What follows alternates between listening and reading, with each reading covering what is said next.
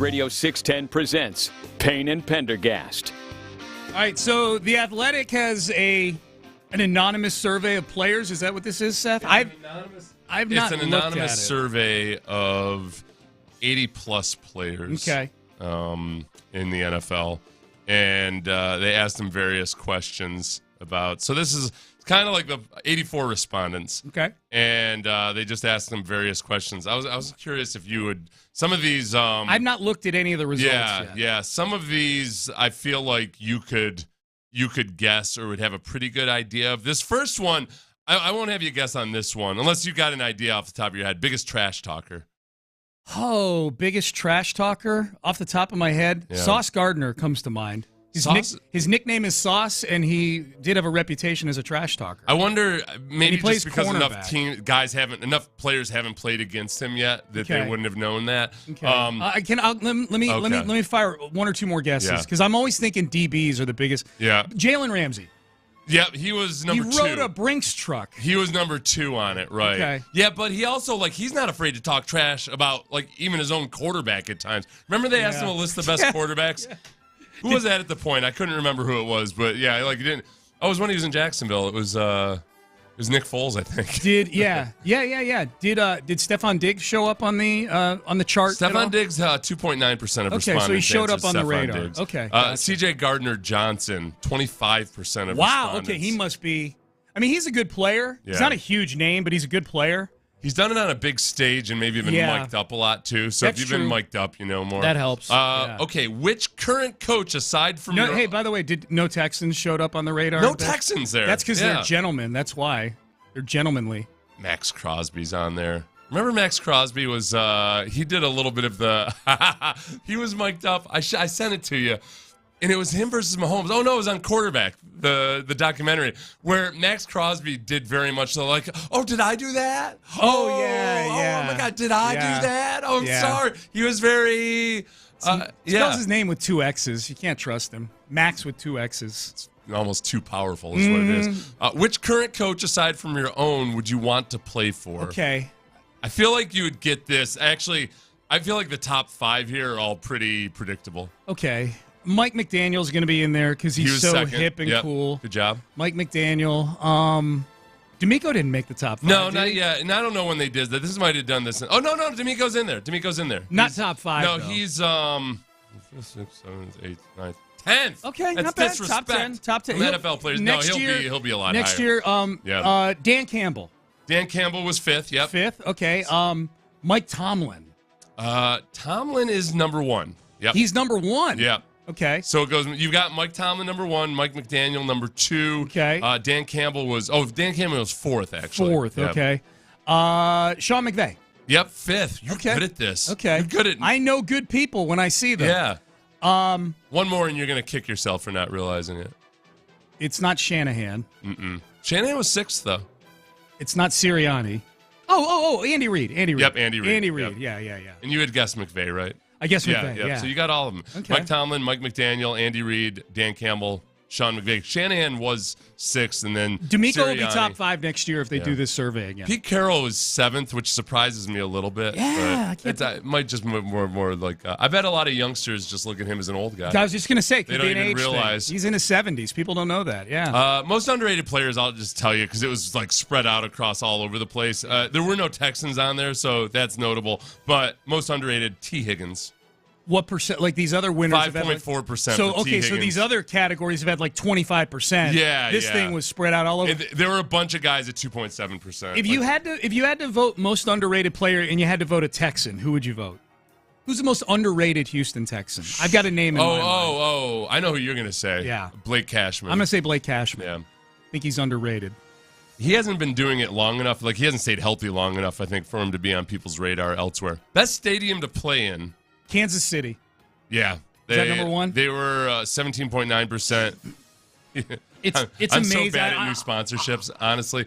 I don't know where. Oh, like the stadium? Oh, if we second place is U.S. Bank Stadium. Who the hell is that? It's somebody the Texans played recently, I think, because I remember doing the rundown and seeing U.S. Bank Stadium, and I remember typing. Minneapolis. Okay, never mind. They didn't play Minneapolis. Maybe I'm thinking of Everbank. Well, they didn't play Stadium. Minnesota, but it's in Minneapolis. Yeah, they didn't obviously. play in Minneapolis, right? SoFi Stadium is third. Lambeau followed by. SoFi is third, huh? Yeah. The LA Stadium is third. I think it's just badass the way I hear it's a really nice stadium, yeah. It's like playing basketball at a pavilion where, like, oh, it's hot out, but I've got shade, so it's all right. It feels like you're outdoors. You know, when you're at a pavilion, oh, I'm outdoors, I'm getting a breeze, but no sun at all. Yeah. That's what it sounds like it's like there. It feels like you're outdoors, even though the sun is completely shielded. So Kansas City was 1. Who's 2? Lambeau? No, U.S. Bank Stadium. Oh, U.S. Bank. I'm sorry, but I thought you mentioned. Everybody knows U.S. Bank Stadium. It's number 2. That's 0% right. financing for the first year. I'm bailing on transfers. Yeah. All right, so I got that one. And the reason I guess Kansas City is I went there last year for a game, so it was fresh on my mind. Worst stadium to play in. Did Oakland still exist? I hate these sponsorships, these name stadiums so much. I'm going to say Jacksonville. Think about perhaps injuries and turf and all of that. Oh. MetLife Stadium. Oh, MetLife Stadium? Yeah. You know what? It makes sense, though, too, that more teams would have played at MetLife, too. So if you're a bad stadium and you get more votes. And more teams, both teams from both conferences are playing in there more often, so they get Similarly, more. that's why SoFi probably got a lot of votes. Yeah. It's got the Chargers and the Rams there. Yeah, good call. So if you're a good stadium, yeah. then FedEx Field, second worst. That's Washington. Yeah, Yep. I didn't even remember they still played. This would be a good drinking game. Like, name the sponsor field, and you have to name what city it's in. There's one. Third is Highmark Stadium. Oh, where's that? Yeah, this is just the better. Highmark Stadium. That's Buffalo's. Oh, stadium. Buffalo. Yeah. Okay. No, but this is interesting because Lambeau is also on the list of worst. Lambeau was 4th on the list of best places to play, and Lambeau is 4th worst place to play. This is my guess. My guess is that if you're like a player that loves the history of the game, like playing in Lambeau, especially like in cold weather, feels badass. But I'm guessing that the facilities, because that stadium's been there forever, are probably not the best. Like inside, like the locker rooms and things like that. You know what it is though too. For anybody like even if you want to like you stay, I don't know. You fly in. We flew into Muncie. I only played there once, and I know we like flew into. Oh no, never mind. Muncie was a different Indiana. Yeah, Muncie. We had to fly into Muncie once when we were playing the Colts because there was a Formula One race in Indianapolis, and all the. So we flew into Muncie and then had to take a bus to the. It was weird. Sucks. But Green Bay, we stayed in one of those small cities. Appleton. Yeah, I think we stayed in Appleton. Yeah. So I think for guys that maybe like going out to eat in a nice place or something, they might like ain't nothing in Appleton. And like with those kids, these kids don't know anything about the hit sitcom Cousins. So Appleton, Wisconsin means nothing to them. Hey, get to the one with the most obnoxious fans, the fans they hate the most. Most annoying fan base. Philly. Yep. Is that number 1? Yeah, but it was a close race. New York. No, the Cowboys. Oh, yeah, for sure. The Jets were 4th. Okay. The Bills were 3rd. So I just said the Jets 4th because you had said New York. So it goes Eagles, Cowboys, Bills, Jets, followed by the Steelers. Okay, this needs to be the goal, Texan fans, and it's not going to happen overnight. But as the team gets better, you need to become more and more obnoxious, especially with us having accomplished very little as a big picture as a franchise. Mm-hmm. You need to be emboldened to act super obnoxious for a team that's never been to an AFC title game, and live it and get on that list. We need to be among the most annoying fans in football. That's my charge to you, the Texan fans. The other is stop being so nice. The other ones on here are a lot of stuff that Mike Florio would probably be obsessed about. It's all rules and regs and stuff. Oh yeah. But there was one interesting one. If the NFL had a team overseas, would you want to play for it? What do you think? I know your thoughts on that. Yes or no? I'm going to say no. No would win. Yeah, I'm surprised. No got 55%. I thought the young people these days were more adventurous and wanted different experiences and whatnot. But these guys just don't want to stretch their boundaries at all. 55% say no. 34% say yes, 34.9% say yes, and maybe is 9.6%. I would say overseas is a little too broad also. Like, would you... That's true. They can't pin it on a destination necessarily. Because you said you'd love to play in Germany. Yeah. But London, I think... would you like playing in London? Oi. Based on that drop, that's London for yes. Yeah. I think I would actually. Yeah. Yeah. I think you'd like it. The biggest thing, I wonder if a lot of guys thought about just taxes first. Is you're gonna have to pay part of your taxes in that country, and they're pretty hefty. Income taxes outside of America, as much as If you think taxes are hitting you hard here, just go ahead and enjoy life outside of America or in any of those other industrialized Western nations. Yeah, no kidding. I want more Texans to show up in this survey next year. That'll be 2024's tiny little sign of progress. Yeah, I want them to show up in all the best things. Yeah, all the best things. I do like seeing DeMeco get some votes for coach they'd most like to play for. Dude, these locker room speeches are... they're basically like political campaigns for DeMeco Ryans for free agency. You know what I mean? Oh, yeah. I am DeMeco Ryans, and I approve this message that I just gave to my team in the locker room. I'm not your father. Why do we have to have heartbreakers? We're together. We're a family. Yeah. I feel like these are messages. These are like political messages trying to get free agents to come. Yeah, I'll get around them, and they're jumping with genuine joy. Texans swarm. Yeah, have a catchy phrase. Yeah. Awesome. It's not one of those things where like, hey, isn't it funny that Coach Mack is dancing? They're like, oh no, he's like he's actually jumping around with us and having fun and everything. And he's not awkward doing it. He looks cool doing it. Unlike every other coach. Yeah, one of the biggest drawbacks DeMeco has right now is he looks so unlike an NFL coach. He's looks like he could go play. Yeah, he's so honestly, even amongst the fit NFL coaches, I feel like that's something we need to really hang our hat on. Yeah, is there anybody even amongst the fit coach? Vrabel looks like the picture of the president. Dude, like an 8-year president. Dude. When Vrabel's feeling the weight and stress of the NFL. And Vrabel would be gassed in 15 seconds. Yeah, you just make him start swinging on you a little bit, he'd be tight. He'd be huffing and puffing. He was when DeMeco just starts using him like a speed bag. It started when he became defensive coordinator, and now he's a head coach. He's aged a lot in the last few years. He has. Well, that's what Ryan Tannehill will do to you, man. All right. Hey, speaking of quarterbacks, speaking of Tennessee. I know we got Trevor Lawrence this weekend. We got Russell Wilson next weekend. After that, it is a wild opposing quarterback ride for the Houston Texans, just based on some things that have happened in the last 24 hours. We'll have that for you next. Hey, when you call Mokaram Law at 281-222-2222,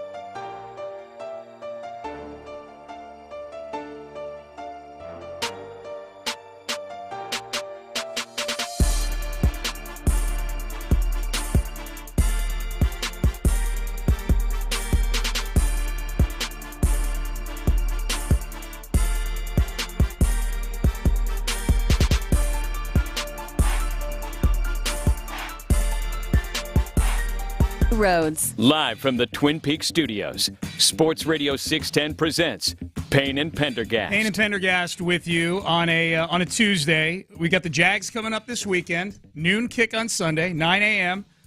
We've got Texans Countdown. Me and Seth, 9 a.m. for you. Home game Sunday. Yep. Yeah, you better be there, man. Clear my schedule. Better be there. It's been a long stretch of doing the pregame show. I shouldn't. I'm joking about. There's a 2-year period where I wasn't allowed, and then they brought me back. And now you're back. Yeah. Now you're back. The Texans schedule. Not to get too far ahead of ourselves. The Jags game is big this weekend, but there's been news around the NFL surrounding the quarterback position. It feels like for the last month, there's been one thing every week at least that impacts the Texans' future schedule. You know, like a month ago, it was Will Levis getting promoted to starting quarterback. And for 1 week of that month ago, it felt like, oh, boy. Yeah. Boy, Heavyweight CJ's fight. good, but what the hell? Heavyweight fight. That was right after. They had elevated him. Was it the same week that of the Panthers game? Yes, the Panthers game. Yes, yeah, it was. So CJ had his moment where it might have been game. crashing to earth as Will Levis ascended. Yeah. That flipped right back on its head. Big right time. quick. It flipped all the way back. Yeah. Like CJ's winning Player of the Week and throwing for 400 yards. You know what that stretch of highway was? That was when, like, all of a sudden you're driving and you think you have a flat, but it just turns out that it's like grooved road for a little bit, and then all of a sudden it's smooth asphalt again. Yeah. Right. So you had that. You had the Deshaun Watson injury, which led to Dorian Thompson-Robin replacing him, and now Joe Flacco getting signed by the Cleveland Browns. So there's a good chance you get Joe Flacco on Christmas Eve at NRG Stadium. And now you've got Tim Boyle. Is it Tim Boyle? Yeah, I think so. I was just thinking about whether will they flex that game because of Joe Flacco? Christmas Eve, yeah. But Zach Wilson has been benched after. I feel so sorry for Robert Saleh. Like, you think you have Aaron Rodgers. I mean, not that sorry for him because they're not the Texans, but, like, just in general, like, in a vacuum, I'm like, yeah, this guy thought he was getting Aaron Rodgers. After having to have Zach Wilson for 2 years, he's like, I'm going to have Aaron Rodgers. This is going to be amazing. I'm going to compete for a Super Bowl. And then 4 plays into the season, Rodgers tears his Achilles. And now, like, you've got Rodgers kind of awkwardly hanging around the team and teasing sending that a video about how he's working out and everything. Yeah, it's almost like it'd be better if he just stayed away, I think, at times. But anyways... But I wonder, what are they thinking? Like, he did do them a solid of, like, giving him back $35 million. No, he took a pay cut. Yeah. Like, I wonder if they're like, okay, well, like, they need to indulge him, but maybe they just, like, they also want to think about the future. I wonder if they're actively trying to, like, talk to this Aaron Rodgers, who's very independent-minded and strong-willed, to be like, hey, man, I know you feel you can do it, and we'd love for that to happen, but we'd also really like to have you next year. If he tears his Achilles tendon coming back now, he probably, I'm guessing, I don't think he's going to make a miraculous recovery after twice tearing his Achilles tendon. Yeah, he's done. I don't think we see Aaron Rodgers in Week 14 against the Texans. I think we see either Tim Boyle or Zach Wilson. But the bottom line is Zach Wilson has been benched by Robert Saleh, who every week for the entire season has had to go into the post-game press conference after a loss and after some wins, honestly, because they've won some ugly games, or on Monday afterwards, and sit there and say, Zach is our starting quarterback. Yeah. It's not just Zach. It's everybody. You know, everybody's got to get better. And now finally you get to Week 11, Week 12, whatever this is, and you're like, no, I have to admit that he sucks. He's terrible. It's the hardest thing in the world, even like as a fan base, just to understand all of those things and still not blame the guy who's in charge in Robert Saleh. Like everything could have been completely different if Aaron Rodgers had stayed healthy, obviously. Tim Boyle has a career 3 touchdowns to 9 interceptions. That's not a good ratio for those who aren't aware. He does complete over 60% of his passes. I feel like everybody does. I don't know if they're counting those interceptions as completions to get it up there or not. Ground. They did, they were completed to somebody.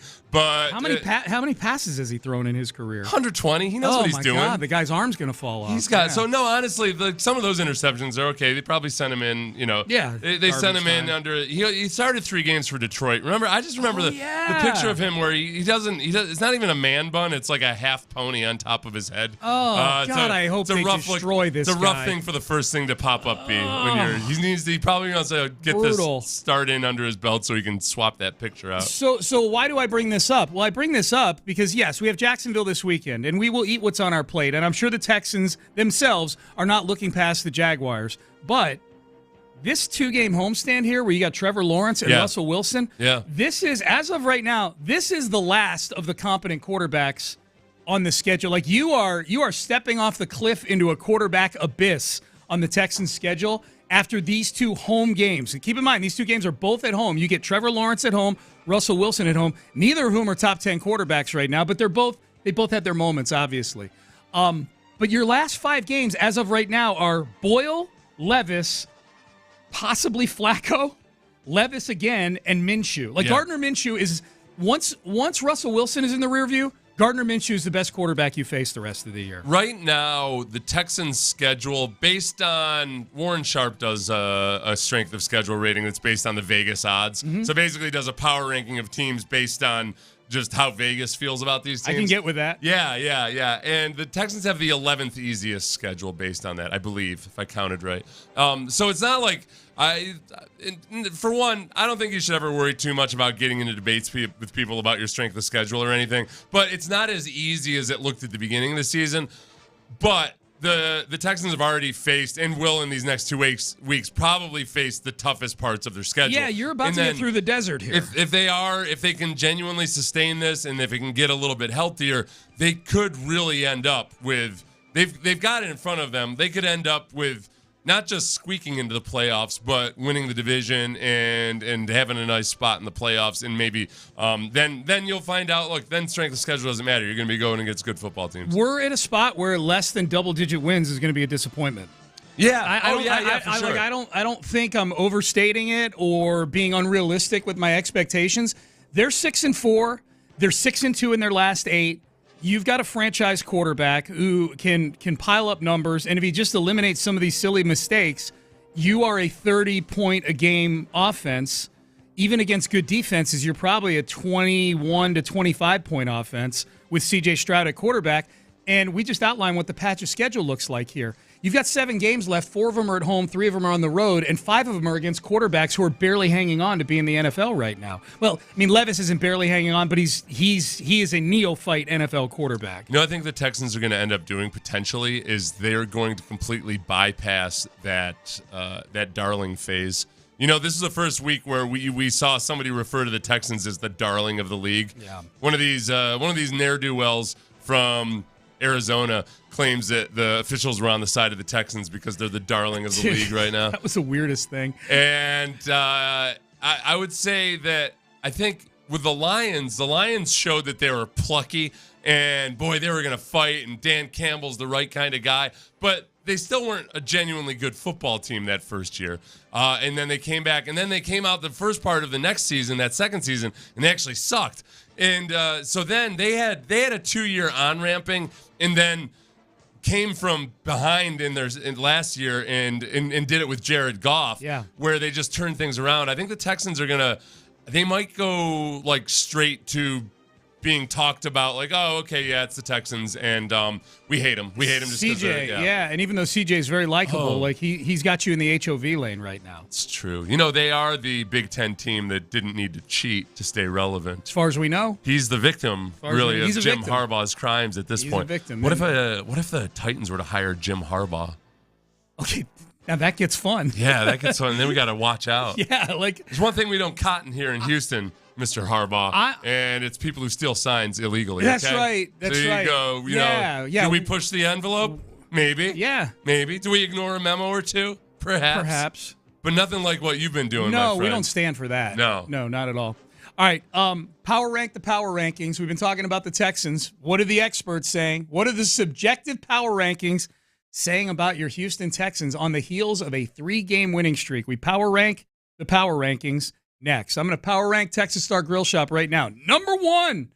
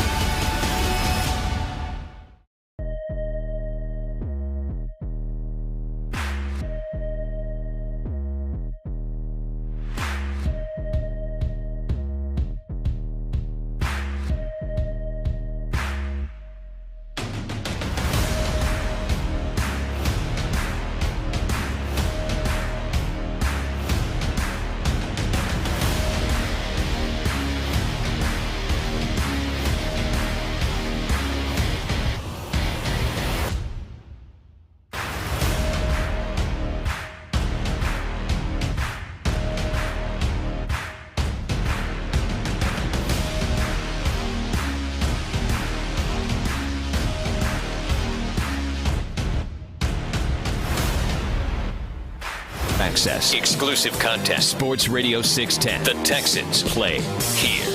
An Odyssey station. Sports Radio 610 presents Payne and Pendergast. All right, let's do it. Let's power rank the power rankings, people.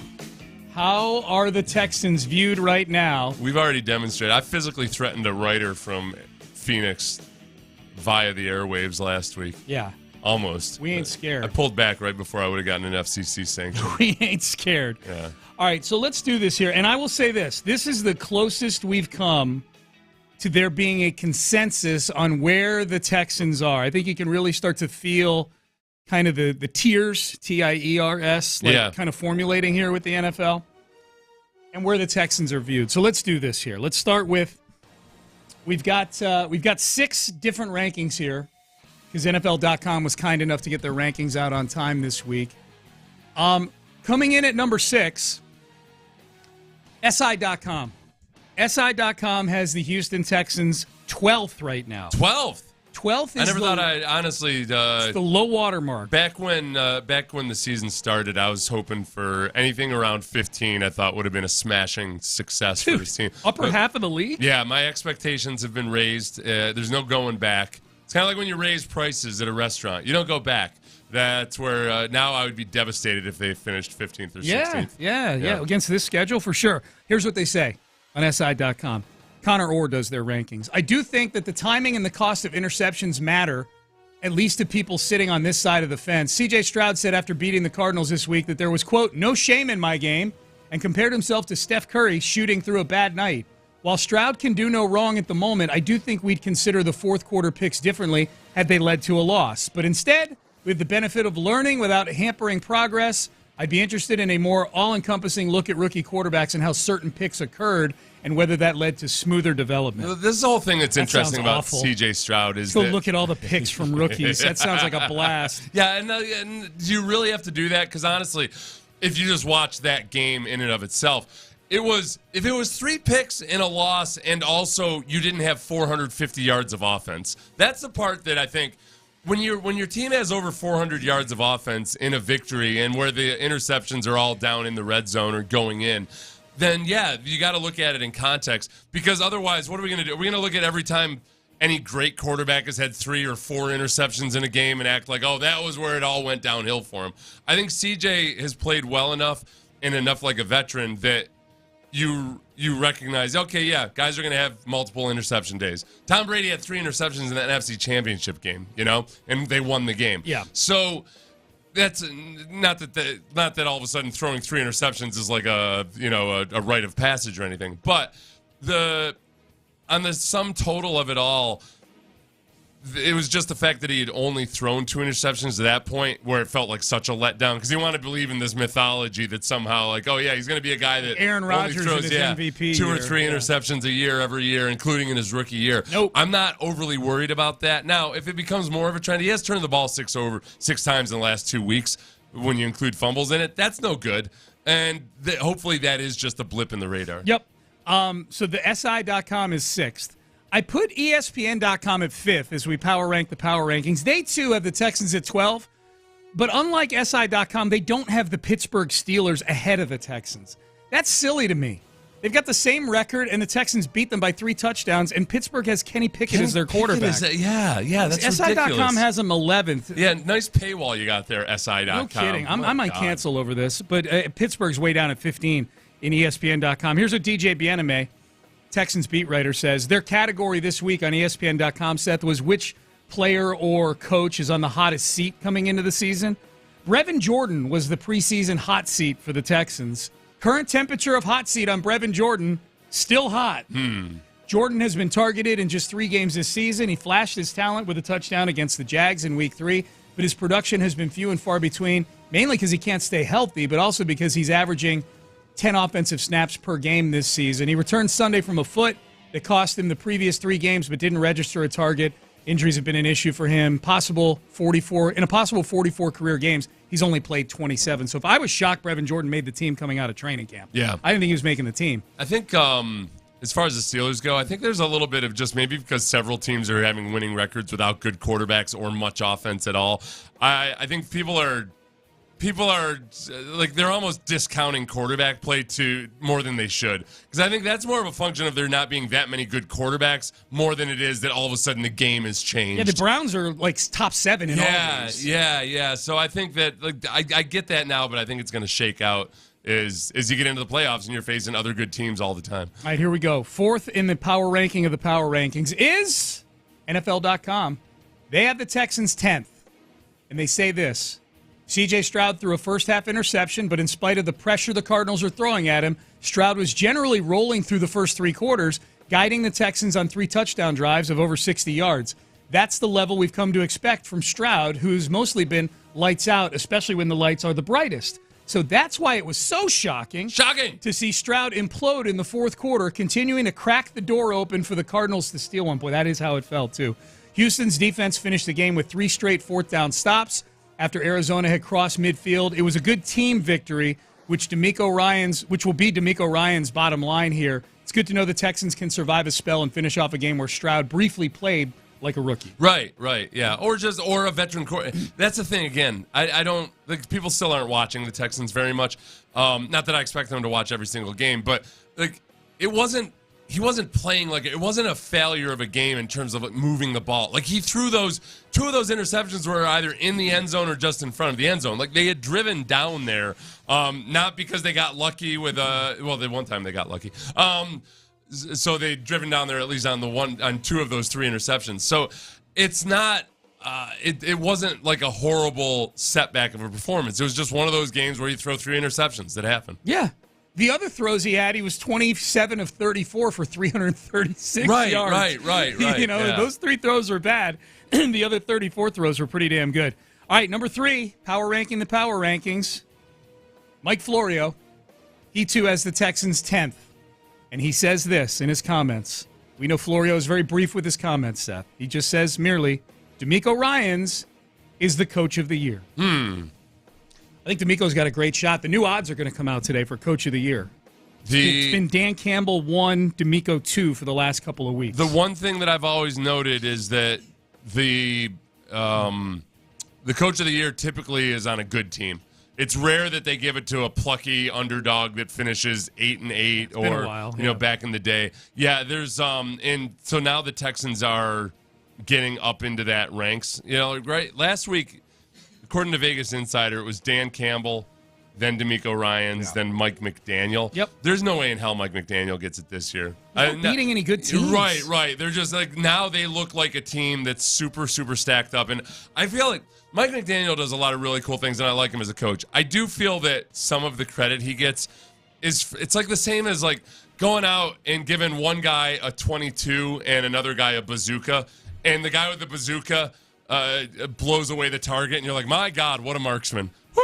He's so much better than that guy with the 22. He couldn't even knock the target over. He just put a bunch of holes in it. I love that. What a clown. I feel like Mike McDaniel, because of the talent on that roster, he's got a bit of a bazooka.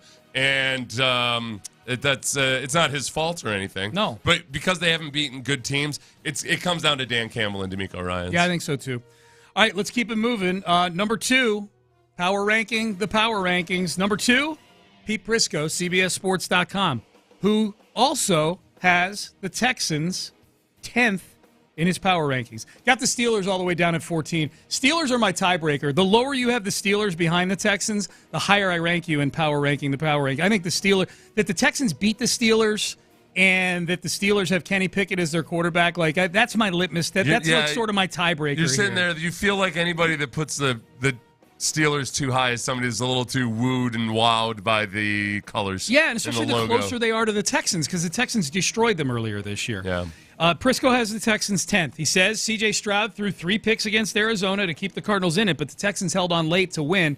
They can wind up in first place with a victory over Jacksonville on Sunday. Thanks, Pete. That victory actually was, I'm realizing now, very, very good for the power rankings just because it was a complete team victory. That's the way that it's been described the most when I read people from outside of Houston. Yep. Complete team victory. Yep. The defense coming up big. 3 straight 4th down stops. I don't know if I've ever been a part of an effort like that. That's a pretty cool thing. I've played in games where there are multiple goal line stands, and that's awesome. If you have 2 goal line stands in a game, but 3 3 in a row on 4th down, that's pretty rare. That's got to be some kind of a record. I would say, too, that's what's impressive is only one of them were they going for it because they had to go for it. You know what I mean? Yeah. Like the 4th and 8 at the end of the game, you have to go for it there. You're trying to score a touchdown. The other two, the 4th and 3, kind of on the fringe of field goal range, and the 4th and 4 at the 45, disrespect. They're going for it. They're going for it there because they think they can get 3 or 4 yards against you and keep a drive going. I hadn't even realized I was being disrespected. Disrespect. Yeah, you were. Kyler Murray. You were Kyler Murray. You know what? This is where the stat heads versus the football coaches. Jonathan Gannon lost one here because, like, as the human football coach, you're supposed to see and realize and understand that your quarterback's shot. Like, he was physically shot. There were the 1 4th and 2. My God, the fact that Kyler Murray didn't run for that. Because from the press box, you could see it was wide open. How about the one he threw it to Dortch instead of running it? Yeah, like that was wide open for him to take. Yeah. And he was just gassed. He was gassed. Yeah. And, you know, he looks plenty fast and everything, but like the wobble on some of those throws and the underthrows, and sometimes an overthrow is a sign of weakness too, just because you're heaving it with all your might. I think that he was gassed. How do you get gassed? I mean, unless is he out of shape, or is football shape a different thing? Football shape's a different thing, especially given that he's and it's just different. He runs a lot, and he's also uncomfortable in an offense. I remember Roger Clemens talking about this and coming over to the National League at the time and having a DH and having to run the bases. Excuse me. That he was just kind of gassed, like just from the uncertainty of it all. It's new. Of just not being, and like not really understanding like what's going on. That's true. When you're taxed mentally, it affects you physically sometimes. No doubt. All right, number 1, power ranking the power rankings. Cue up the music, Ben. Have you heard the good news?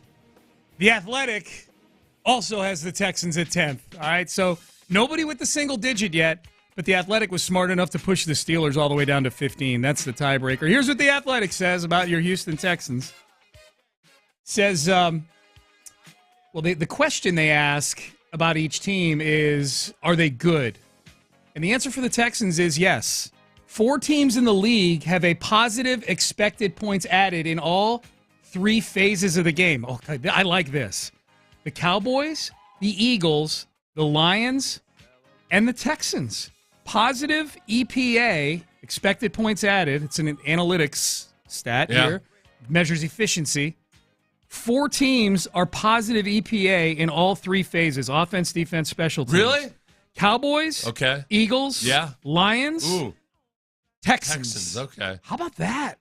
So all 3 phases are above average. With a rookie quarterback and a rookie head coach. A rookie offensive coordinator. Now, the Athletic center. The Athletic, exactly. The Athletic also mentions, not sure if you've heard this news, C.J. Stroud threw 3 interceptions on Sunday. Yes, that tended to be a common theme. More than he had in his first 9 games combined. But Devin Singletary, old motor pops up for the first time in these things. Topped 100 yards for the second straight week to take pressure off of the passing game. So 10, 10, 10, 10, 12, 12. I think those are your power rankings for the Texans. The test this week really that I'm interested in is this Texans offense, this rejuvenated Texans offense versus that Jaguars defense. Because I think they've done some really good things, but versus lesser opponents and not necessarily stiff tests. So when it comes to the rushing offense, like, how are they going to do? Like, I feel like they've had 3 weeks of increasingly difficult tests. Right now, the Jaguars are the 4th best by total yards, 4th best rushing defense. Okay. So, like, they're this stepping up in weight class. Yeah, and, you know, like, the offensive line, they've had some good performances. I think Laramie Tunsil looks like himself. Titus Howard needs help in both pass protection and as a run blocker. He's not a left guard. We all know that by now. They're doing the best they can with what they have. But this will be the big one is like, okay, can they be credible as a rushing offense versus the Jaguars? You don't need them to be awesome, but please let's not go back to 2.9 yards per carry. Correct. Yeah, just stay in 2nd and 7 and 2nd and 6. That's it. I mean, don't get CJ into 2nd and 12 and 2nd and 13 by getting stuffed in the backfield. All right, Payne and Pendergast with you on a. What you looking for on your phone? Somebody texted in that the Steelers fired their OC, and I'm just seeing if they're correct. Steelers fire offensive coordinator Matt Canada an hour ago. Oh, okay. Something they've been clamoring for since last year, really, but especially after the Texans game. There were a lot of people. I remember I sarcastically said something along the lines, I tweeted out, like, I don't know why the Steelers fans are so in love with Matt Canada. This is a weird game plan. I got there were at least a few Steelers fans who were not in the mood for fun and frivolity over that comment. They thought I was dead serious. They're like, what are you talking about? We hate him, you idiot. Yeah. They take it seriously up in Pittsburgh, man. It's like when you the best way to screw with your buddy when you're like in middle school is to say that like it's obvious that he had a crush on a girl. Like, I do not. It's stupid. Oh, why are you acting so defensive then? Yeah. That was the best. Yeah. You know when you fall into like, oh, why are you so defensive? When somebody's like, it's a great comeback. When they're clearly, and if you are being defensive because you're being accused of something, and then somebody's accusing you of being defensive, there's no comeback for it. Nope. Other than just you have to calm down. You have to calm down and pretend like it's not bothering you. Yep. Yeah. I was yelling disrespect at the TV when the Cardinals were going for it on 4th and 3 in the middle of the game. Yeah, disrespectful. That was one of our listeners was saying. Yep. All right. Michigan sign stealing. We just mentioned it a short time ago with Jim Harbaugh. A new character has emerged. Anytime somebody with a nickname Uncle something emerges in a story, that's when it starts to get really good. We've got that for you next. But first, Yuengling. I got my Yuengling Christmas sweater on today. Doing the drawing in about an hour, 2 hours and change up at the Billiard Factory for the grand prize. I've got so many Yuengling prizes sitting in the studio across the hall that we're going to be giving away shortly after 11:30 today on Facebook Live. You got to be watching. If you dropped your name in the hopper at any of our Yuengling college football watch parties, you got a chance to win today when we do these drawings, and including the recliners and TV from the Billiard Factory. In the meantime, if you want to just sit and go get yourself some Yuengling,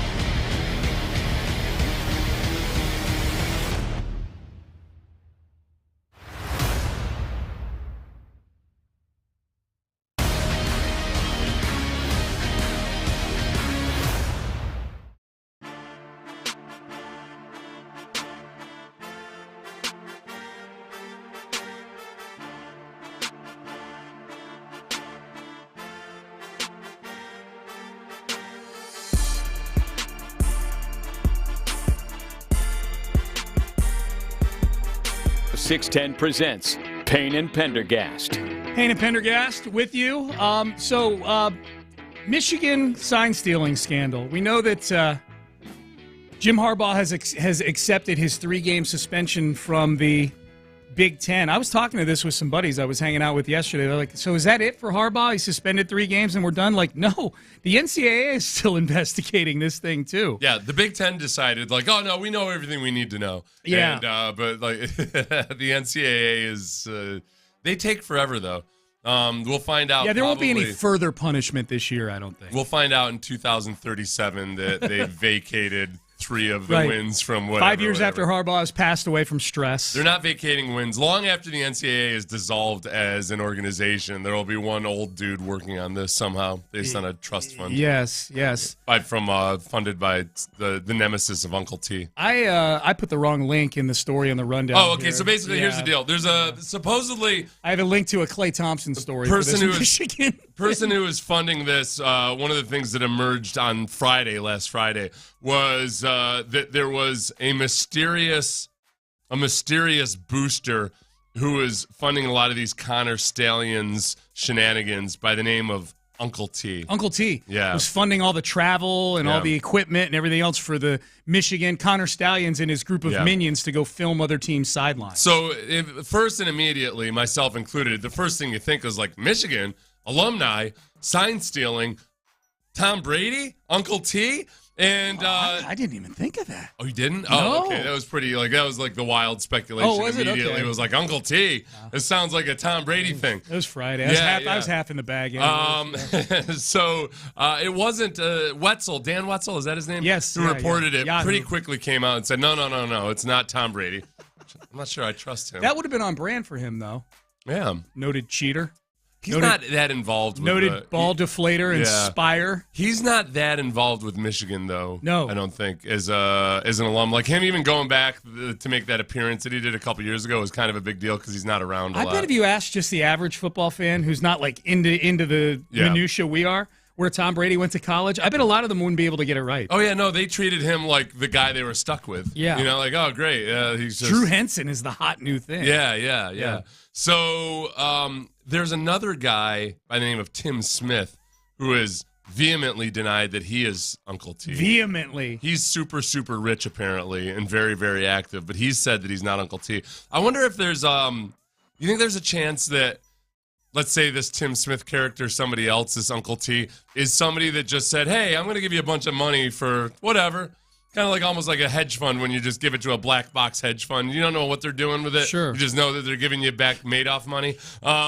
Maybe somebody was like, hey, former military guy. I don't know. Maybe you spied on stuff back in the day. Here's some money. Do with it what you will. That's all. Did you ever hear the story? And by the way, this Uncle T, Tim Smith, is that his name? Tim Smith? Yeah.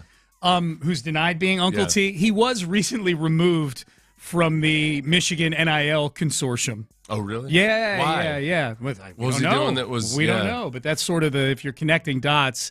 It may be a thou doth protest too much situation. The whole NIL stuff right now feels kind of like the nutritional supplement community, where like you're kind of like, well, yeah, there's rules, but the matter of enforcing them is another thing altogether. Hey, so we could maybe do whatever we want here. Were you thinking the same thing I was when we had Andre Johnson on the pregame show the other day, and you asked him about his time at Miami, and he's like, man, I sure would have liked to have got some of those NIL deals that these guys are getting. Were you thinking the same thing I was, which was...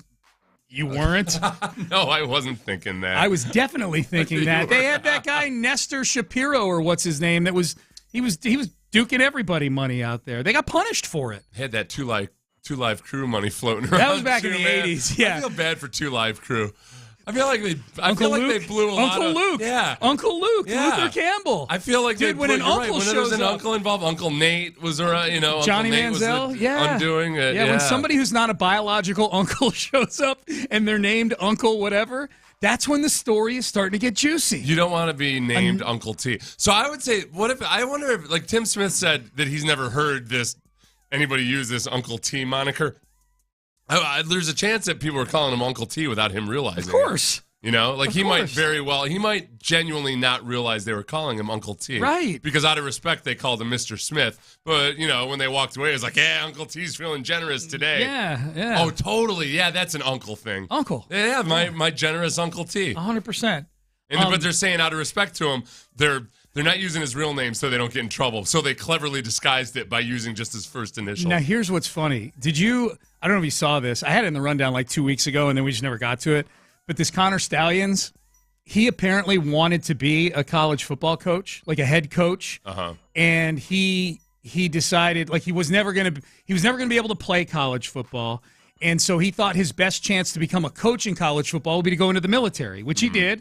And he was in the military for a while. And then he got this job at Michigan, like a very low-paying, like analyst job on the coaching staff at Michigan. But the story in the Wall Street Journal about him, apparently after he got the job at Michigan, he bought a house in Ann Arbor, and he ran afoul of the HOA rules at his house because apparently his front porch had 30 old vacuum cleaners on his front porch because he had a side hustle where he refurbished vacuum cleaners. Well, sounds industrious. So maybe that's the pitch to Uncle T was, look, I'm looking to get this vacuum cleaner refurbishing business off the ground. I could use some seed money for this. Yeah. And then he took it and said, you know what's a better idea? To hire 4 of my friends and go to all these Big Ten games and film film teams' sideline signals. I have thought that the best way if you're a booster that wants to help your team out, or if maybe you just want to sell a product to an NFL team or something, there's rules and regs for what those guys are allowed to do, but maybe you've just got some analytics company that, you know, comes up with tendencies, and boy, these tendencies sure are good. Nobody has to ask how you get them. That's proprietary. Right. So, like, if I were to plan a bunch of dudes up with high-definition cell phone cameras in end zones and have them take footage and get little tendencies on offensive linemen, alignments, all that stuff. What's the big deal? Yeah, then, but then I'm just selling that information to somebody. I'd be really, really surprised if that's not going on. Just not as a profit-making thing, but for in college, by boosters that are just they want to get involved. Big book of business ideas? Yes, yeah. It's already in there. It's Ben? No, we've got that. That's alongside that's already our recruiting firm. Yeah. You and I, our new Corn Ferry. No, the celebrity, the recruiting firm. This is the gif of Tom Brady that I tweeted out after I learned of Uncle T. It's a picture of him at the Kentucky Derby where he's wearing, like, dark sunglasses with a black hat. He looks like a superhero villain. He looks like the villain in Roger Rabbit. Yeah, that's exactly what he looks like. It's okay. Yeah. That's why I got a villain vibe off of him there. Here's Bruce Feldman on what might happen to Jim Harbaugh next season. Going forward, it's going to be interesting because he still has an NCAA investigation from recruiting violations from the COVID dead period that the NCAA is still after him about. Now you have this Connor Stallions signal stealing story that they're dealing with. It would not be surprising if Jim Harbaugh, if he is still the coach in Michigan, could be suspended for the bulk of the 2024 season, I'm told. And also, one other part of this. Remember, Jim Harbaugh is a wildly successful head coach in the NFL. Don't be surprised if somebody else comes after him and he decides, you know what, the timing is right. Maybe I got to make the move. As you pointed out, if he gets suspended, then goes to the NFL in all likelihood, enforces that suspension at the NFL level, right? Yeah, well, I don't know. It's not like there's a huge – they've done it before, but there's not like a huge body of evidence saying that they definitely would. So it's kind of it's not certain. Yeah. Dan Dockich, who's a writer and radio host in Indianapolis, who's pretty – like he gets out. He's old school. He's on Outkick, too. Yeah. He listed the various things that Jim Harbaugh has been involved with. And we only got 3 minutes left. Okay, I'll just real quick. And some of this he was doing like the push the rules stuff, like spring practice at IMG or spring trips overseas. I feel like that happens a lot. Hired a high school coach from Paramus Catholic who brought their 2 top recruits with them. Hired a high school coach and millionaire Biff Poggi to get recruits. He bankrolled team trips overseas. Slept at a recruit's house. Cheated during COVID dead period. Too many coaches on the field. NCAA violation. Illegally videotaped workouts. NCAA violation. Lied to the NCAA. Self-imposed 3-game suspension. Hit a gun charge against Mozzie Smith. Allowed player to play. And then he's got like 9 more things on here. Really? He's pushed the envelope a lot in a lot of different things. The first few things you read don't really register with me because these are just things where you're using your resources.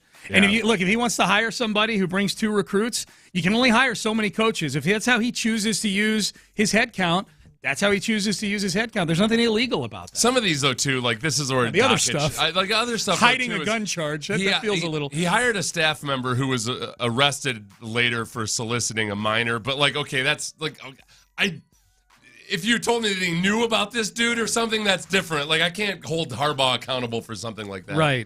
I mean, it's horrible and awful, but yeah. Unless there was something in the background check and the guy just had to have the guy on the staff, but I don't think that's the case. We never got to this yesterday. Hey, Ben, let's go to the referee audio here, the Ohio State game. The Ohio State-Minnesota game. I meant to acknowledge this referee yesterday. We just didn't get to because we had so many people to acknowledge from the weekend. But I don't know this referee's name. I'm going to acknowledge him, Ben. Acknowledge me. This is one of the greatest calls of an unsportsmanlike conduct celebration penalty that you're ever going to hear. Result of the play is an interception. 1st and 10 for Ohio State. After the play was over, unsportsmanlike conduct on multiple players for opposing.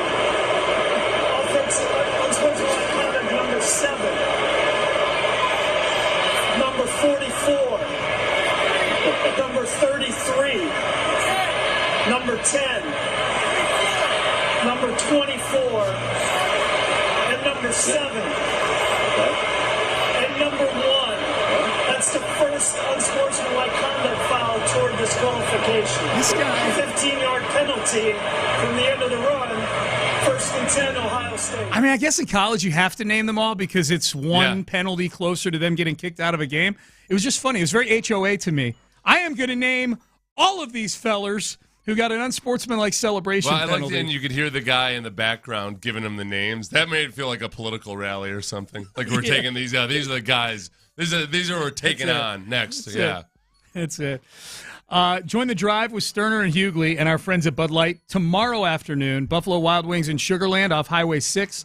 Wednesday edition of the Thirsty Thursday. Grab some wings, a cold Bud Light, enter to win some awesome prizes on site. Stick around after the show to watch the game. It's a Thirsty Thursday on a Wednesday with the drive and our friends at Bud Light. That is tomorrow afternoon at the Buffalo Wild Wings in Sugar Land. Monday Night Football last night. By the power rankings and by all the subjective conjecture, these were the two best teams in football facing off. How do the Texans hang? How do they compare to the two teams that we watched on TV last night? We will discuss next. If you want to get a head start on your holiday shopping, this is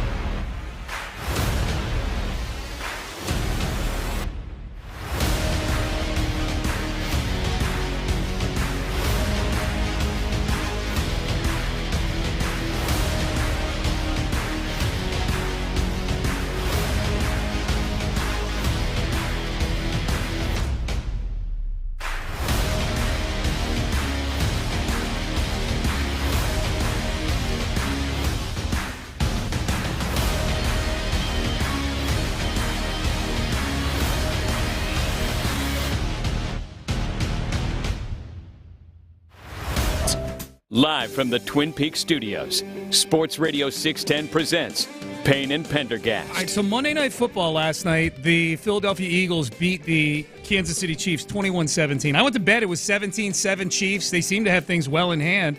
And then I go to bed and all hell breaks loose in Kansas City, and the Eagles steal one from the Chiefs last night. So the Eagles remain the only team in the NFL with just one loss. I think everybody else has at least 3 losses, if I'm not mistaken. Maybe Detroit, I'm not sure.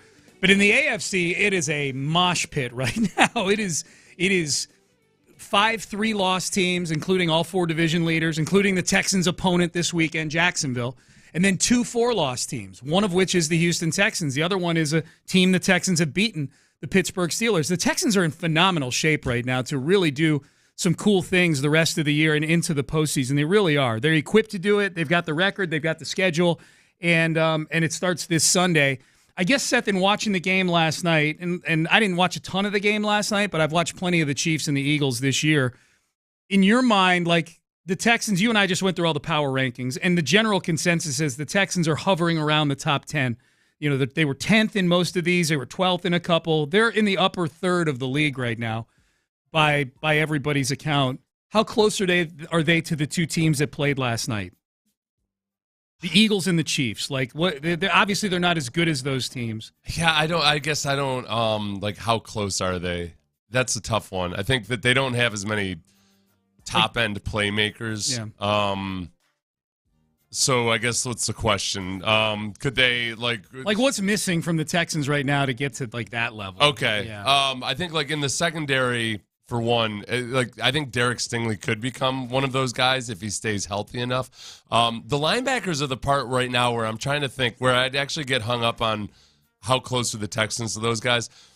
If Christian Harris keeps improving like he has these last few weeks, and if Blake Cashman can stay healthy, I actually think they might end up being a lot closer to the DeMeco Ryans 49ers defenses than I thought they'd be able to. Because if you think about those defenses, it's the fact that they have Dre Greenlaw and Fred Warner in the middle of that defense, and they're able to stop the run, go sideline to sideline, but also are really good in coverage.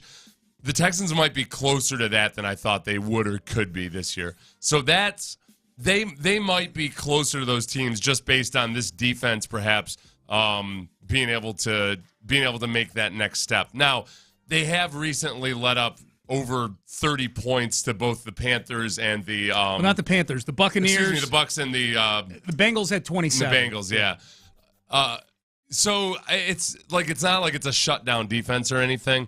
And offensively, I just don't trust the rushing offense yet. And not that they absolutely have to be an awesome rushing offense, but they were a really, really bad rushing offense. They've had 2 good games versus 2 sketchy rush defenses. The Bengals are a horrible rush defense, and the Cardinals were not so great. They weren't horrendous. They are in some regards, but like this versus the Jaguars, this is where I think we'll really learn exactly where they are. So I think they're like right now they're a wild card football team. Yeah. You know, that probably maybe could upset one of those teams, but I have a really hard time seeing them make a run in the playoffs. Yeah, and I guess that's where I'm getting at. Like, okay, what are the gaps? You know, what are the things they need? And do any of those solutions exist on the roster? Because that's what it felt like.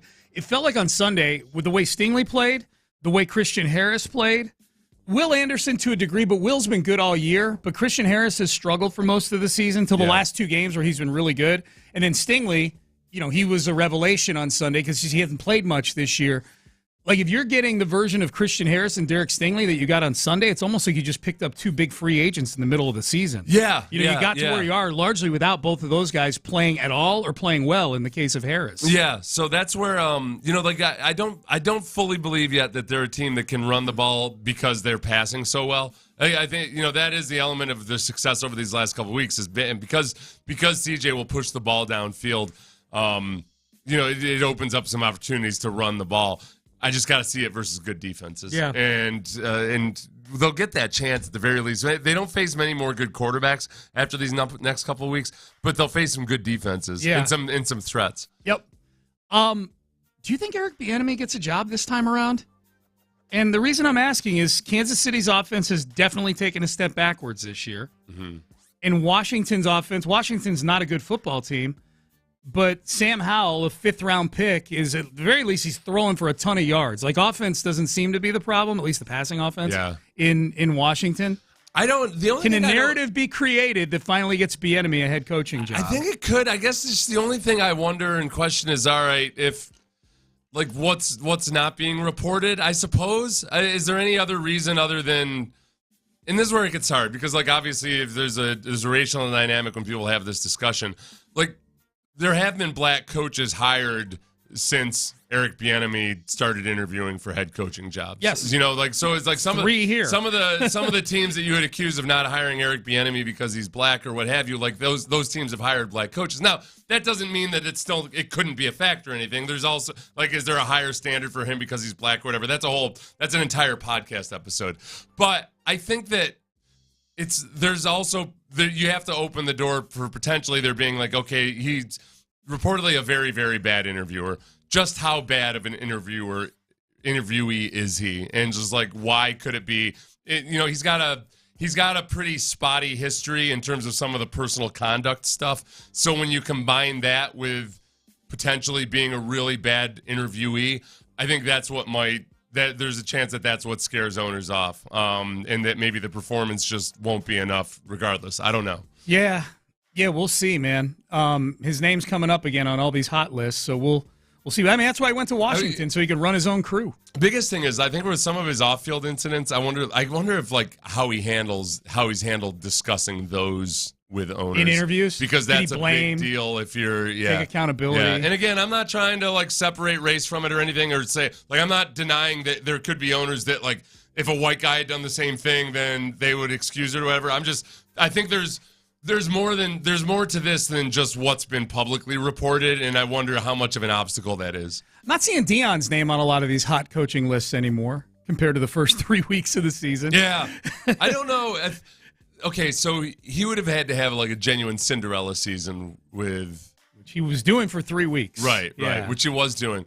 If he takes them to a respectable season next year, Colorado, if he got them into the top 25 next year, I think for sure there'd be a lot of NFL teams interested in him. Yeah, there may still be. Who knows? I don't know. But it's been. I'm not taking tremendous pleasure in watching Deion have to eat like a big, gigantic serving of humble pie. Even though I was in his crosshairs the first week of the season because I predicted a 40-point blowout by TCU, which I was wrong about. But I think it is. I say it's a lesson to other coaches, but I don't know that any other coach conducts themselves like Deion conducted himself the first 3 weeks of the season, where he's walking into all those press conferences after the game with all that bravado, and he's literally taking ownership of the press conference before a question gets asked, pointing at reporters going, do you believe now? He's upset that reporters don't believe in his team. Yeah. That somehow they've won one game since that 3-0 start, you know? Let's see. How many teams are in the Pac-12 right now? 12, actually. There's 12 in the Pac-12. I think there's actually 12. Yeah. They're 12. They're in 12th place in the Pac-12. Yeah. They've won one game in the conference, I think, if I'm not mistaken. Yeah, there's 12 in the I never know at any given one point. How weird is it that there's 12 right now and there's 2 next year? They're all leaving except for 2 of them. It's easy to change the graphics on that. A little bit of liquid paper, and then there you go. You don't have to do anything artistic or anything. They had a lawsuit like this past week where Oregon State and Washington State got ownership of the Pac-12 brand. They're literally going to be called the Pac-2 next year. It's finally them. Just what we've wanted. This 12-bedroom house all to ourselves. It's Oregon State and Washington State. Yeah. The 2 teams who, if they didn't have state after the back, they're like the lesser known and the lesser respected Corvallis teams in those states. And yes, Corvallis and Pullman, Washington. Yeah. Where's Pac-2? Where's Pullman? You say Pullman is funny. Where is Pullman? I don't know. You say Pullman. Did I say Pullman? You say Lopez. Who pronounces Pullman correctly? It's pull as in pull. Yeah. I mispronounced it then. I know. No, you didn't mispronounce it. No. I'm saying that's your accent. Pullman? You say Pullman. Yeah. Pullman? Okay. Pullman. Yeah. So one of these fancy Connecticut things, I think. I don't have an Finally out. Connecticut accent is a British accent with your pinky stuck out while you're sipping your tea. I don't say. I have a child at Oregon, and I refuse to say it the proper way. What's the proper Oregon. way? I say Oregon too. I can't say No, you're Oregon. supposed to say Oregon. You're supposed to say Oregon. You say unless it the right you're from way. there. Yeah. No. From there, they say Oregon. Oh, really? And it's the Willamette River instead of Willamette, which is dumb. It's the Willamette? Apparently, yeah. Oh, that is stupid. That's what I was told. Shut down the state. Unless they're playing a joke on me. Yeah, shut down the state. Did you get to see any of the Monday Night Football game last night? Hell yeah, I did. I had 3 players. How close are... we went through the power ranking of the power rankings earlier in the show, and the Texans, by and large, are hovering around 10th in the power rankings right now, which I think feels about right for what they've accomplished. How close, in your mind, are the Texans to the 2 teams you watched play Monday Night Football? Let me put it this way, because I shocked myself. It's actually one of my confessions today. One of the first things I did this morning was see how close the Texans were to the number 1 seed overall. Yeah, I like this. Well, they're only 1 game back in the loss column of all these teams. Yeah. There's been standings condensation, John. Yes, and so close to answer your question. Okay. I think they're pretty darn close. That's not stupid, is it? To look at the number 1 overall seed. No, not. I think given the schedule, Seth and I Yeah. were just talking earlier. After you get done with Trevor Lawrence and Russell Wilson, it is a crapshoot of quarterbacks. Yeah. Literal crap. And as Sean was asking me, like, at the beginning of the segment, what separates the Texans from the Chiefs and the Eagles, I was going through, and, like, honestly, there's some talent gaps in specific spots that jump out, but I had a hard time answering the question because it's not as big of a leap as I've kind of allowed my brain to go. Yeah. But there is still a gap if you go roster spot by roster spot, but it's not nearly the same as what I had. Well, sure. I mean, Chris Jones and some of these. Yeah, they don't have someone to wreck shop like that in the defensive front. But they also part of that is like, okay, where exactly?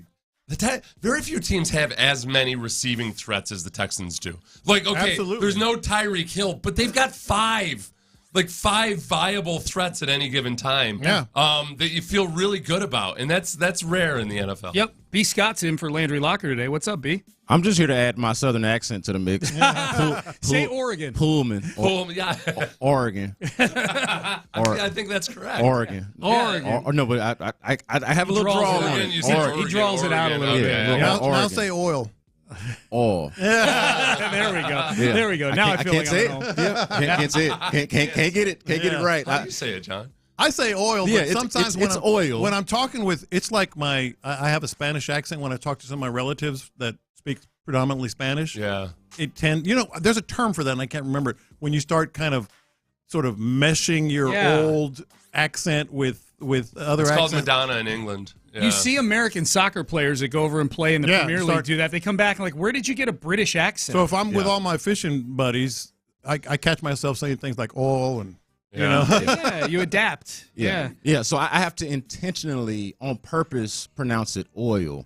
But if we're just in regular conversation and we're talking about oil or the Houston Oilers, I'm going to say it like that. There you go. I felt bad. I remember there's a video of J.J. Watt when he went up to speak to I think it was his old high school or a high school in Wisconsin, and he'd been in Houston for a few years, and he said y'all, and they immediately, the entire gymnasium just started dying laughing at him, like pointing their fingers and laughing at JJ, and I felt bad for him. I'm self-conscious about this, so I do some work with people out of state, and I communicate with some of our Odyssey people out of state, and I will put, thank y'all, or just y'all in conversation. It's not, to me, in my mind, it's not slang. No. It's not like an extra created word. I get it's literally a part of a conversation, but then I'll get self-conscious about it. I'm like, do they think I'm some kind of backyards? Yes. Backwoods hillbilly because I'm just saying y'all in regular that's conversation. The problem. There's zero reason for anybody to ever to look at y'all as anything other than a perfect contraction. Like it's a great word, right? You got to remember, in the Northeast, there's people that say "yous." Yeah. Like, what are yous guys doing? Yins. What are yins doing? Yeah. There are some grammatical idiotic fools up there. So for that region to try to act like the y'all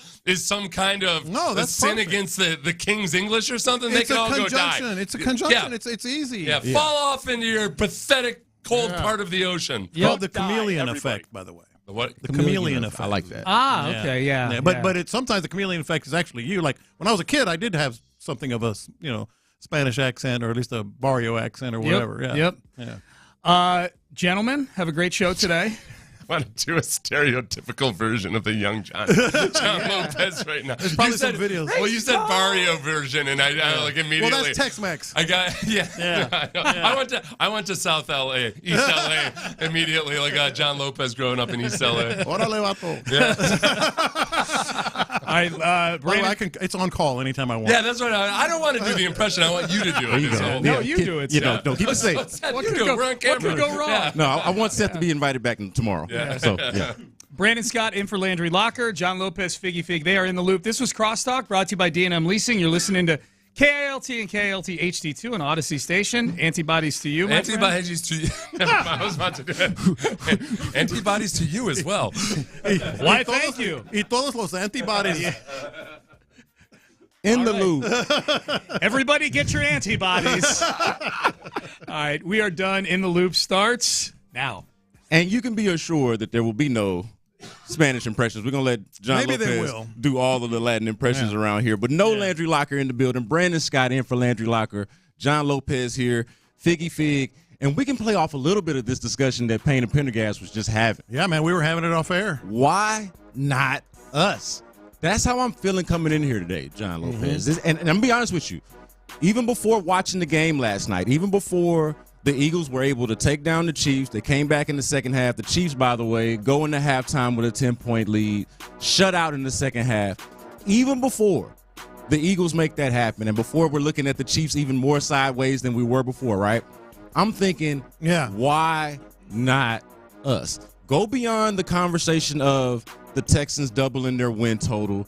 Go beyond the conversation of the Texans as the top team in the AFC South, this opportunity that's right in front of them, because we don't have to do what the team has to do. Right. Hey, let's just go day by day, week to week. Hey, let's just focus on the task ahead of us. No, we can dream big around here. We can have lofty goals. We can have some intrusive thoughts. And I thought about this yesterday, man, like, why not us? Why not the Houston Texans going into this game? When you look at what's in front of them, when you look at what else is going on around the NFL and all the rest of the teams, why not the Houston Texans as the top team in the NFL? I'll tell you, and I'll take it a step further, because I just go by what my gut feeling is as I'm watching teams.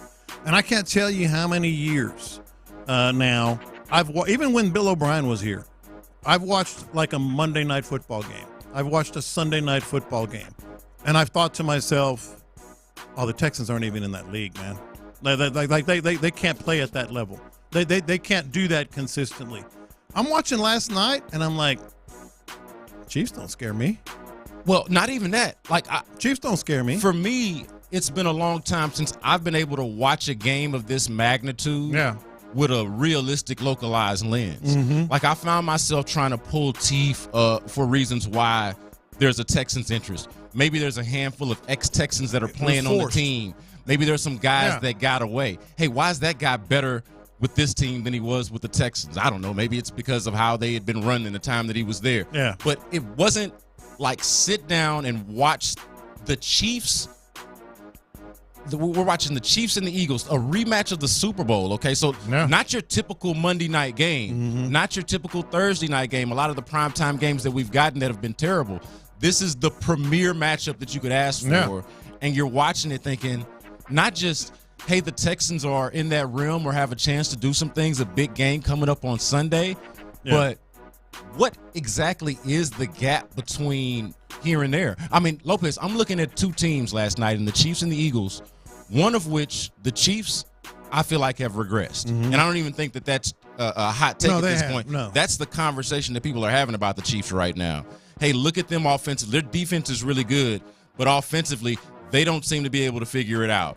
Patrick Mahomes needs better weapons. We saw Marquez Valdez-Scantling basically go Tyler Boyd and drop a touchdown that would have given them the lead.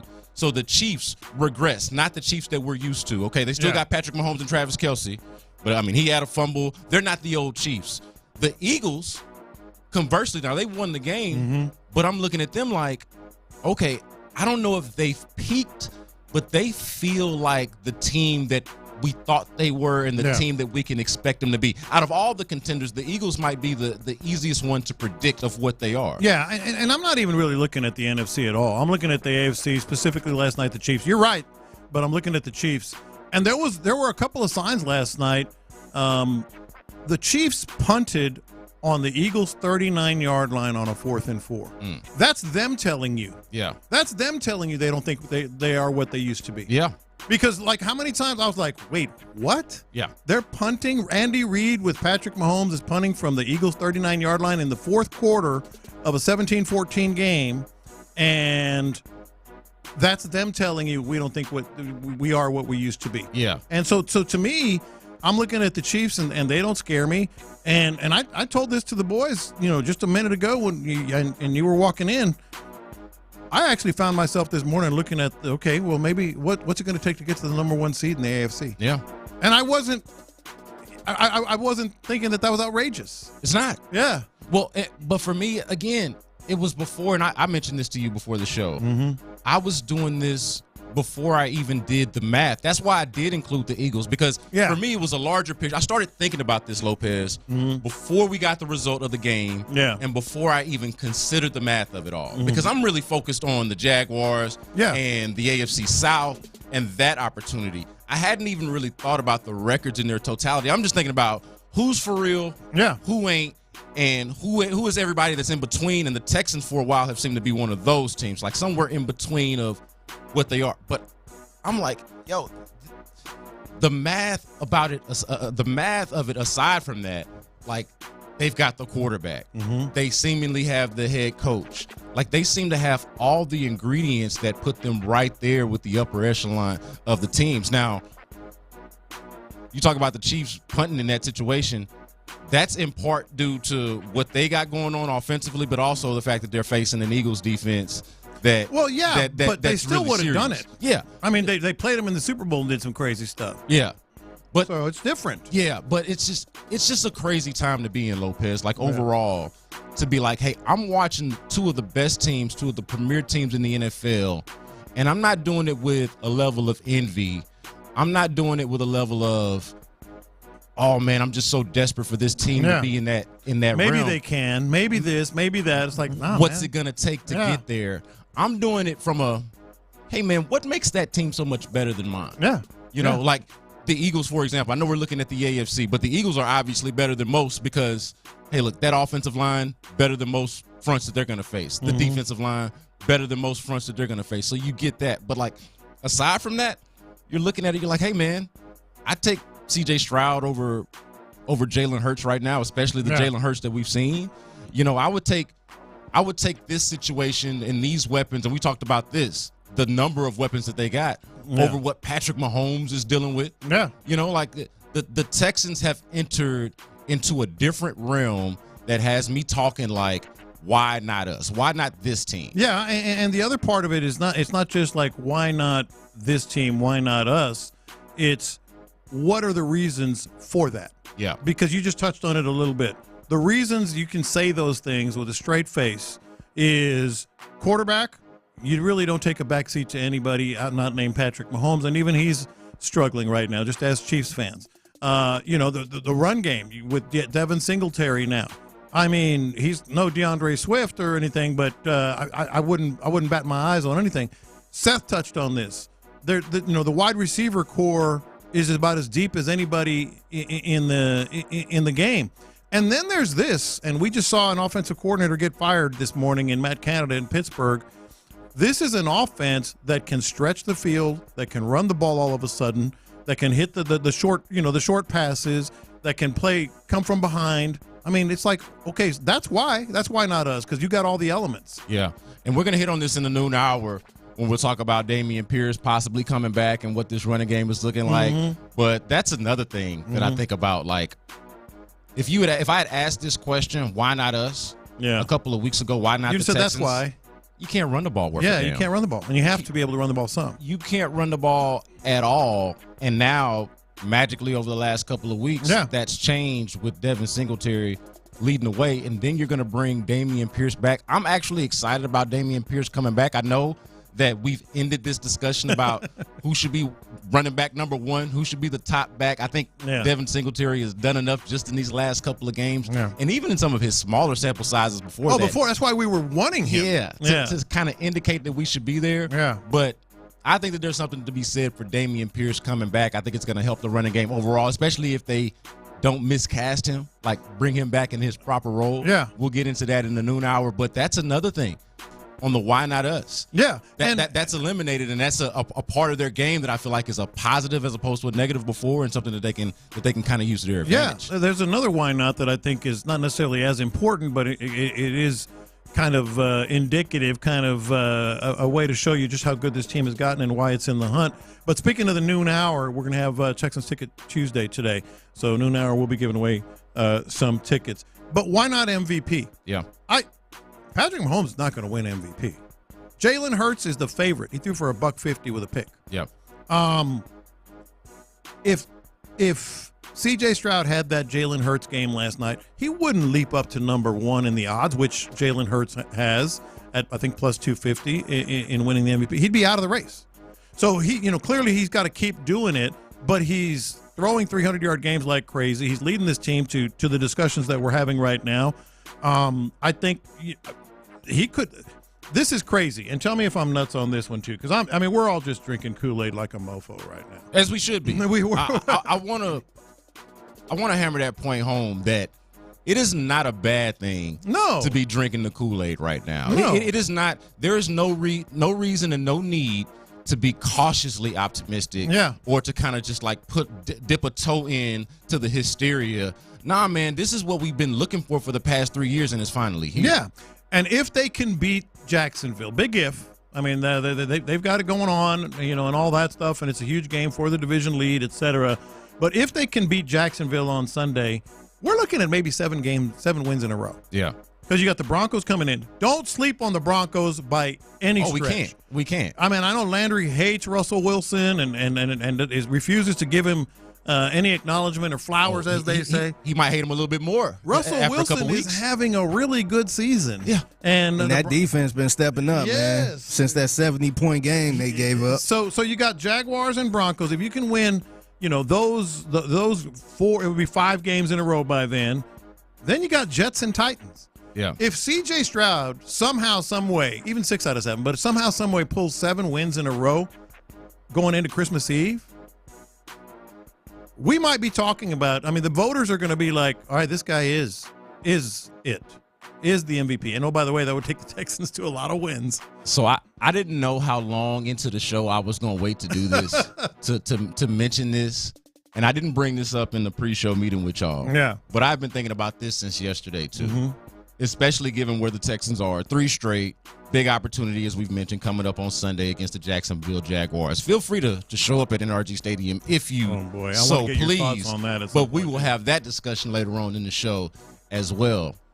But I gotta take a moment, man. I didn't even pull the tape, but y'all were here. Both of y'all were present, so y'all are gonna remember this, man. But I did a show with y'all not that long ago. I was in for Landry. Mm-hmm. This was either during training camp, but this was around Avery time. So either a doctor's appointment for Holly or Avery had been born or something along those lines. Because we know Landry doesn't miss a lot of shows anyway. Yeah. But I was in here, and I told you, Lopez, I put it on the dock, and we brought it to the show, that I could see a scenario where this team rattled off double-digit wins. Oh, yeah, I thought you were nuts. That's also why I didn't say it with my chest, because I was like, man, this sounds kind of nuts, but dream with me for a minute. Going back to the point I was just making, hey, like, I don't have to be, like, super rational about this. I just got to kind of think it through and imagine a little bit. Mm-hmm. Got a new team, a quarterback if it works out, a coach if he's exactly what everybody thought he was when he was brought in, and the reasons why everybody respects him so much coming in. If they're actually what we think they are, why not rattle off these amount of games? And I'll be damned if we're not here. And again, I can't take too much credit because I didn't say it with my chest, but this was always kind of a possibility. It is, and I think the wins that you marked in your mind's eye are different right now than they were before the season started. Yeah.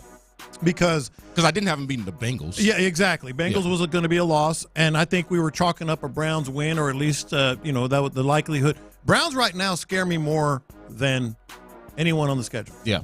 The Browns right now. This is going to be one of my confessions for later. I don't know, but somewhere between the Browns, I'll say, but somewhere for me between the Browns and the Broncos. The point you were just making about Russell Wilson makes me a little bit nervous, even though they were able to do okay against Kyler Murray just a couple days ago. Yeah. But between the Broncos and the Browns, I'm right there with you. Yeah, and let me give you a crazy stat that you're not going to believe, but is absolutely true. Right now, the Browns and the Chiefs have the exact same record, okay? But that's not the good part. The good part is the Browns have scored more points than the Chiefs. That's nuts. Dude, that's actually insane. That's nuts. So the Chiefs, led by Patrick Mahomes, yes, they're 7-3, just like the Browns. Have outscored the Browns, led by the three Browns different have outscored quarterbacks. them. That's what I'm trying to say. Scratch that. Yeah. The Chiefs have been outscored, I should say, by the Browns, led by Patrick Mahomes, have been outscored by the Browns, led by some combination of the ghost of Deshaun Watson, DTR, and PJ Walker. Yeah. That is how good their defense is, first and of all. Nick Chubb. And no Nick Chubb. No Nick Chubb. And that's how bad the Chiefs are. But and I know the text board already, hey, tap the brakes on 7 wins in a row and all that stuff. First of all, I'm with I'm with B. Scott. I don't want to. Why? It's my choice. I mean, if they lose, they lose. But what's the harm in it? Yeah, like what are we? Clearly, the big obstacle is Jacksonville this Sunday. Yeah. But after that, which one of those other teams scare you? No, and that's the thing too. Broncos a little bit, yeah. 713-572-4610. If you're out there. Shout out to the loopholes. If you're listening, you are one. If you're watching on Twitch or YouTube, you are one. If you're out there with the mindset and your response to what we're talking about right now is tap the brakes. Yeah. Oh, 7 wins in a row, they ain't going to do it. Like, all the expectations are getting too lofty, getting too high. Y'all need to. Why? Yeah. Just tell me why. Yeah. Because that's the theme right now for me is why not. I'm watching the Chiefs, and we can just focus on the Chiefs, like you were saying earlier, the AFC. Yeah. The Chiefs supposed to be the class of the AFC. Yeah. And they have regressed. They've scored 225 points. I just looked up the exact numbers. The Browns have scored 227. The Browns, okay, so to your point, outscoring the Chiefs. Yeah. One of the better teams in the AFC. The Browns right now. We're talking about the Browns being one of the better teams in the AFC right now. Why not you? If the Browns can do it without Deshaun Watson, why not you? The Jaguars, one of the top teams in the AFC right now. That's a team you've already beaten, expecting to beat, hoping to beat at home this weekend. Why not? Why not? Just if you've got a good reason why, and like I said, a couple of weeks ago, it might have been, because they can't run the ball worth a damn. That'd be a good reason. Yeah. Because the defense has been but don't break, and they've had some lucky breaks offensive line injuries and offensive line performance. Yeah. The offensive line has looked more than fine. Certainly they can protect C.J. Stroud. They don't have the weapons. Who's their number one receiver? Who's C.J. Stroud going to throw the ball to? Pick a day, any day, and there's your number one receiver. Could be Noah Brown, could be Robert Woods, could be Tank Dell. Although I think Tank Dell is going into that, and we'll into that role, and we'll talk about that. Could be Nico Collins. Could be Nico Collins. Could be Dalton Schultz. Early in the year, it was Nico Collins. Could be Dalton Schultz. I mean, a lot of the questions that the Texans had going into this season have been asked and answered. Yeah. And now we're at a point of, I'm just trying to figure out what's next. And again, why not? Why not the Texans for the number one seed? Certainly why not the Texans for the top team in the AFC South? All right, so coming up, sticking with this theme, are the Texans still on the rise? That's next on Sports Radio 610 in the Loop. Make that 3 straight clutch wins for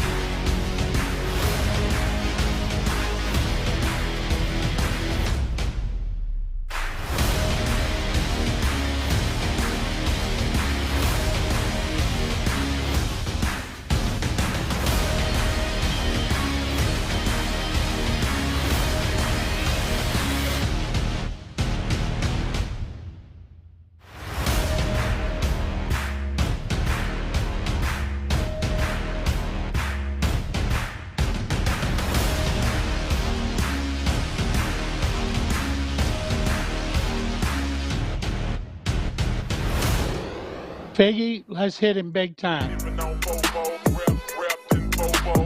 Houston, let's get in the loop. Oh, the jokes are coming fast and furious every time y'all talk about this guy. With Landry Locker. Landry, I mean, you're going to be in midday forever now. And John Lopez. On occasion, Lopez makes a statement that's so ludicrous, it makes me pick my phone up and call you guys. You're in the loop on Houston's sports leader. Your champ, 610.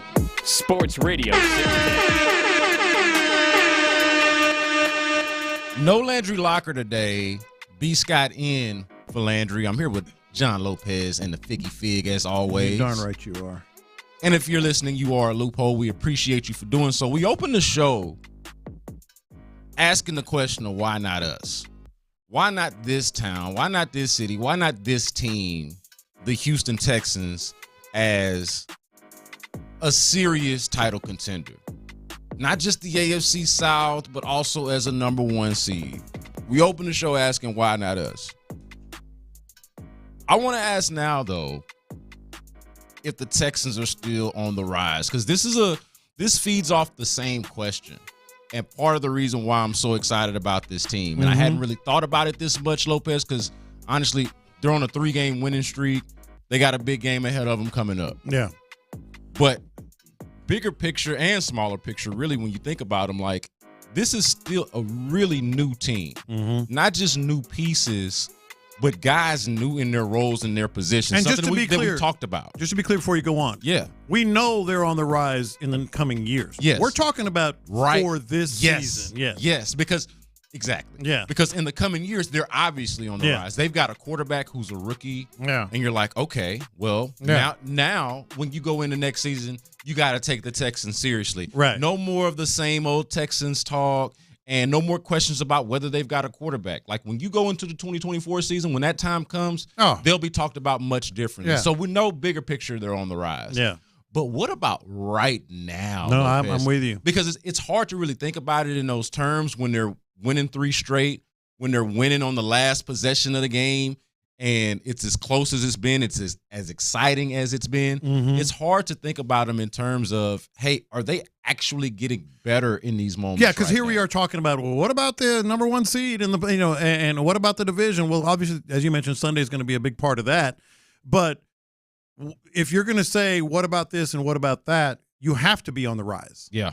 Yeah, and we just got on the text line, 713-572-4610 from the 337, because we don't want to peak so early. We want to continue to grow. Maybe that's the why not us, or maybe that's the why you don't want to get too caught up in this conversation. But that's the point. I don't feel like, unlike the teams that we were watching yesterday, specifically the Kansas City Chiefs, who I feel like maybe have peaked and have certainly regressed. Yeah.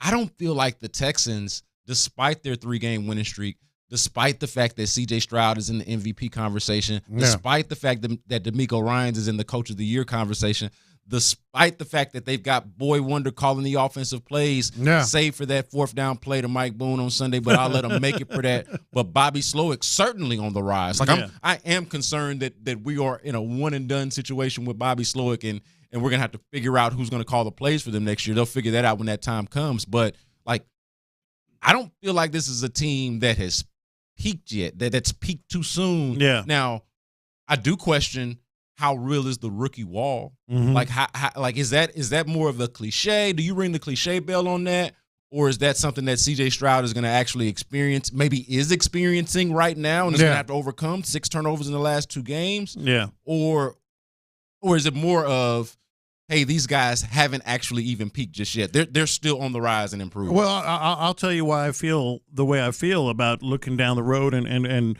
lofty goals and such. Spoiler alert, I think they are on the rise, but let me illustrate it a little bit. Let's start with C.J. Stroud, because he's the obvious one. And I said this to you during the break. He's 21, man. The dude is 21 years old. Yeah.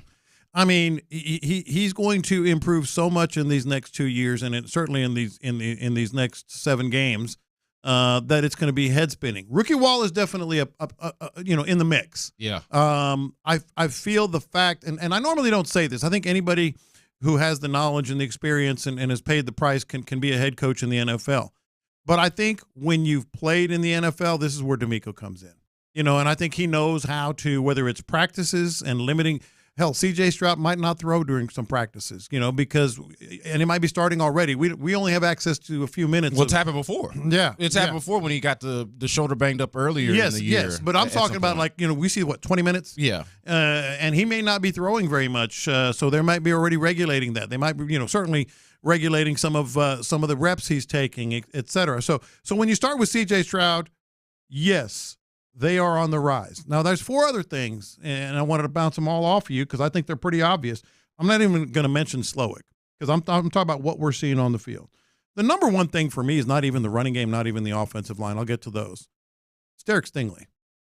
If you get Derek Stingley and Steven Nelson playing at this level that we saw on Sunday, just one game, but if you get 2 cornerbacks that can do that, think of the things you can do defensively with that defensive front, some of the games you're playing with Grenard, with Will Anderson, advanced analytics and all that stuff, but he does have more sacks. If you get a secondary, cornerbacks particularly, that can play like that, you got a chance against anybody. Well, I'm glad you hit on that because we're not going to make a habit on this show and on this station of giving you a bunch of Malik Collins audio just because, look, it's just not necessarily the best use. It's Malik Collins. It's not the best use of our time, but Malik Collins, a key player on this team, said earlier in the year that he felt like this team had the ingredients to do something special, and he was asked about that by our very own Sean Bajani just yesterday, and this is what he had to say about the team right now.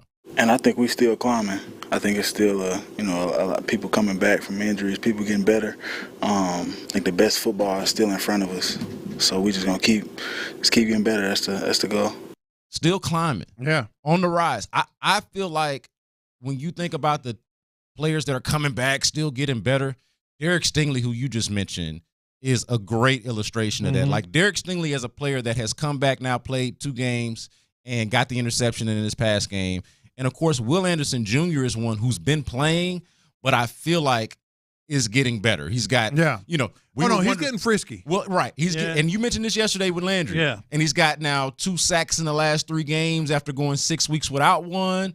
Like, I feel like players coming back getting healthier. Some of the guys that just haven't necessarily gotten home or haven't been as lucky or been unlucky are showing up a little bit more. Like, to me, it's not just like C.J. Stroud is more of the bigger picture. Hey, they're definitely on the rise. They're definitely going to improve. He's only 21, 20, early 20s, like obviously going to improve. Now, how much I think is an interesting question because he could stay the way he is right now and still just be pretty damn good. Yeah. So the idea that he could be better, that he hasn't peaked yet as a rookie and as a young person is really scary. But like smaller picture right now, the team, Derek Stingley comes back and has all of a sudden turned into an impact player after missing 6 games. You've got Dameon Pierce who's going to come back and help the running game with Devin Singletary not having to shoulder the burden every single carry, every single game. Yeah. Maybe you've got an extra option on 4th down that's not Mike Boone. Like all of these things happening at once, I think is an indicator that the team is on. No, it is. And the other obvious ones, because I want to get to one that's not so obvious before we move on.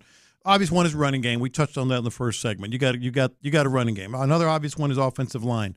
They're playing much better. But here's the other one that I wanted to get to, and that is we talk about like they don't have really have a number 1 wide receiver. One is emerging. It's Tank Dell. And Tank Dell over the last 3 games has averaged about 11, almost 12 targets a game, 7 catches a game, and over 100 yards a game. Tank Dell is your number 1 wide receiver, and the best part of that is I don't think a lot of defenses are going to try to take him away because you on certain teams what receiver to take away or try to take away. Kelsey, A.J. Brown or Devontae Smith. I'm just looking at last night. But on the Texans, if you try to take away Tank Dell, you got Noah Brown, you got Woods, you got Nico Collins. Tank Dell is emerging as a number 1 wide receiver, and the reality is, if you're going to make a big run, the AFC Championships game and all that stuff, you got to have a number 1 receiver. Yeah. So listening to the game, or we were obviously at the game, but I was in the concourse. I heard Andre Ware make an interesting comparison for Tank Dell that I hadn't thought about, and like this is a good one. T.Y. Hilton. Absolutely. He says he's got a little T.Y. Hilton in him. I hadn't thought about it. He can stretch the field, but he can also run amazing routes. Yeah. So, yes, the answer to your question, for my opinion, they are on the rise. Yeah, and you think about Tank Dell, and Nico Collins isn't like a coverage dictator, but he is a big-bodied and for the most part. I didn't even mention Nico Collins. Right, Yeah. a big-bodied and for the most part sure-handed receiver. And I'll say this about it. I know they've got some drops, and some disappointing drops. Yeah. But for the most part, route running, catching, yeah, they've got some drops. Mm-hmm. But they've been pretty doggone reliable, I feel like. They absolutely have. Speaking of reliable, C.J. Stroud has been reliable throughout the season, and he was a theme at Doug Peterson's press conference. This is going to be a little bit uncharacteristic of us, too, to give you so much Doug Peterson audio. But coming up on the other side, man, let's hear from the Jacksonville Jaguars head coach talking about your quarterback of the Houston Texans, C.J. Stroud. That is coming up next on In the Loop. The Texans took down the Cardinals 21-16 in a game that once again came down.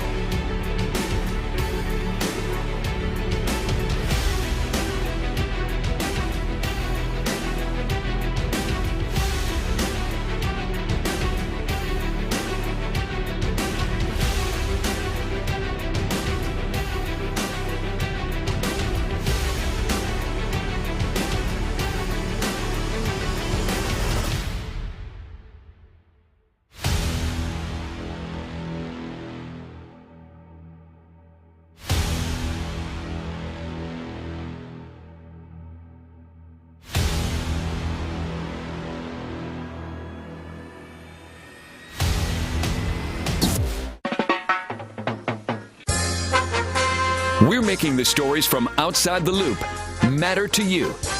This is Localize It. Don't you know I'm local? You're in the loop on Houston's sports leader. Sports Radio 610. So I wasn't expecting this, Lopez. Brandon Scott in for Landry Locker on In the Loop. Got John Lopez and Figgy Fig in the building. Look, man, I didn't have a chance to go to DeMeco Ryans' press conference yesterday because kids are out of school for Thanksgiving. Yeah. Had to figure out exactly what to do with them. Yeah. So I could be here with you today and do this show. Obviously, they're not in school. So I didn't get to go to DeMeco Ryans' press conference yesterday. So I have to, either plan a question or, pick people's brains who did go and that sort of thing. Got to play catch up a little bit. And I did that. But hosting this show, I figured I should do the same thing with Doug Peterson. Yeah. I should do the same thing with Doug Peterson, given the weight of this game, given everything, all of the implications that go into this game. And I was shocked, Lopez, to see that no less than the first 5 questions asked of Doug Peterson were C.J. Stroud related. Yeah, it's funny because I saw some social media on it. I didn't listen to the whole press conference. I was just getting clips. And I saw a couple, but I didn't know that it was that. That it was like, hey, Doug, let's talk about C.J. Stroud some. Dude, normally we play this much audio. It's the head coach, it's the quarterback, it's the general manager of this team, the team in this town, the Houston Texans. Yeah. But I want to play this thing in its entirety because, to me, the questioning of Doug Peterson about C.J. Stroud illustrates, obviously, number one, how well C.J. Stroud is playing. Yeah. Which you give him credit for. But also, to me, it illustrates who the pressure is on in this game and perhaps who fears who. Who's thinking more about who going into this game at NRG Stadium? This also answered the question that I also saw on the text line. Hey, we're not thinking like that because they need to win this game first before we start talking about why not us as the number 1 seed. Yeah. We don't even have the division we lead said yet. that. Yeah, but listen to this. Listen to the media, the Jacksonville Jaguars media talking to head coach Doug Peterson for the first 3 minutes or so of that press conference about C.J. Stroud. And you tell me if we are getting ahead of ourselves. Yeah. I mean, very impressed for a rookie quarterback to come in and perform at this level. The way he's throwing the ball, I just really admire his poise, quite frankly. He's putting the ball where he wants to put it, meaning it's very accurate throws.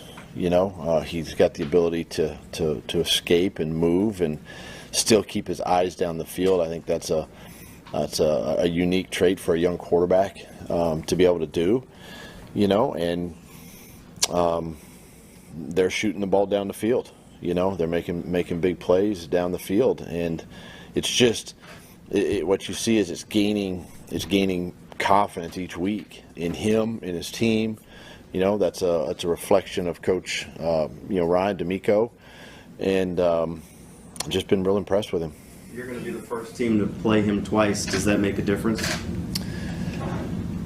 Well, not only twice, but plus we got all that film on him, and yet it seems like he's still putting up really good numbers, and they're scoring on offense. Defensively they're obviously better. So you just see the improvement, each week with this group, and we understand, what happened here not too long ago, and CJ performed well in that game. So that and the ability to run the football, which they've been able to do, so they're playing good right now.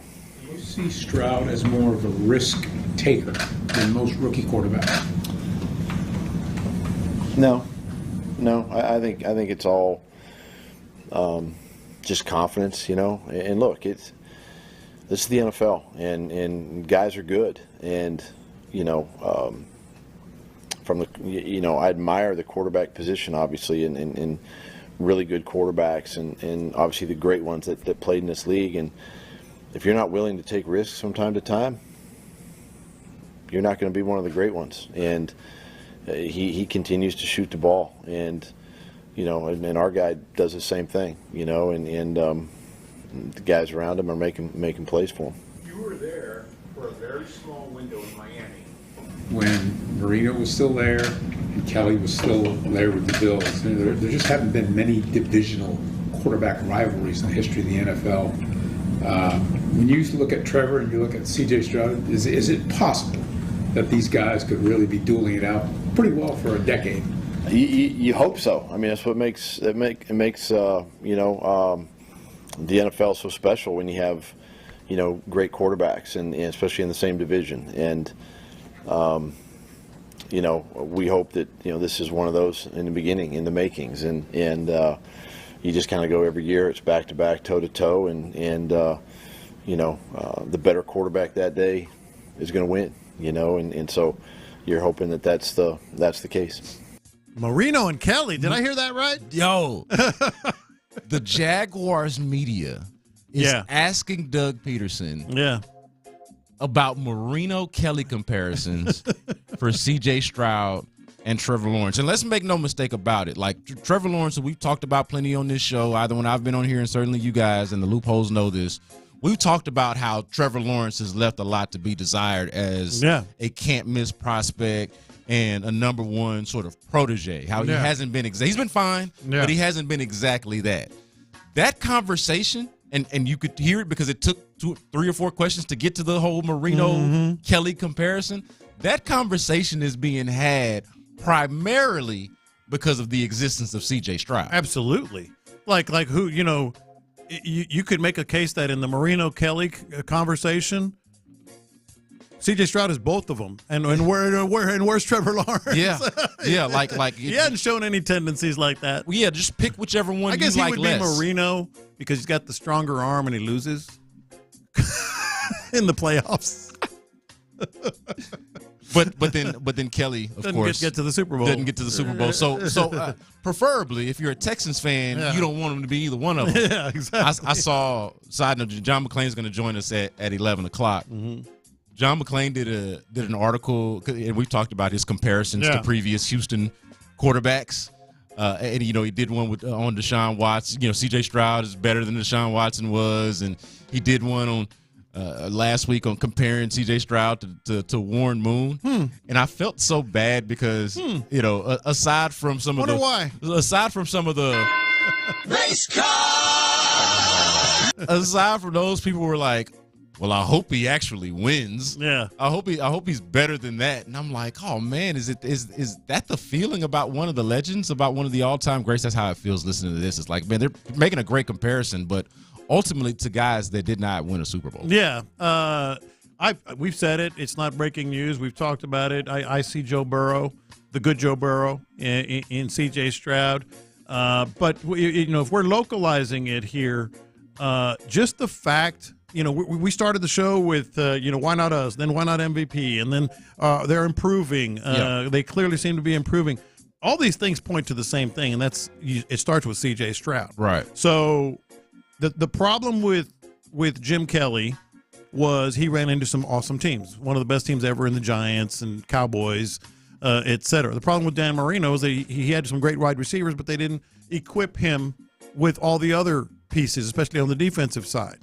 So that you actually should be able to learn a lot from that, if you're the Houston Texans and Nick Caserio in particular. Another piece of news from around the NFL, and we'll get to this a little bit later, but we should mention it now just to localize it. Mm-hmm. Matt Canada, you mentioned this earlier in the show as well. Mm-hmm. Matt Canada, the offensive coordinator for the Pittsburgh Steelers, got fired today. Man, doesn't it feel to be like on both fronts in comparison to the Steelers? Yeah. The offensive coordinator fired, possibly the worst in the NFL to begin with, and then just quarterback purgatory for the last however many years. Not only that, but did you see they already have interviewed Hugh Jackson? Figgy, did you see that? Hugh Jackson?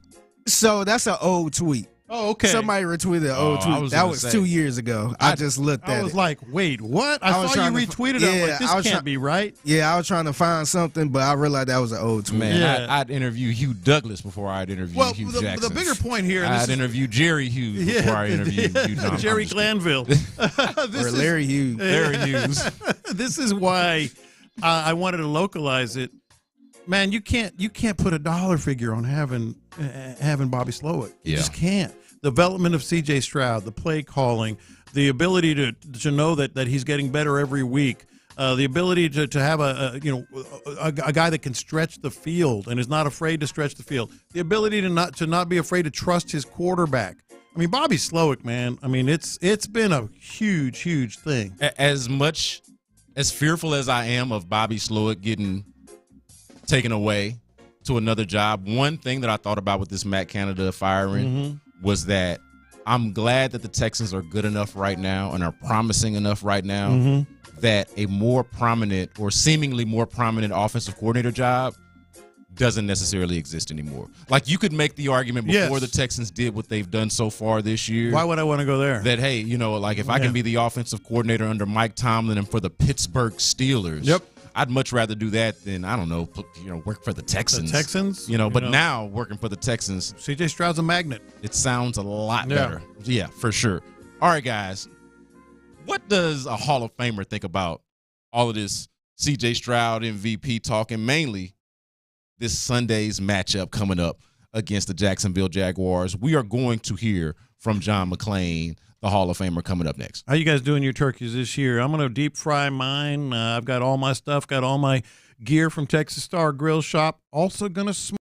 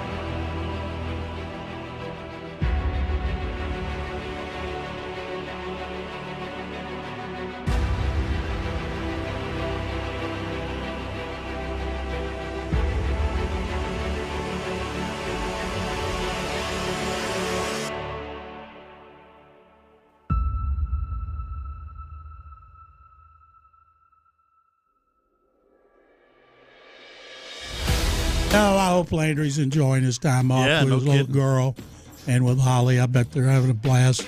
First Thanksgiving together. Yeah, the timing of it is interesting. I was actually just talking to this with our big boss in the back with Sarah Frazier, just how different it is at this time of year. The last few Thanksgivings have not felt like this from a Texan standpoint. Like it just has not. I mean, they had that Thanksgiving game in 2020, just rolling your eyes. but it was basically a lost season. But they won, and it was exciting. It was an exciting time, and you had a quarterback, but it was like a curious point because you're like, what direction are they headed in? We didn't know that it was going to get as bad as it's gotten. But now, if we're looking forward, John, and you did a column about this on SportsRadio610.com. So you wrote a column on SportsRadio610.com. Y'all can go check it out. About the weight of this game on Sunday against the Jacksonville Jaguars. It's an opportunity to go atop the division. Biggest game for the Texans at NRG Stadium since Buffalo playoff game after the 2019 season. And it's funny, DeMeco Ryans said, well, you don't want to make it bigger than it is. Nope, it's only the biggest game since January of 2019 because of what's at stake. If the Jaguars win, and they won here last year, they just clobbered the Texans here last year. Trevor Lawrence played a great game, and they got a 2-game lead. And their next 2 games are against Cincinnati and Cleveland with backup quarterbacks. And so they only play, I think, Baltimore, and that might be the only team they have against a winning record. Both teams have easy schedules. After Sunday's game, Texans play one team with a winning record. That would be the Browns, and that would be here. Jacksonville still has the Browns and the Bengals on their schedule. They got two teams with winning records, one with a regular quarterback. Both teams are in good shape considering the quarterbacks they're playing against compared to the quarterbacks they could have played against. Mm-hmm. Yeah, no, for sure. What do you think, John McClain joining us, the General Hall of Famer, what do you think has been what has stood out to you the most about this 3-game winning streak for the Texans so far? How they can commit, how you never see this. Ask any coach, what's the key to winning? Turnovers. Yeah. You got to win the turnover battle. Well. And C.J. Stroud's been a turnover machine. He's had 6 in the last 2 games, and they've won both games. Every game he's had an interception. They've won all the games. So that doesn't wash because they do so many things well, and the fact that he's still throwing touchdown passes and making crucial runs and hitting big plays. You know, the biggest improvement they've made on this team, everybody wants to talk about the offense and Stroud, and that's true, but is the run defense. They've gone from 32nd, right now they're 8th, and they keep getting better and better. And Travis Etienne had he was the best running back against them this year. Mm-hmm. They beat them by 20, 37-17. But they need to do a really good job on him again. I don't think there's any reason they won't. Just look at Sunday. Three linebackers are out, 2 starters, Perryman and To'oto'a. To'oto'a is your leading tackler. Jake Hansen, a good backup. And then Blake Cashman's great. Christian Harris plays his best game. It's like DeMeco said, they have to start all these different people, but they don't flinch. It's just business as usual.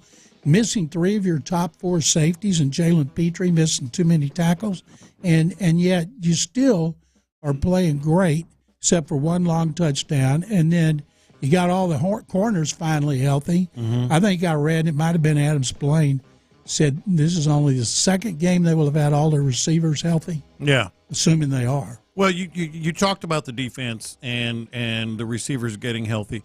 I felt like despite the 3 interceptions and the bad second half, well, whatever, under par second half, I thought there was more reason to be encouraged by this team after Sunday's game than ever before because of the secondary, because of the defense, because of the run game.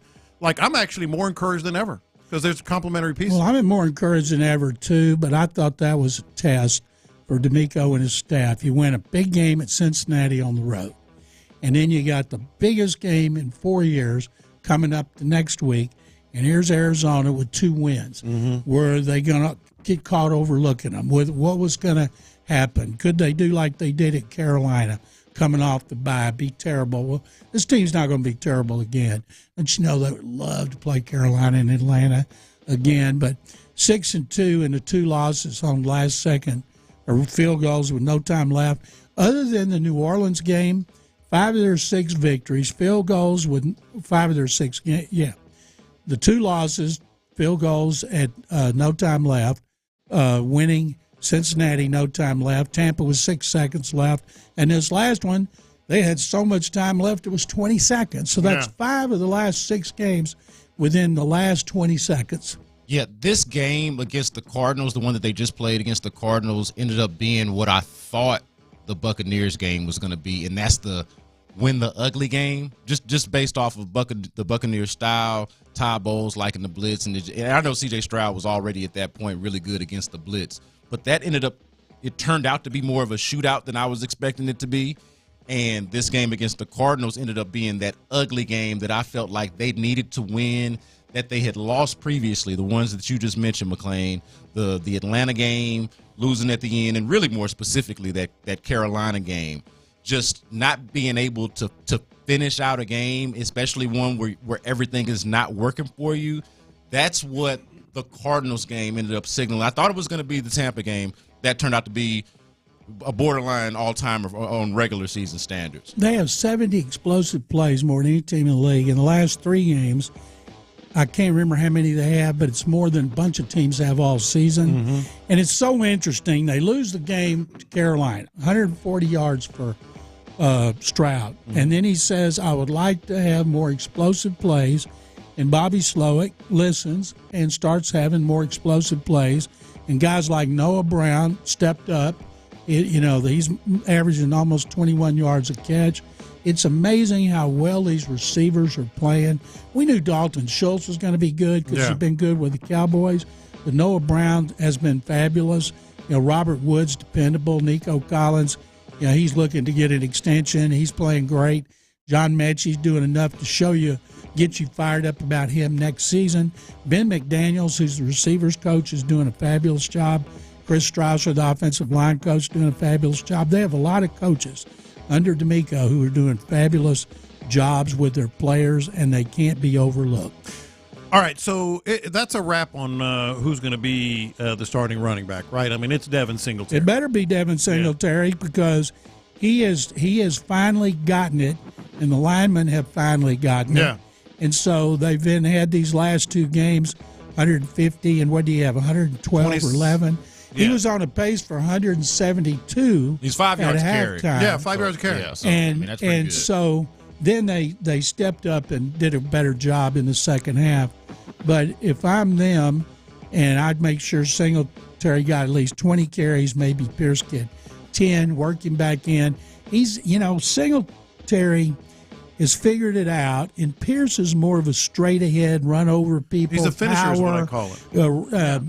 Yards after contact.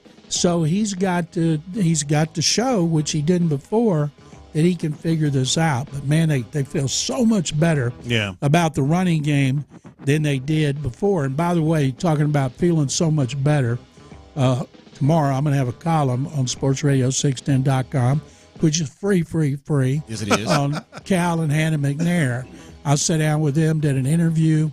You talk about happy. Yeah. After everything they've been going through, going back to the trade of DeAndre Hopkins and all the controversy, there can't be anybody having more fun than Janice, Hannah, and Cal McNair. And so I have a column on them tomorrow. All right, well, I have a Damian Pierce-related question for you, or point to make in the world-famous leg hiking segment, McLean leg hiking segment that we'll have in the next one. But since you did mention it, just give us you tease that it's going to be.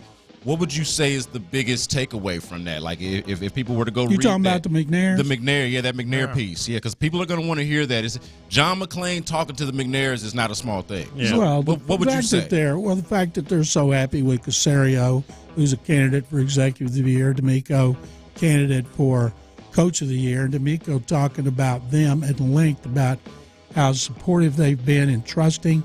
Turns out there's been a lot of things he wants to spend money, and they've never let money get in the way. I used to hear people say, the McNairs are cheap. And I'm thinking, you moron, they're not cheap. They always spend money. And you moron. So they got rid of two coaches after 1 year and had to pay him anyway. I know that couldn't have been cheap. Their turnaround really started last year when they fired Easterby. And then we had no idea that they were going to win the last game and not get Bryce Young, and then get stuck with Stroud at 2. And poor old Bryce Young got sacked 7 times. They say he's got the yips in the pocket, and I feel terrible. And they may fire Frank Reich and Josh McCown and Jim Caldwell and everybody, and then Stroud, of course, tearing it up. Think how fortunate the Texans were. And if any team deserved to have good fortune other than the Lions, they never have, who are 8-2 for the first time since 1962, it's the Texans. So this one is for both of y'all. Brandon Scott in for Landry Locker. I'm here with both the OGs, John Lopez, and we got the General, the Hall of Famer, John McClain, in here with us. Y'all been around much longer than I have. I want to ask this. I got my own thoughts on it. But how big of a deal is this attendance thing? We know that the buzz is obviously larger surrounding the team because they're winning. But the attendance numbers might not necessarily be exactly the way you want them. On TV, it looks like there's empty seats. Now, we're at the games. We feel the energy there. What's y'all's impression of how important we're this attendance a front-running city. When the Astros didn't win, they didn't draw. Rockets don't draw. Tickets sold and people actually showing up. It's two different things. Now, the club seats, so they're all sold. Too many people go back and watch it on TV. Yeah, forget the club and seats. Drink. But we saw the empty seats. And then I don't understand why people pay money for tickets and then don't use them. I know so many people would love to go to games. They're dying to see the Texans, but they just can't afford it. I think they have a thing on their website. You can give your tickets and they'll find somebody. So yeah. I hope for the Jacksonville game they will have more people in the seats than any time. A couple of the new people in the with the team asked me last week. They were all fired up. You think it'll be full house with Arizona? And I said, no way. Are you kidding me? No. And they're like surprised. I said, I think Jacksonville will be their biggest attendance, not tickets sold, biggest attendance since that Buffalo playoff My game. theory on this, John and B. Scott, is this. As bad as the Easterby, Culley, Lovie Smith era was, especially Easterby, the damage that he did to the organization, I think we underestimated it. As bad as much as we piled on, as bad as it was, I think we underestimated just how debilitating having that clown around was. I don't know if we underestimated it in real time because we hit it pretty hard. No, we destroyed. I'm talking about underestimated how it affected fans. Yeah, I don't think it had anything to do with it. I think it had got a lot Stroud, to do with it. They're winning. You got DeMeco. Everybody's pumped. Everywhere I go, people stop me and want to talk about DeMeco. I was in a restaurant yesterday. 8 people came up to me asking about it. Excuse me. I'm listening to guys sit at the bar. I was at the Avalon Cafe for breakfast over on I-10. And I'm listening to 3 guys sitting at the bar by themselves talking about Texans. Always love hearing people's opinion. And everybody's talking about it. So I asked them, y'all going to the game? No, I'm not going to the game, but they still love what's going on.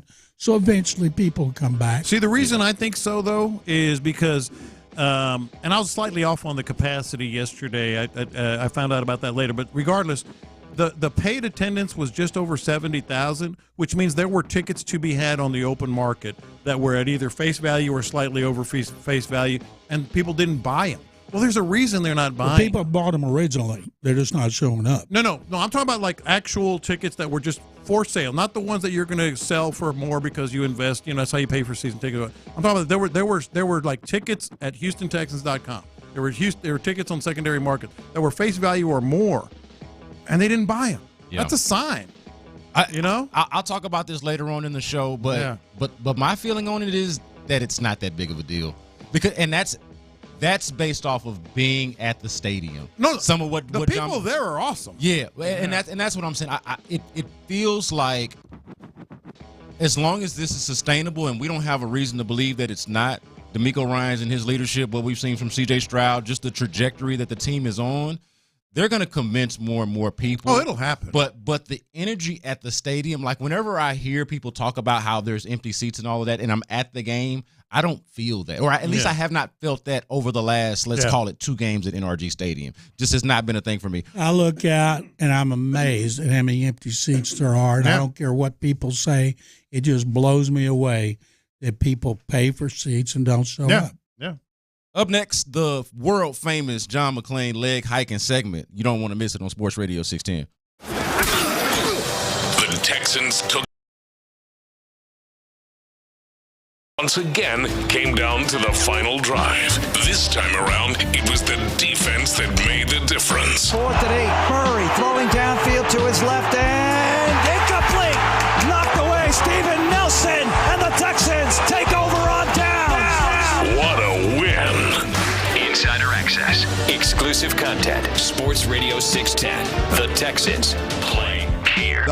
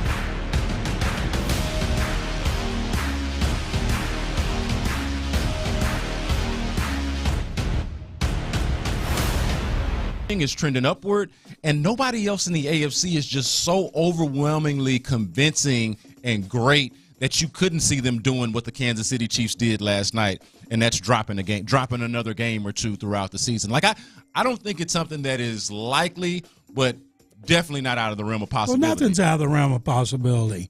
Everything's possible, but no, I don't see the Texans having the best record in the AFC. All right. Dameon Pierce comes back, and listen to the specific question here, or specific point. Dameon Pierce comes back in a role that he's better suited for. Hike it, Figgy. If you'd have said in this offense, I'd have said yes. If they were playing the offense they had before, I would have said no, because Pierce was on a pace to rush for 1,200-something yards last year, and Singletary, the Bills didn't even want to keep him. But if it's in this offense, yes, Pierce should be a backup. Yeah, see, I don't know. I wonder how much of last year. And I love Dameon You guys Pierce. are getting so carried away. Singletary's had 2 games. Last year, remember Pierce killed the Eagles? He did. Yeah. I mean, he Different was blocking better. scheme. He was great. Yeah. Different blocking He scheme. had to run over people. So, no, I think in a traditional scheme, Pierce would be the starter. All right. But And that's not here. Singletary the backup. Fair enough. The Houston Texans will finish first or second in 5 postseason awards. 5 postseason awards. I'll say them for you, because one of these. Now, your defensive rookie of the year is going to be Carter, and the second one's going to be the corner in Seattle, unless Will That's Anderson not even one of the starts. 5 I have in mind. Not defensive rookie of the year. And we know who offensive rookie of the year, coach and executive is 3. I'll tell you a great quote that's going to be my lead in my McNair column. Hannah said there should be a comeback owner of the year, and the winner should be Cal. Why did you bury that? Yeah, buried the lead. I just thought about it talking about these awards. I asked him, I was like, give me something. Give me a tease. He left that one out. Here are the other 2. Assistant coach of the year, Bobby Slowick. That's it. That's one of them. I think they could finish 1 or 2 in executive of the year, coach of the year, assistant coach of the year, rookie of the year, and MVP. Well, there's 2 rookies of the year. Well, offensive rookie of the year and MVP. MVP number 2. They could. No, I said hike it. That's all right. I don't think that they'll get all of them like that. Now, if they do like you guys say and they win the AFC, they may win all of them. Yeah. Derek Stingley is on track to realizing his potential as the number 3 overall pick. Well, if you started that with, if Derek Stingley stays healthy, he's on a track. So hike it, That's what I'm trying to get you to do. Get that crystal ball. Tell me if he's going to do it. Stay healthy. He hasn't been healthy since the freshman year at LSU when he was great. They were great. They said he could have played in the NFL right now. He's had a hamstring injuries that have kept him out of multiple games. Yeah. If he can stay healthy, he bounced back from giving up that touchdown Cincinnati to play well. He got more plays in this game. He was tremendous, whether it was tackling, covering. In fact, their corners are playing really well. Mm-hmm. And they're going to have to play really well against the Jaguars. But so I'd say it's true if Stingley can stay healthy. And that's a big if. Just a side note, I was really glad on the Texans' behalf to see their back-to-back number 3 overall pick show up in a big way against Arizona. Oh, yeah. Especially against them, the Arizona being the team that they traded with their drone draft day and all of that, the parallels that exist. But specifically for the Texans, to see Derek Stingley, Will Anderson to come up with the sack, and then Derek Stingley to come up with the interception, I thought was huge. Will Anderson had 7 pressures in that game. He has more pressures than any rookie in the league. Yeah. DeMeco Ryans, I won't say lying. DeMeco Ryans is fibbing to you and the rest of us when he says he's not making this game bigger than any other game. He's not big. Hike it, Figgy. I don't think he's back there telling them, because players say, they're trying to. Well, they can say whatever they want. Each game, the players know. They talk about it. They know what's at stake. Yeah. But I don't think DeMeco's up there going, all right, we can get first place. We can sweep them. We can do this. Sis, boom, rah.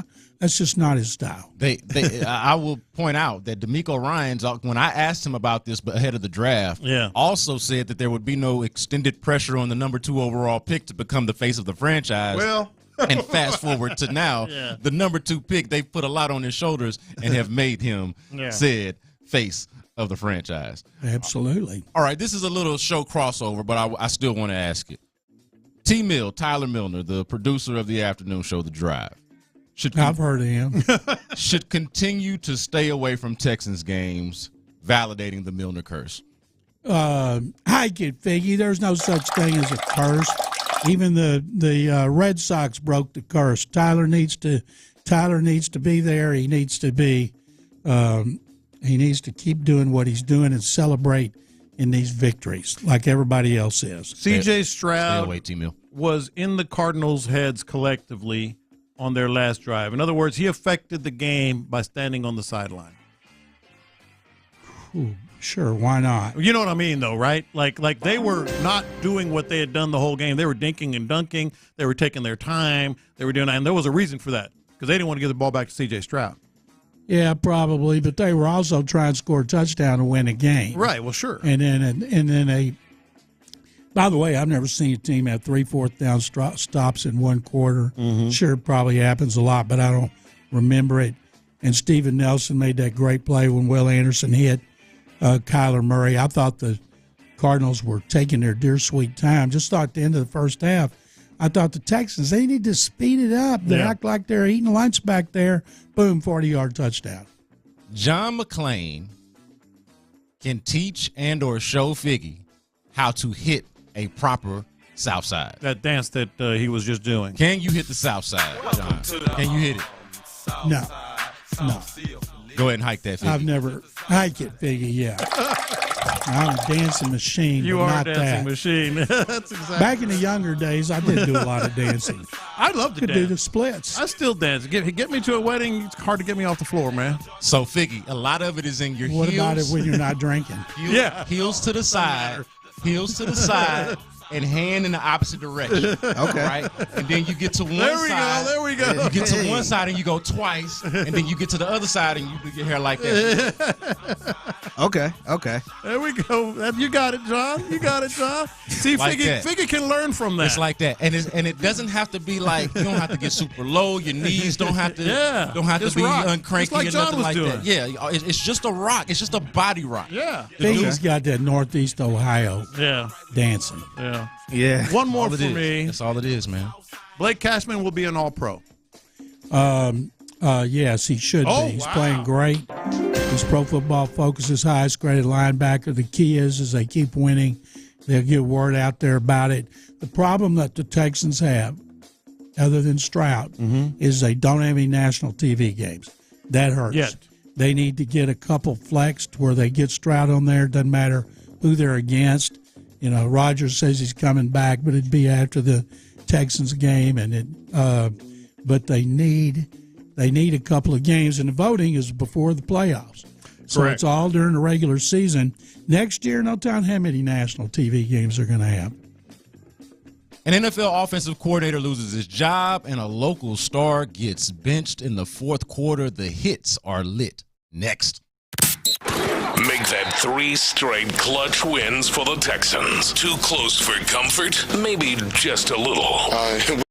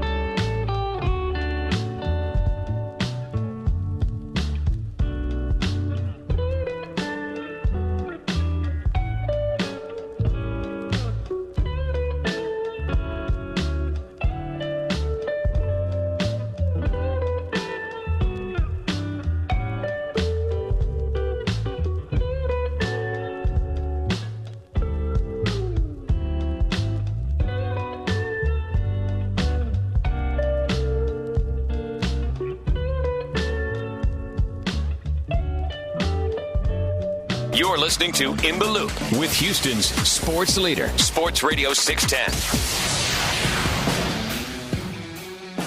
All right, the hits are lit. Brandon Scott here for Landry Locker. We got John Lopez and the Figgy Fig in the building with us. And hit number one, man. We talked about this earlier in the show, but a team that we've seen already at NRG Stadium, the Pittsburgh Steelers. Yeah. The Texans obviously beat them. And decidedly, I feel like, or from my memory, and part of it was because, and this was even a conversation at the time, their offensive coordinator, awful, not good at all. Yeah, and as you put it, awful to use a more harsh or a harsher term. Yeah, but not inappropriate at all. Matt Canada fired as the offensive coordinator. They also are going to have to figure out what they do at quarterback. This is only interesting because, hey, the Texans have Boy Wonder at offensive coordinator. Mm-hmm. This is a team that the Texans beat, and it is a playoff team, a playoff caliber team. So it is worth mentioning. One of the big pieces of news this morning to come out is Matt Canada losing his job in Pittsburgh. And it's not just – here's the second part to this for me, and maybe, again, we're Kool-Aid drinkers at this point, I think deservedly and rightfully so. But keep in mind, it's not just, well, you got a franchise quarterback. You know, of course a coordinator is going to look good here. Yeah. Kenny Pickett is who knows what. Of course a coordinator with flaws is going to look awful there. I think it goes beyond that. Foremost, C.J. Stroud, his improvement here has been like dramatic and so fast that it is a credit to the coordinator and the quarterback coach and all the offensive staff, for that matter, that he's done that. But then here's the other part. We don't have any real tangible, other than one snap on Sunday, evidence of Davis Mills, showing improvement under this coordinator. Yeah. But we did in the preseason. Remember, we were all saying, damn. Yeah. We thought it was a competition. We thought it was briefly, not you and me. Wait a minute. I was going to say. Not you and me. I was on the record on every show that would allow me to speak. I was that too. The whole quarterback competition narrative was created. I was too, but when DeMeco was saying, well, we'll make that decision and all this other stuff, we were like, yeah, I could see that, because Davis Mills is looking pretty good. So it's not just like you got a franchise quarterback, so hence the offensive coordinator looks better. No, the offensive coordinator has made that quarterback better than we expected and made other players look pretty dang good. Yeah. So I bring it back to Bobby Slowick always. He's really, really, really good. Yeah, man. It's just I am used to, and I mentioned this before, but I am used to, as a Texans fan, as a Houston sports fan, especially over the last few years, say for the Astros, of having sports fan envy. Yeah. I don't have a whole lot of hater in me, but I can, quietly, just from the comfort of my couch, consume something and have a little sports fan envy. Yeah. And, look, this Matt Canada situation, the Steelers, they've got one of those golden handcuff situations where the head coach and the organizational structure overall is one where, it's almost impossible to fail outright over there. Yeah. But at the same time, they can't. They're just running in place. They're in purgatory. So glad to not be in that situation. Yeah. Monday Night Football, Eagles outlast the Chiefs. They hold them scoreless in the second half after, look, it seemed like the way that first half went for the Chiefs that, look, they're going to come out in the second half and pretty much handle business. And credit that to last the Eagles, field goal at the end of the first half, I'm thinking, all right, 17-7, that might be that. Yeah. Yeah, and it wasn't that at all. Defense comes out there, handles this business.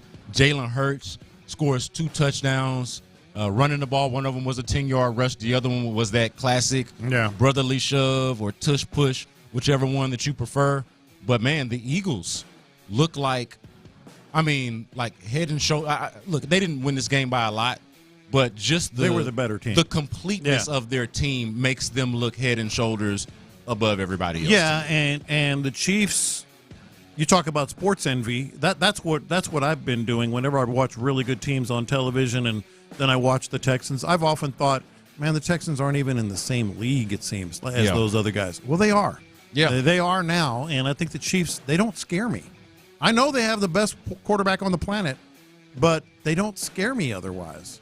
John, the last time that the Texans were relevant, let's remember what happened that year. They beat that team. They went up to Arrowhead. We're beating. Well, no. But they in the regular season, they went up to Arrowhead. Yes. This is what happened. Yeah. In the regular season, they went up to Arrowhead and beat them somewhat, I would say, convincingly. Yeah. Beat them in Arrowhead, yeah. okay?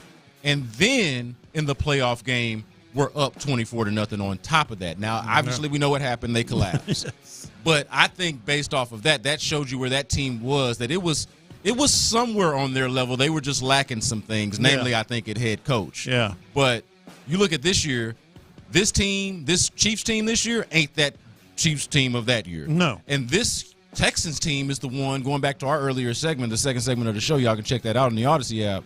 This is a team on the rise. Yeah. Like, this is the one that I am not. Maybe this is the best way to put it, Lopez.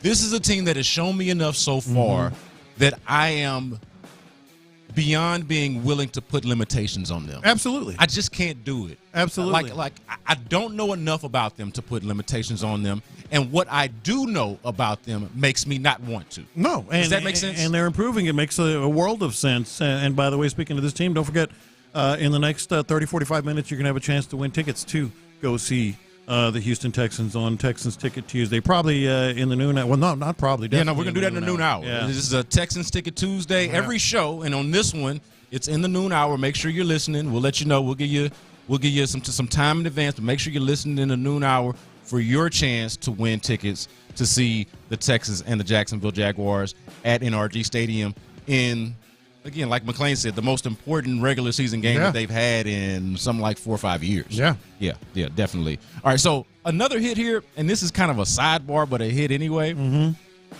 Travis Kelce did an interview with the Wall Street Journal where he supposedly opened up about his relationship with Taylor Swift. Yeah. And look, I'm not enamored by this. I'm not super intrigued by Taylor Swift and Travis Kelce's relationship. The reason why this is a hit to me and why I even keyed in on it is because we've got a very fascinating trend. Figgy, you can weigh in on this too, man. We got this fascinating trend of cross-branding these days, man. Like, I don't know what to do with some of the cross-branded interviews that we're getting in media today.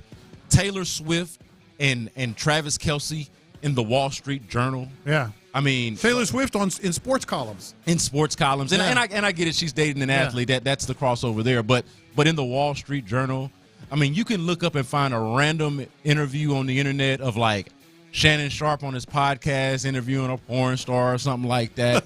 we had Jada Pinkett Smith a couple of weeks ago doing an interview on All the Smoke with Steven Jackson and Matt Barnes. Yeah. I'm like, who set it up for What about the Ime Udoka? Yeah, what's her name? Nia Long. Yeah, Nia Long. That was the one. Yeah, Nia Long. Nia Long and Jeezy. Yeah. Who, like, I get that they're both famous, and I can see how they could move in some of the same circles. Yeah. But how did Nia Long's and Young Jeezy and Jeezy's publicists link up? Because I mean, other than being like a part of the culture, I guess you could say, the only thing that they got in common is that they just recently publicly broke up with their people. Like, exactly. What's the cross branding here? I am fascinated by some of these cross brands that we see in media. Yeah, I don't get it either, man. But it's working. It's definitely working, and it's helping Travis Kelce out a lot, man. Because I was talking to my wife, and one of her coworkers was wearing the Chiefs shirt or something like that.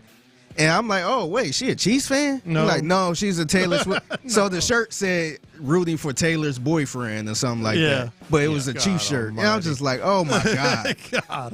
Yeah, man. Lopez, you mentioned earlier in the show about maybe underestimating the effect of the Easterby era or the Easterby. I totally disagree with John on that. Well, and that's fine. Yeah. I definitely underestimated because I'm not a Swiftie. Yeah. I respect it. I'm just not personally a Swiftie. Yeah. I 100% underestimated the impact. You know what I wish that can happen? I wish Taylor Swift could break up with Travis Kelce and get with C.J. Stroud.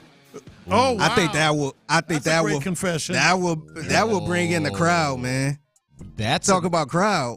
That's a nobody. That would sell out the crowd, man. We've got to make this happen. Or not even CJ Stroud. It got to be anybody. CJ, because that's the perfect couple. Yeah, that's like the perfect couple. Yeah, like if they had their own version of Travis Kelce, right? Like somebody, even if it's a position player who's also famous, they don't have that. All they got close to it would be the quarterback. It's got to be CJ. Yeah, that's interesting. That's very. We probably couldn't even get in the damn stadium if that happened. Oh yeah, secure. They would have to change security. Oh yeah, she'd leave in the little popcorn machine thing like she did at the Chiefs game. Hey, I'll tell you. So I got to NRG a little bit late. Had things. got there a little bit late on Sunday, but I park when they're doing the national anthem. Yeah. By the time I sat in my seat, the Cardinals had just scored their first touchdown. Oh, Lord. Which was not a lot of time that goes in between there. That's what we're talking about. It took me about 15 minutes to get from my parking spot to my seat. It would not be the case if Taylor Swift was in the building on the regular. Last thing on the hits here. Did y'all see that Jalen Green got benched? I did see that last night. I did see that. Look, we might hit this again. The internet going nuts later on in the show, but look, man, this Rockets thing, it's an odd place to be in, where you feel like your team has improved. If you're a Rockets fan, and I'm sitting up here in the studio wearing a Rockets hoodie right now, where if you feel like your team has improved somewhat significantly under Ime Udoka and with some of the moves that they brought in, or some of the players that they brought in with Fred VanVleet and Dylan Brooks, you feel like they've improved, but your young guys, your cornerstone pieces, not necessarily, or at least not improved enough, and to the point where they could be benched in the fourth quarter. I just want to point out now, so far this season, Jalen Green and Jabari Smith Jr. have been benched. Both been benched in the fourth quarter. Yeah. Not a great sign for your rebuild. That's the Udoka effect, and I don't think anybody is blinking an eye at it because that's what they needed. Like, we saw this team, they needed that. And he said, to his credit, he did say that. Yeah. That gone are the days where you're just anointed and just given minutes because of where you were drafted or how much money you make or whatever it is. Yeah. Like, should have been like that last year. It should never not. It should have happened with Kevin Porter Jr. It should have happened with Jerry. It should always be like that. Like, I don't care what kind of coach you are. Like, even if you're not a disciplinarian, I get that Stephen Silas wasn't a hard ass or a super disciplinarian, but you got to set a standard. Yeah. Like, if you ain't playing right, if you ain't playing defense, you got to get on the bench. Yes. Yeah, 100%. It's just amazing to look at. We'll talk about that a little bit later in Internet Going Nuts. But coming up next, why I'm actually anxious to get Dameon Pierce back. We talk a lot about. We give Dameon Pierce a lot of crap around here, but I'm anxious to get the dude back, and we'll tell you why next on In the Loop Sports Radio 610. Keep doing it. The Texans took down the Cardinals.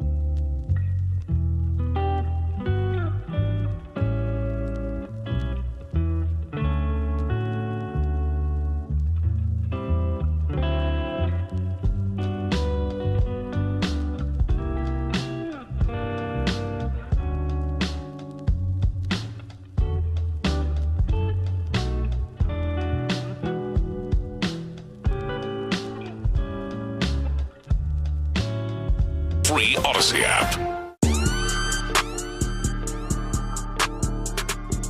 Brandon Scott in for Landry Locker.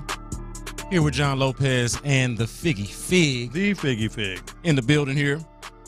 Man, the show's going by quick, man. Flying by, man. I'm enjoying this, man.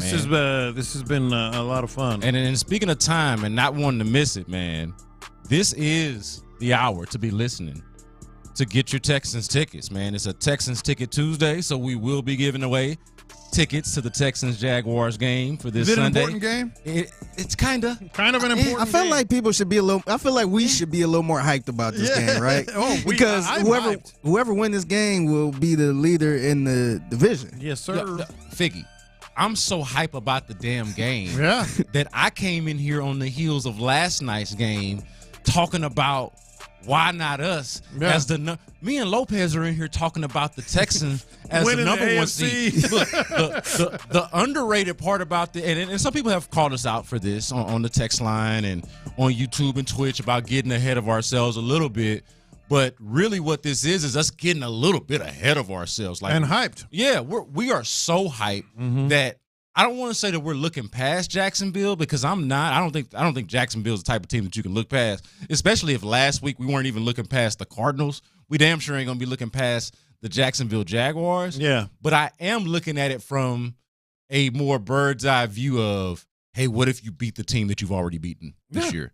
What if you just go in there and handle business against that team that doesn't overly impress you, and then what? Then what are we talking about? Then it's all bets are off. Yeah, man. That's what makes me really excited, hyped, whatever you want to call it about this game. And by the way, we started this because you can win tickets this hour, so we'll give you the heads up on that in just a little bit. But it's like, okay, big if. I mean, we know how good, even though the Texans beat them by 20 points, we know how good this team can be. Yeah, Jacksonville. No, they're good. It's a big if, and they've been excellent since that game. Yes, but if they win.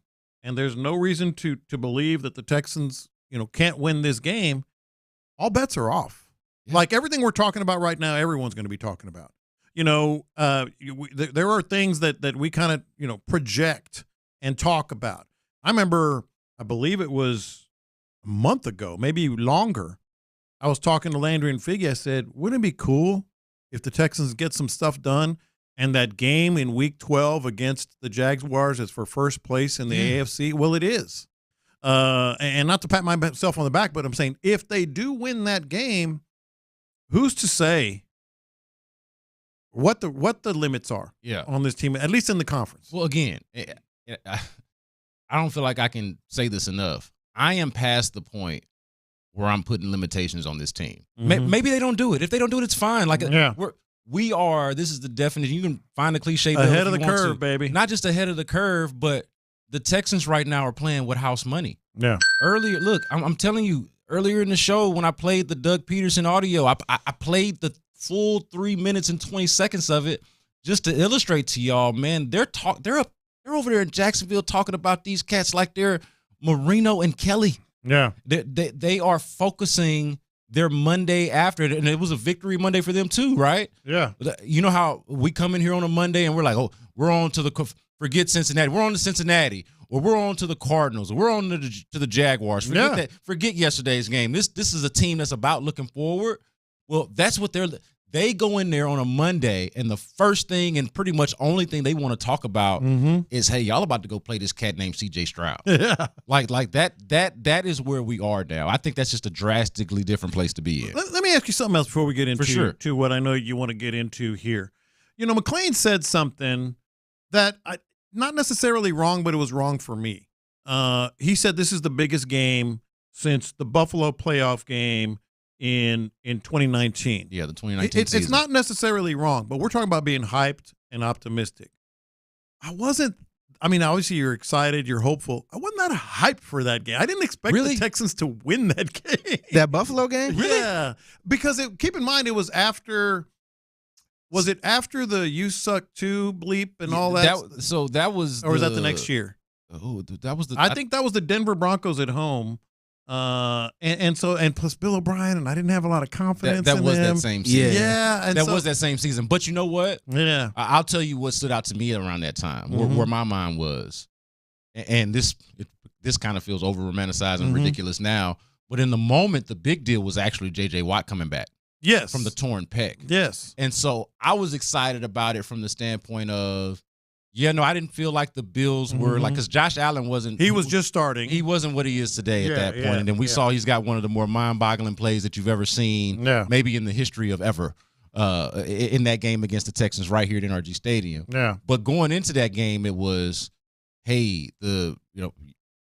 still good part of the Deshaun Watson era, and then J.J. Watt's coming back off of this torn pec in like unprecedented. No, it was exciting, timing. but I never had that confidence in Bill O'Brien. Maybe that was it. That could be it. No, hey, they almost lost. And they almost lost that game. They were down 16-0 at halftime. Yeah. No. Our old boss, I remember at halftime, we were already having the discussion of, okay, how do we plan coverage? I'm over our digital content. Yeah. How do we plan our coverage and our editorial strategy for when they lose? Yeah, so maybe that was it. But regardless, long time since a game like this has come around. Yeah, man. So make sure that y'all are listening in this hour for a Texan Ticket Tuesday. You can win tickets to go see the Texans host the Jacksonville Jaguars for AFC South supremacy, man. Yeah. Hey, don't listen to Figgy talk about we ain't hyped for this, man. We are super. I know. I'm just making sure, man. We are so hyped for this game. Like, I don't know, it might be the weather or something like that. See, that's going to be cool, too. Like, I don't know what it is that it's not sunny out right now. I don't know. But the vibes,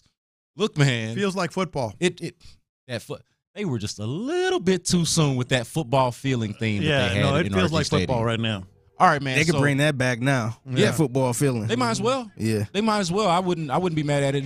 Look, we can recycle themes if they're appropriate. If the shoe fits, let's wear that bad boy. High of 66, low of 51, and overcast Sunday. Let's go. Let's go. Hey, y'all should be out there tailgating anyway. Yeah. Y'all should be out there tailgating anyway. I know Figgy's got double duty that day, but he's gonna still be in the mix. Yeah. But look, man, this is a game where the Texans could be getting Dameon Pierce back. Now, he's missed the last couple of games. What's he got, a knee or an ankle? It's an ankle. It's an ankle. He's got an ankle. Yeah. So he's missed the last couple of games with an ankle. And no, I don't think it's a coincidence. It's not. Spoiler alert. Spoiler alert, it's not. The run games come together and like drastically come together. Dameon Pierce out, Devin Singletary in, has rushed for over 120 yards in both games. Keep doing it. Yeah. Look. Okay. It seems like it goes without saying at this point that if your running game wasn't working before, and now it is, and this is the chief difference among them. Yeah. That this guy should be getting the bulk of the carry. And he will. And he will. He should, and he will. But I will say that for me, that doesn't minimize the importance of Dameon Pierce coming back. Yeah. I still think that it's important that Dameon Pierce come back whenever he comes back, and I'm hoping that it's this week. Hoping a lot that it's this week because of, as we've illustrated, it's a big game. Yeah. But man, I can't have it. Look, back when we thought Dameon Pierce was the lead back, what were we saying? Hey man, that guy needs help. You can't just hand him the ball every single damn time. And his track record said as much. And let Rex Burkhead be his backup, or let the secondary running back situation be what it was. Yeah. Well, you still have to apply the same logic to Devin Singletary. And right now we're in a situation without Dameon Pierce where the guys that are getting the carries, not named Devin Singletary, or Mike Boone. No disrespect to Mike Boone, but it's Mike Boone, it's Andrew Beck. They're trying to do creative stuff with either Tank Dell or Xavier Hutchinson, which I don't hate necessarily, but I'd like a lot more for it to be an actual running back that you can rely on. I am excited about the Texans getting Dameon Pierce back, but so long as he is recast and cast properly as the backup running back. Yes, it's a 2-to-1 ratio. 2 carries for Devin Singletary for every 1 carry of Dameon Pierce. I get it. I understand it. And it's never been about is he good or not. It's does he fit or not. And he hasn't fit in this offense. He just hasn't. There's good news there though, because even though he's been out, that's he's been in all the meetings. He's seen how Devin Singletary reads these blocks and makes that cut. And the old slow to and fast through stuff. So he's seen Devin Singletary use the proper blocking, approach the running game the right way. So that's going to help him. And here's the second thing. this is something that I've just been consistently saying all year. I think he's more of a finisher, and I'll illustrate it this way. I agree. Go finish your point, but I agree 100%. Devin Singletary carrying the ball 20, 25 times. Dameon Pierce 10 to 12 times, and finishing. And this is how I would illustrate it. That 4th and 2 call that the Texans made early in Sunday's game, I think Dameon Pierce gets it. Oh, I'm sorry. You're talking about the one where after they had so much success running between the tackles with Devin Singletary, they decided to pitch it outside the tackles to Mike Boone? Okay, you're talking about that play? But yes, Can you tell I'm still not over it? I think Dameon Pierce gets that first down because he's a finisher. He's a punisher. He's a physical runner.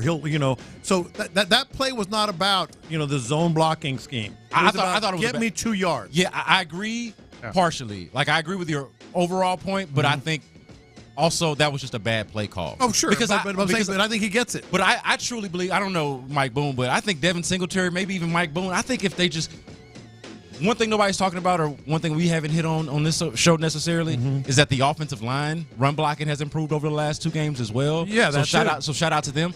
I think they could have gotten that yard or gotten with Devin Singletary. Yeah, if they just run it the way they had been running it the whole damn time. Maybe. But to your point, run it between the tackles with Dameon Pierce. Yeah. To your point, yes. And he will refuse to get. It's that old line, and this is way back machine.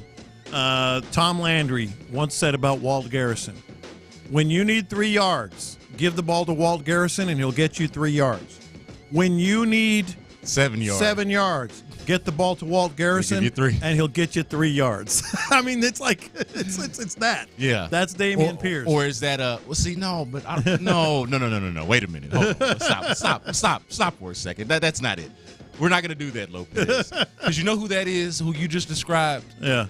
That's Alfred Blue. That's Alfred Blue. But Walt Garrison was that hard-nosed finishing. Except 2 yards instead of 3. Yeah, exactly. Yeah, but Garrison would be like he was like Dameon Pierce, kind of just, I'm going to lower my head and get 3 yards. But see, I wrote about this earlier in the year, but the thing that concerned me about Dameon Pierce, more so than like how he was reading the zone blocking scheme, I hadn't really gotten into all of that yet. Yeah. This was real early on in the year. The thing that I noticed early, I'm talking like 4 or 5 games into it, was that he wasn't breaking tackles the way he used to. Yes. You remember him as a rookie, the thing that was most intriguing, entertaining about watching Dameon Pierce was how he could make you miss with either a jump cut or just running through your face. Attitude. Yeah, like it could go either way. Yeah. Like how did you want to get it? And he was going to give it to you. And it seemed like this year, when there's contact, he's much more likely to go down. Yes. And that's the part that's been more disappointing for me watching him. I wanted to get the angry, physical, running through a so-and-so's face Dameon Pierce back that I had become used to as a rookie. Yeah. Now, to the point of what's changed over the last couple of weeks with Devin Singletary's success. Credit to Devin Singletary for being excellent. But also, and one of the texters, the 832, points this out on the text line. The blocking has finally come together, and so Pierce is about to kill it. Man, I hope. I don't know. I don't know. Yeah, I'm with you. I don't. I think it has. Yeah. It feels like it has, at least for Devin Singletary. But has the blocking come together, or is Devin Singletary making better use of the blocking scheme? Thank you. It's a combination of what the blockers are doing, and more importantly, how Devin Singletary is using and reading those blocks. When you watch Singletary run the ball, it's a different approach to the line of scrimmage. It's not, thank you for the ball, here I go, as Dameon Pierce would, and that's why I call him a finisher. It's, I got the ball, let me find the space, and boom, there I go. Yeah. And there's a big difference there. It's a big, big difference. By the way, real quick, we're going to have a good indicator on what you just said in Dameon Pierce.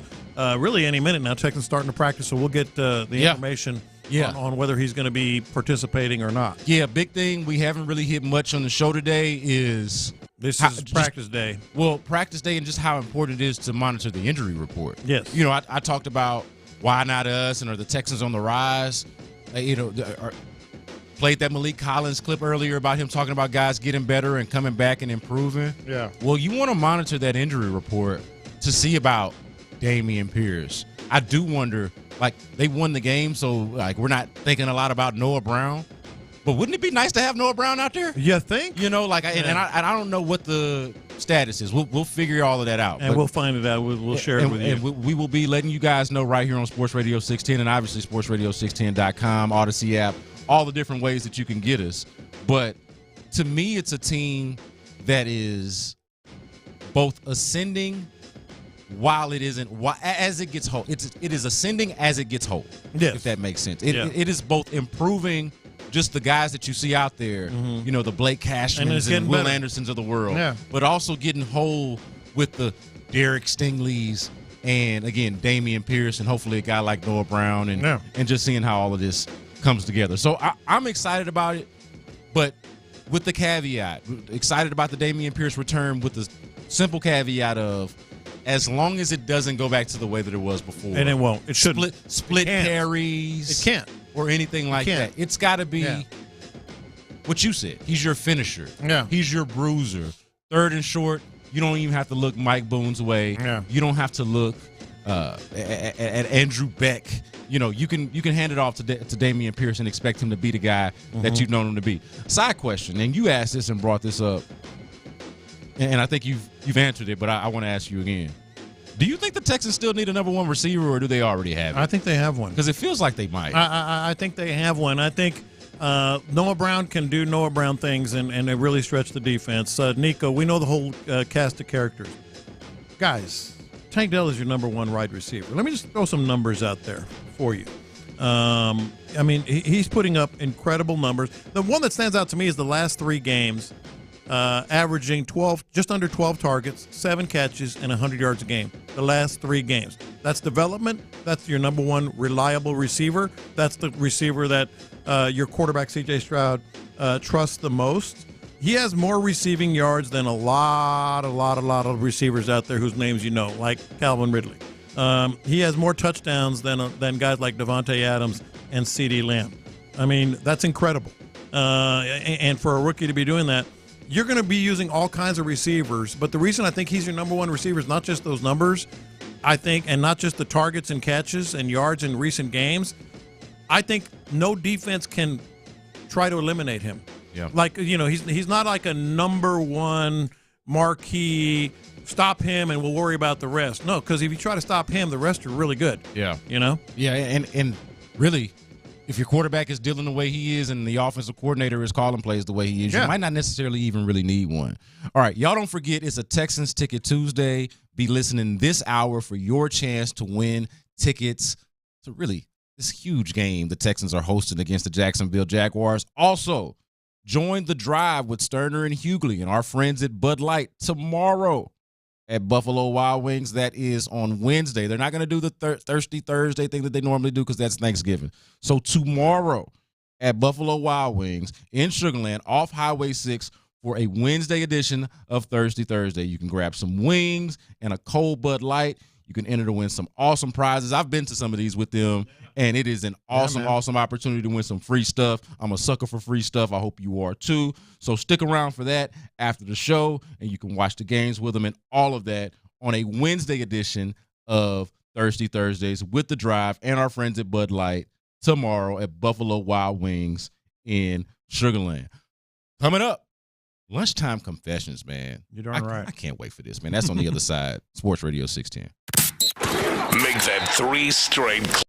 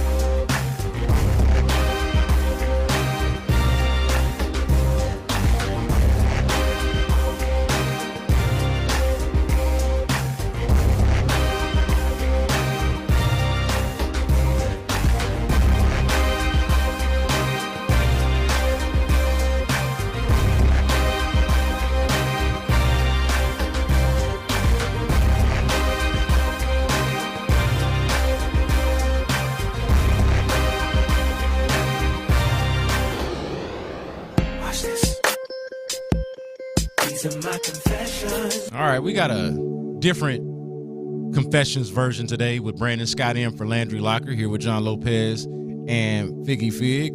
But this is the segment where we confess our sins. Some of them are about sports, some of them are not about sports, but we're brutally honest. Let's do it. And let it hang. We'll let you start off, Lopez. Let's go.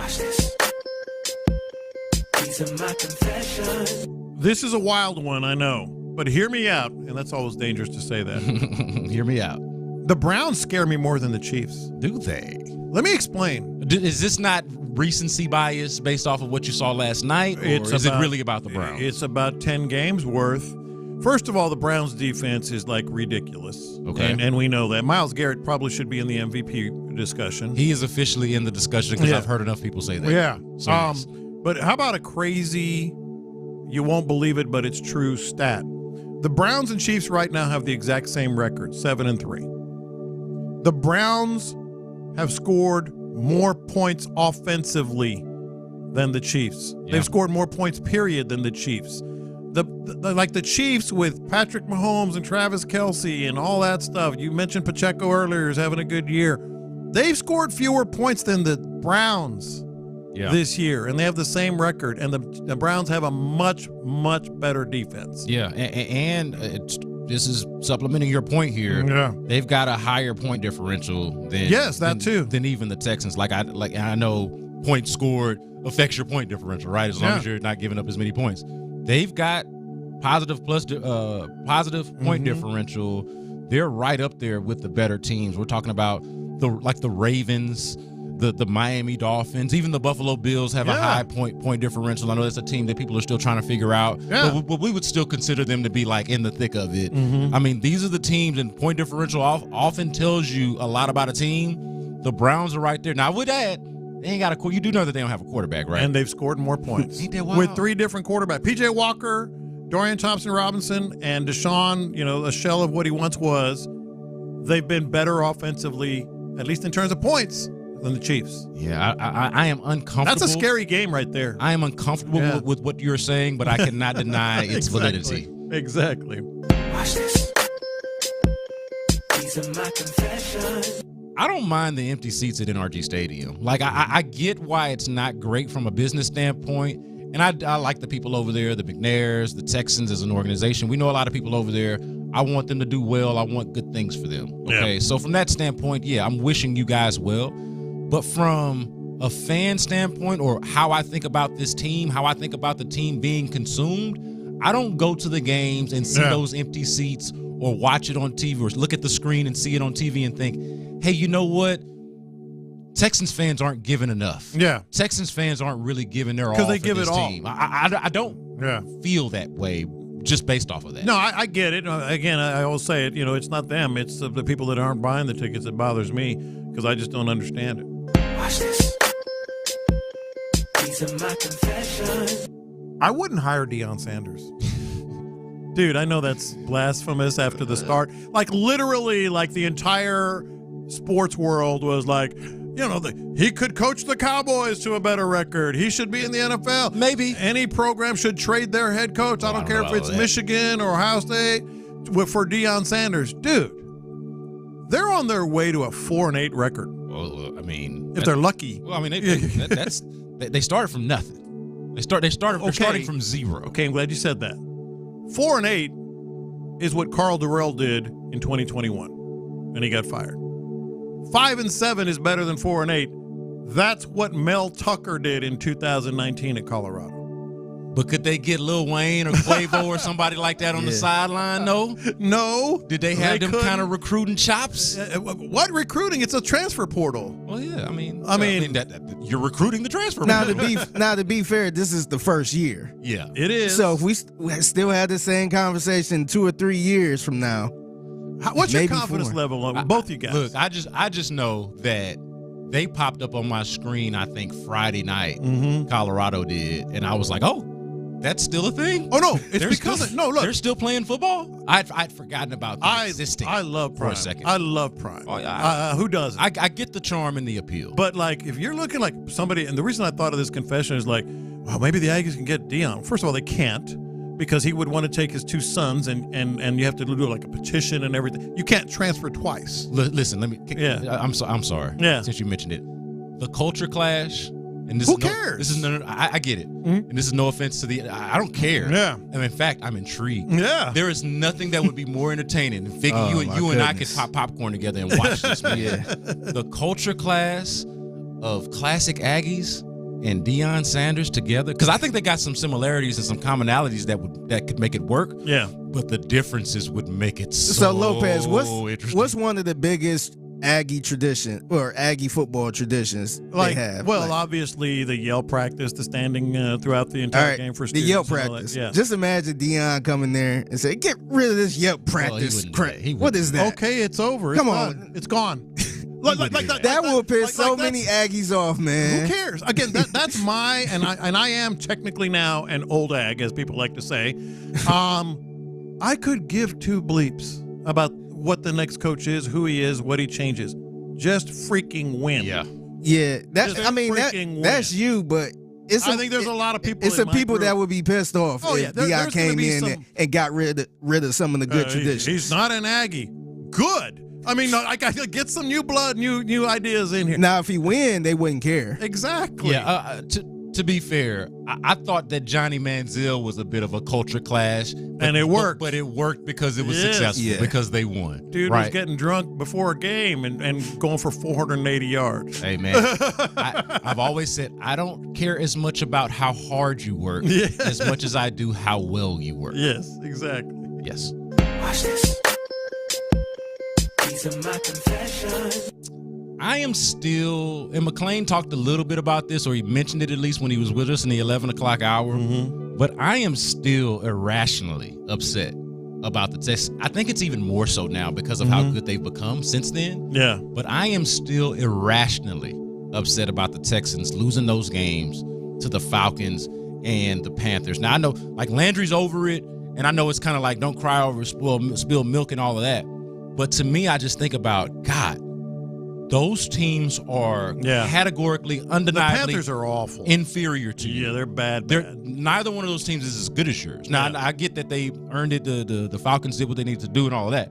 But those teams, both of them, categorically inferior to the team that you are, and you lost them. And just imagine, y'all think we over the top now, talking about a 6-4 team after try 8-2, or just 7-3. Yeah. Win one of those games against one of those inferior teams. And how differently do we feel? I'm not going to hold it against them because, look, this is found money, right? I'm good. And you're going to lose games like that. And it's going to any given Sunday thing. Yeah, and the way the NFL is set up, especially this year, all the parity. But, man, and that's why it's irrational. I'm irrationally upset that they lost to those 2 games to this day. I'm not, but I certainly get the point. Watch this.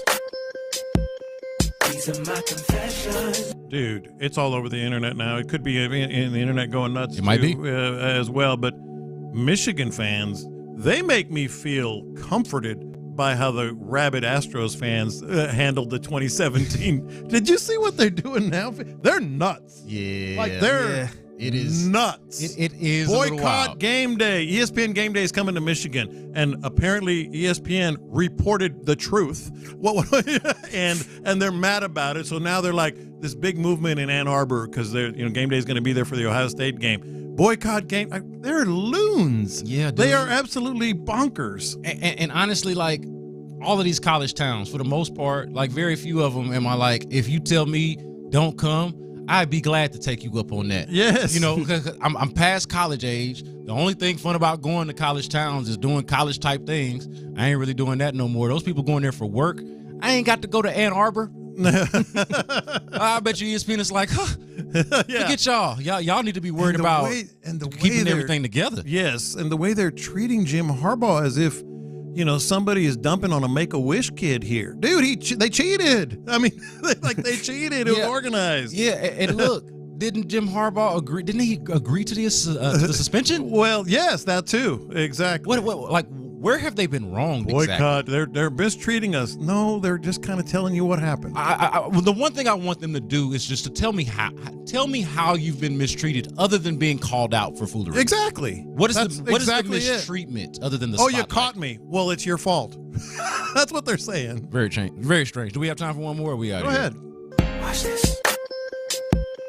These are my confessions. Jalen Green needs to be recalibrated and recast as a role player. I think that's the way. That is how we get the most out of Jalen Green as a Rockets fan. We got to just dump this idea of him being a franchise player or him being a number one. I'm not saying he doesn't have that level of talent, but there is something, can't put my finger on it, but there is something that is missing, a leadership quality, an intangible, something that I can't readily identify that is missing, that is keeping him from being that guy. But he is talented enough to be a really important piece and role player. If you can get the most out of him as a role player, you can still salvage that pick. He's a diva and an underachiever. That's what needs to change. And how do you change that? With a strong coach and a come-to-Jesus meeting and some actions that back up that come-to-Jesus meeting. And that is making him a role player, having him come off the bench. I agree. He's got to be, old school term here, knocked down a peg or two. Yeah, man, and we pointed out it's Jabari Smith Jabari Smith Jr. does seem to have better intangibles, but both of those two guys have been benched, and it is quite the sight to see how the foundational pieces have not necessarily lived up, despite having better coaching and better teammates around them. Coming up. No, let's give away some tickets right now. Oh, we want to do that right now? Let's give away some tickets right now. All right. Okay, let's go. Let's do it right now. Let's give away the tickets right now. I want to do the loopholes of solid, and we'll delay it a second so everybody listening online or YouTube or Twitch can get in on the game as well. All right, look. So 713, somebody asked this on the text line too. I should have gave it to you. 713. It's funny how they text the number that they need to call to get the tickets. But someone texts the number. That number right there. Where do you call to get the tickets? But what's the number to call in? Let me bring it home for you. 713-572-4610. And keeping with the theme of the Texans having the opportunity to win their 7th game of the season. Yes, sir. We are going to award caller number 7. Caller number 7 gets an opportunity to go watch your Houston Texans with an opportunity to take sole position atop the AFC South against the Jacksonville Jaguars, a team, by the way, that they've already beaten this year and have a chance to beat again. So caller number 7, call 713-572-4610. You don't want to miss your opportunity. You can be in the building. They talk about all them empty seats. Yeah. You can fill one of them. You can fill at least one of them by calling this radio station, 713-572-4610, for your chance to win tickets to watch the Texans host the Jacksonville Jaguars. Coming up next, Lopez. Oh, you want to hear this? Look, you're not going to want to miss Lopez's all-22 breakdown, and it ain't the Texans Cardinals. Let me tell you that. This is about Thanksgiving and your family. Don't go anywhere.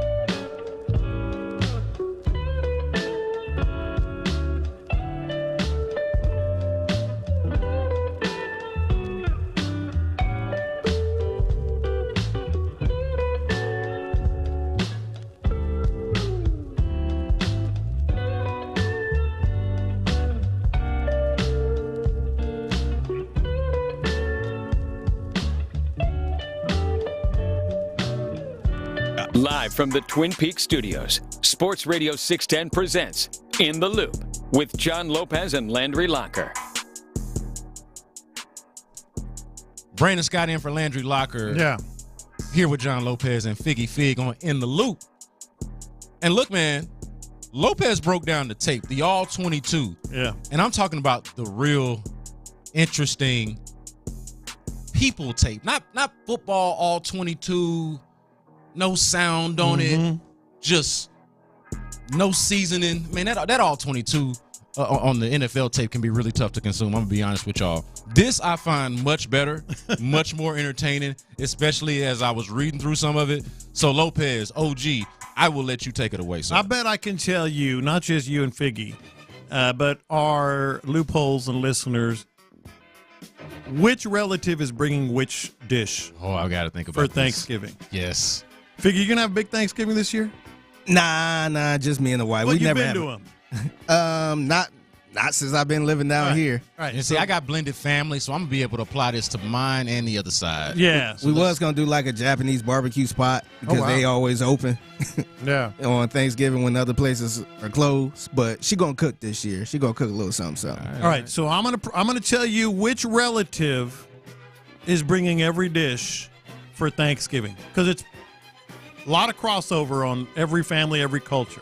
So let's start with the main ones, and we can go through them pretty quick. The roasted turkey, that's mom. That's mom and grandma, whatever. Usually help from grandma. Yeah. And you can rest assured they're going to be complaining about getting up at 4 a.m. to start basting, put it in and start basting it and all that. Yeah. They're going to wear their robe and slippers at least until the first guests start arriving. Yep. All right. Yep. That's the matriarch of the family. Yes. I think that's a pretty good one. Fried turkey. That's dad. Or the male host or whatever. And if anybody tries to help, offer advice, or help on the fried turkey, they better be ready to start emptying their pockets like Ron Hughley and start throwing hands. Because you don't... that still cracks me up the way he emptied his pockets. He threw his shoes. He took his shoes off, emptied his pocket. So that's the main one. All right, dressing and stuffing. And by the way, it's dressing. Here it's dressing. We live in Texas, people. It's dressing here. It's dressing. Yeah. I had not had stuffing until Figgy, they call it stuffing up in the Midwest. Nah. No? Dressing? Mm-mm. All right. I got to be honest, man. I thought stuffing was more for white people. I thought it was a white people thing, man. So it's good to hear that y'all say it's dressing. Okay. I think I think the Two Americas race car thing that's happening there is just the difference in what we call it, though. Yeah. Because I think the white folks that say stuffing mean dressing and the vice versa. Dressing is made with cornbread, right? Okay, hold that thought. Okay. Because there's usually three dressings that are made. Okay. All right, one of them is the prime time dressing. That's going to be the main event. That's that aunt that everybody loves who could make a shoe taste good and has always made the dressing. There's usually a secondary dressing, and that might be the cornbread dressing. Okay. That might be we make oyster dressing. Some people do shrimp or crawfish or whatever. That second one, that could be sausage. A lot of times they'll put that in the dressing. This is the aging great aunt. Okay. With the help of her favorite niece, because it's a damn good dressing, and she wants it to live on. All right, so I gotta ask this, and maybe we don't have all of the right people here to ask, but this is a more, let's call it more melanated version of In the Loop today. Cultural, more cultural, a little bit more cultural, black and brown version. But let's just be honest, we're lacking a white person on the show today. Okay, I am curious if that is also a Two Americas thing. I've not been to a white Thanksgiving, but do they make a secondary dressing too? Oh, for sure. They do. Okay, for sure. All right, I'm just asking. Yeah, I was not sure. Tyler said yes. Then there's the third dressing, and actually, Tyler and his wife might be bringing the third dressing based on my description here, because I guarantee you the third dressing is always a late entry to the Thanksgiving dinner. Like it's from the latest daughter-in-law or the latest son-in-law, and they've always had like the regular dressing and the cornbread dressing or whatever, but they add like something with like apple in it or some dressing with breadcrumbs and apples or whatever. But it's respected because can we not overdo the breadcrumbs? In this Thanksgiving, wherever you're going in a couple of days, guys. Yeah. Don't overdo the breadcrumbs. Yeah, oh, for sure. Get to the meat of the matter, as we say. Or like a rice dressing. That's the favorite daughter-in-law. Yeah. It's been added to the mix just in recent years since they got married. All right. What's the difference between a rice dressing and like a casserole? What is a rice dressing? I don't know. That's a great question. I actually didn't know it was this many dressings. Yeah, there's always three. Like oyster dressings and all. Yeah, I've got an aunt that does a seafood dressing, a crawfish dressing. Yeah. It is to die I never for. had that, man. Dang. To die for. Go ahead, a little bit. All right. Mashed potatoes is the favorite daughter. With help from grandma. Kind of like the aunt, grandma makes the best damn mashed potatoes in the history of the world. Okay. She wants it to live on. Gravy. Mom usually does this in addition to the turkey because she's going to make, and man, I love giblet gravy. But Mom's does the gravy. She doesn't let anyone else mess with it. It's hers. Don't even ask. Kind of like Dad with the fried turkey. All right, now we're getting into some good ones here. This is the extended family. Green bean casserole. You know who brings green bean casserole? The single aunt who cooks maybe once a year. That's the green bean casserole person. It's kind of hard to mess up green bean casserole. So who's going to make the green bean casserole? Well, let's let Evelyn make it. The person that's going to be alone forever. She's single. Bread and rolls. This is such a funny typecast. No, this is accurate, I think. Bread and rolls. That's the son or daughter and the husband or wife who live out of town and have kind of distanced themselves from the family. So they live like in Dallas or Denver or whatever. They come in for Thanksgiving, and mom tells them, just bring the damn rolls. Yeah. Right. That's the out of town. You can't screw that up. Can't screw that up. They don't have a kitchen. They're staying at a hotel. Just bring the damn roll. This was me before my family started becoming the host. You were the rolls guy. I wasn't necessarily out of town. Yeah. But I was the distant one. Yeah, who would just come and bring the rolls. You were the rolls Or guy. like plastic forks. Sweet potatoes / yams. This is the other aging aunt that may or may not really be an aunt. She's known your mom since middle school. Okay. And the aging aunt has adopted one of your kids. And I mean, no one makes sweet potatoes like her. So the aging aunt, sweet potatoes is a big. You can't. Yeah. You need to have some experience there. Yeah. This is the one that makes me emotional because my grandmother, who's been passed now for 13 years. But she passed it on to someone, didn't she? Passed it to my aunt. That's what I'm saying. See, it fits your family. Now, don't let me. She might be listening. I'm not calling you agent, auntie. Okay, but she'll take that to the heart. I ain't say you was agent. All right, that was Lopez that said that. Another big one here, especially for us minorities. Mac and cheese. Crucial. Gotta have it. Crucial. You can't give that to anybody. It started out as your grandma's recipe, then your mom's. Yes. And right now, the most trusted cousin or sibling is the one they learned from the master. They're the ones making the mac and cheese. The mac and cheese in my family is the same as the sweet potato pie. They're the same. They're huge. My grandmother passed it down to the same aunt that I'm talking about. Yes. And she will and does make both. Yes. Excellent. All right, here we go. Just great. Some more interesting ones. Brussels sprouts. Wait, what? Brussels sprouts. At Thanksgiving? Brussels sprouts is a staple. And you know who it is? For the purposes of our families, black and Hispanic, it's the white girl your son married. Race car! I thought they was bringing the green bean casserole. Well, to be honest. The Brussels sprouts is the white girl your son married.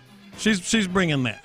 Yeah, I was gonna say pumpkin pie, but Brussels sprouts is even funnier. I like Brussels sprouts, though, so I ain't gonna complain. I do too, but on a Thanksgiving meal, I do feel like that's the person that would bring it. It should you know be, what I mean? It should be greens. It shouldn't be Brussels sprouts. Right. It should be greens. It should be greens, cabbage. We have greens. A lot of people don't even have greens. Anyway, ice. That's the black sheep's son and his girlfriend. Yeah, and by the way, he brings a different girlfriend every year. Yes. They're getting the ice. And the thing about that is they never really bring enough ice because they have to break away to get more, air quote, ice so they can get high again. Yeah. Yeah. So that's the ice. They're the ones that go for the walk. Yeah. Yeah. Hey, we're just going to go for a walk. We're about to go to the store. We can get some ice. Yeah. Beer. Go to the car real quick. And it's like, hey, why did it take you 30 minutes to go to your car? That's right. Beer. That's the single son and his buddies that have been coming to Thanksgiving every year. Yep. Like they might not have the single parent household, whatever. They bring in the beer. Wine. This is the oldest, most aloof, well-off son or daughter because they like to brag about how much wine they know. So you let them go ahead and spend the money and bring the wine. roasted carrots or whatever vegetable is still out there. That son's girlfriend who's trying way too hard to get a ring on her finger. She's trying way too hard to get a ring on her finger. Sure, just bring the carrots. Roasted carrots, too. Yeah. Corn casserole. That's another staple. That's the divorced son or daughter that you don't want to put too much on their plate, but they really want to try to keep doing the family experience and try hard, and they've been around since the beginning of time, so they make the corn casserole. He's kind of like the twice divorced uncle, no, I messed that up. But what's the difference between corn casserole and like cream corn? Same thing. Okay. Yeah, all right. I was about to say, why is we making casseroles out of everything? Why we can't just have corn? Yeah, man, we ain't had this many casseroles. All right, I got two more. Green beans and corn. The people in your family based on the dishes they make. Cranberries. All right, you know who this is? Who brings cranberries? That's the twice divorced uncle. And I'll say this, my hot take. Whoever brings cranberry to the Thanksgiving is disinvited from the Thanksgiving. You gotta have them. I don't need it, man. You gotta have them. Put gravy on my dressing. I don't need no cranberry sauce. I don't understand. Just come with nothing. I don't understand. Bring more ice. Bring more beer. Bring more ice. Yeah. That's the twice divorced uncle, and he tries to make it every year, but he screws it up, so he ends up just opening 2 cans of cranberries. All right. Finally, the last one. The salad or salads. This is the new blood to the family, man. You gotta have them. You gotta let them do something. They're new to the family. No one really knows if they can cook, and everything else, all the other good dishes are taken. So it's like, yeah, make a salad, and that's it. Hey, so from the YouTube chat, this is gonna have to be a race card against you, Lopez. What do y'all have? Like 50 people in your family? Everybody has big Thanksgivings. Also on the YouTube. Yeah. This is so good, Lopez. I'm bringing the rolls, by the way. I'm bringing the ice. Yeah. Just so you know. Just so you know. I bring the paper plates. Ice cream. I don't know, something like that. All right. That's pretty good. That's pretty good. I'm gonna think about. I'm gonna be judging everybody at Thanksgiving table to see. Okay, who are you? Just based off of the dish that they bring. You're gonna be surprised how accurate that is. Coming up around the NFL, what stories are the biggest on a Texans Ticket Tuesday? What stories are the biggest around the NFL right now? That's coming up next on In the Loop. All right.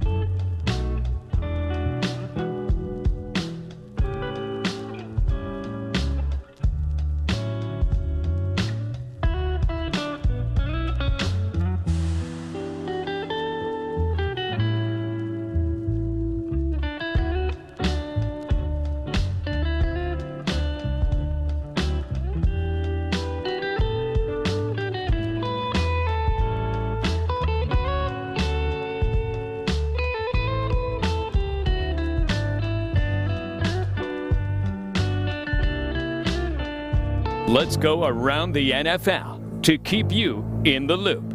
This is Houston's sports leader, Sports Radio 610. All right, so around the NFL, Brandon Scott in for Landry Locker, by the way, here with John Lopez and Figgy Fig. But around the NFL is going to be not preempted, but it's got a little breaking news element to it. Breaking news from Sports Radio 610 is presented by BetQL. Smarter bets start with BetQL. Download the BetQL app or visit BetQL.com today. So a longtime rival of the Houston Texans, or one of the better players on the rival of the Houston Texans, Darius Leonard, Shaq Leonard, I'm not sure which one he's going by these days, but he's been known as Darius Shaquille Leonard. All-Pro linebacker for the Indianapolis Colts has been waived by the team. Waived by the team. Now, he's not the same Shaq Leonard that was a four straight years, I believe, All-Pro. Monster. Either first team or second team, 4 years in a row with the Indianapolis Colts. He has not been that since last year, had a back injury in Week 10 that put him on the injured reserve and ended his season, and has not been the same since he came back. But I don't think he's been so terrible that any of us saw this coming.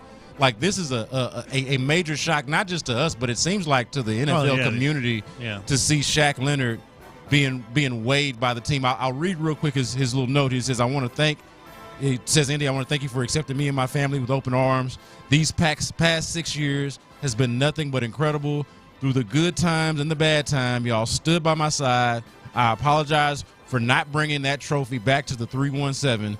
The energy in Lucas Oil has been nothing but amazing, and I thank you for every memory. I'm thankful to play for such an amazing fan base. I love you guys and wish the Colts nothing but the best. That is a very, very strange parting of ways. Dude, 4-time All-Pro. 3 times first team All-Pro. Yeah, four times in a row, and 3 of those, like you said, first team. And just a monster. It's a collision position, as we all know, and he's had some injuries. It comes at you fast.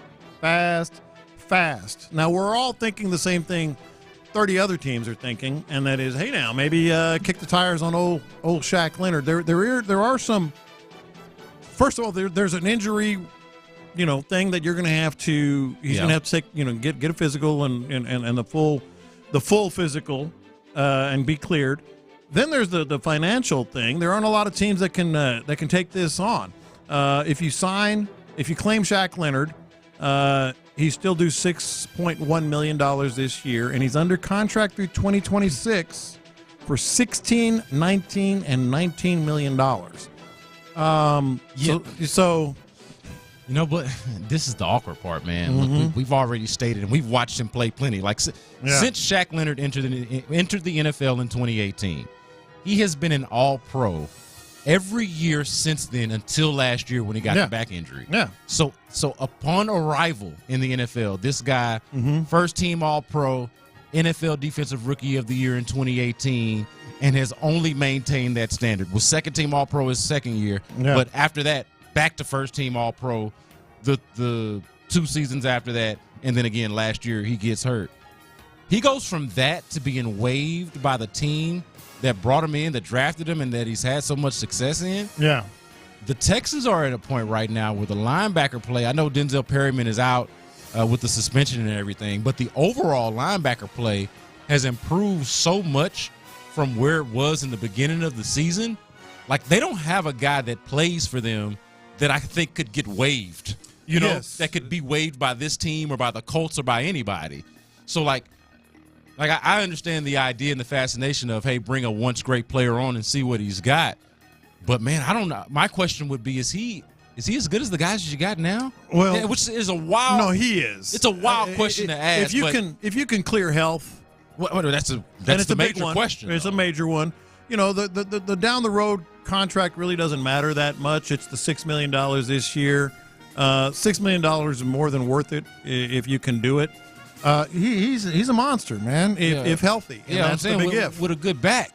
Yeah. You know what I mean? And they're around him every day, so they would know. There's a reason they're releasing him. Yeah, man. He's 28 years old. I don't know if there is an injury of any kind for an athlete or even just a regular person that scares me more or makes me more unsure than a back injury. Yeah. Because I have no idea how to predict I'm those. with you 100%. Once hard JJ to started predict. having the back stuff, I was already kind of like, oh, no, that's going to be big time. JJ Watt, Tracy McGrady comes to mind on the basketball side. Like that's major news affecting the division and just major news around the league for one, because like we mentioned, this is a 4-time All-Pro. Like he was on Hall of Fame trajectory. Yes. You know, like he was certainly on that trajectory, and now he's being waived by the team where he's had all of this success. So very, very interesting. Let's continue to go around the NFL.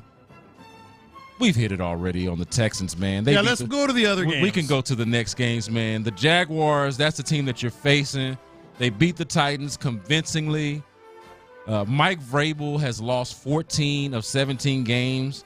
And as you mentioned this, Lopez, they don't look like much of a threat, the Titans. Yeah. That's one takeaway. Obviously, we know the Texans are about to play the Jaguars and the weight of that game. But on the other side of it in the division, the Titans, they just like a team that's chasing its tail, running in place. You touched on it, and I had to double-check and maybe even triple-check this. Mike Vrabel's lost 14 of his last 17 games. Think about that. Yeah. That's wild.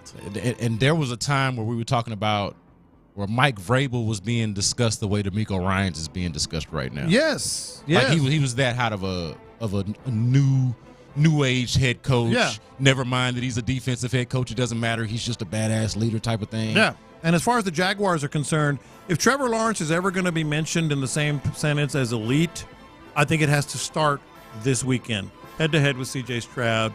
He's going to have to make plays. Which would you prefer? Kind of going back to whatever question that was asked to Doug Peterson. Do you see this being a Kelly Marino type of? I do not. Do you prefer that Trevor Lawrence fall flat on his face, or is it better for you if both guys are good and everything is more compelling? I don't mind both guys being good, but when you start getting selfish and you want this team to just be able to make a big, long run, you want them good, not great. You want them in purgatory. I was just about to say. You want them in purgatory. I want it right around where it is right now. Yeah. Yeah. Does that make sense? Exactly. And with CJ improving. Yeah. Yeah. Yeah, because Trevor is good enough to make it interesting and not bad enough, to make it a laughing stock, but also not good enough to where you think, oh, wow, our guy can't keep up with that guy. Yeah. I'd like. Now, he's right in the middle to the point where the Jazz can't even get rid of him. No, they go can't. somewhere else. Exactly. They have to pay him, and they got to stick with him, kind of like a Kirk Cousins and thing. then they're going to be saddled with a huge contract. Yep. Cleveland Browns win a low-scoring game against the Pittsburgh Steelers, 13-10.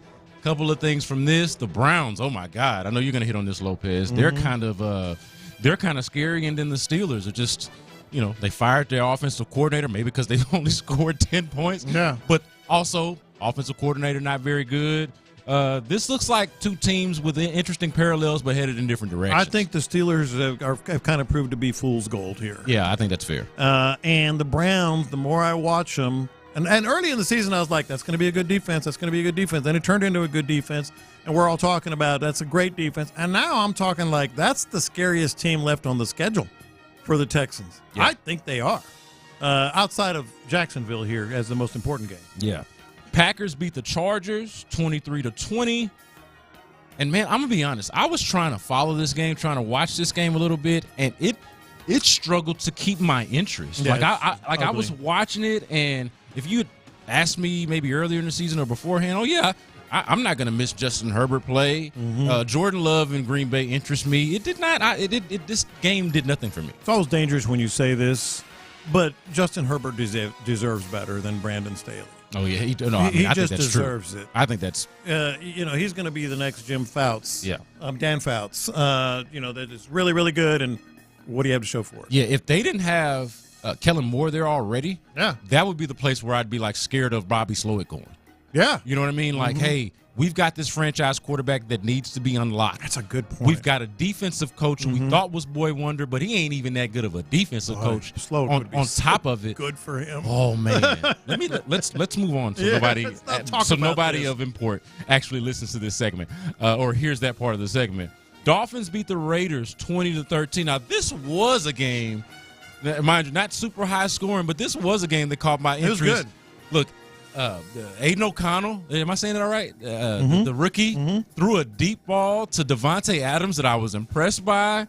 The Packers won this game. The Packers. The Dolphins won this game 20-13, but the Raiders are feisty, and that was a little bit more interesting than I thought it would be. They're feisty. That's the right word right there. The interesting one to me on this game was the Dolphins, because I think they can be a terrifying team with that speed.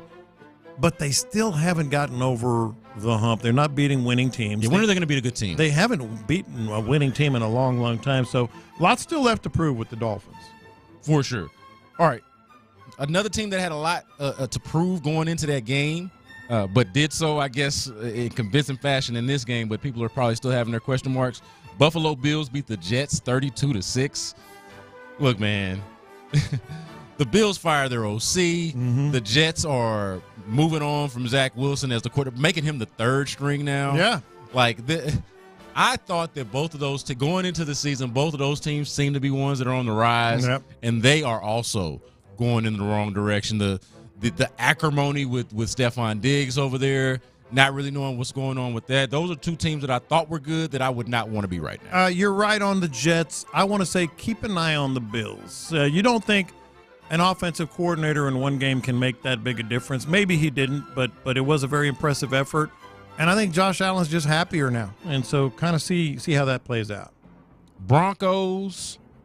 Oh, man. You want to talk about teams to be a little bit worried about? Yeah. Broncos beat the Vikings 21-20. Interesting on what the Vikings are going to do at quarterback, because obviously, Josh Dobbs is impressive. Kirk Cousins is going to be a free agent and is known to sign the short deals, and he was franchise tagged a couple of times and all of that. So very interesting to see what they might do or what they might be interested in doing. But then also, could you get Josh Dobbs for like $20 or $30 million a year less than Kirk Cousins and get relatively close to, I won't say the same production, but still get a good but not great quarterback? Yeah, and if you're not with me, and I know you are, but if you're not with me and recognizing that Russell Wilson, as much as we mocked him and made fun of everything that he is having a really, really good year, I don't know what to tell you. They're having a good year. That's another the three toughest games left are Jacksonville, Broncos, and Browns for the Texans. You got to do a similar thing with the Broncos as you do with the Texans. Don't get hung up on old, tired narratives. Yes. Because I think that's what's happened with the Texans, and rightfully so. It's an old and tired narrative, but it's one that they earned and was legitimate about how the organization was run at one point. But they've corrected some of those sins, so you can't look at them in terms of how you used to view them.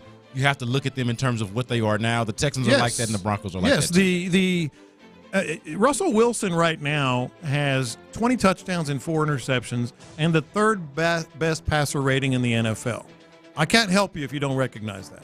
Yeah, no, it's very, very clear. All right, Lions beat the Bears. They come from behind on this one. It looked like the Bears are going to have a chance to beat them, but the Lions come from behind, beat them 31-26.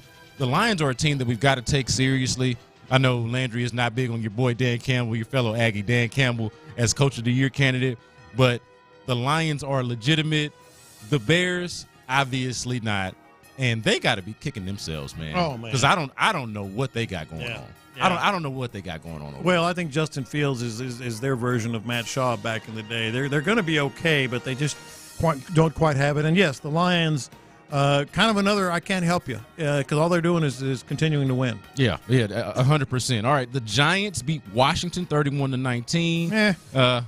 That was when I was like, do we really need this? Other than them both being big markets, Cowboys beat the Panthers. The Cowboys beat the Panthers. Bryce Young threw a pick six.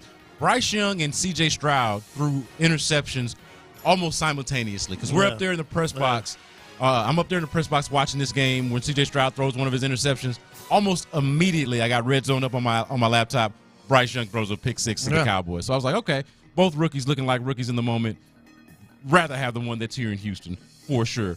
San Francisco 49ers beat the Bucs 27-14. Baker Mayfield actually looked okay. He's been looking okay. And I've been very surprised by him. But look, Brock Purdy is back to being the guy that he was early on in the season. Well, especially on that team. Yeah, and before they had that little rut. They lost 3 games in a row. Yeah. So that looks pretty good. The 49ers, by the way, legitimate. The only team since the Texans beat the Jaguars, the only team to beat the Jaguars since then.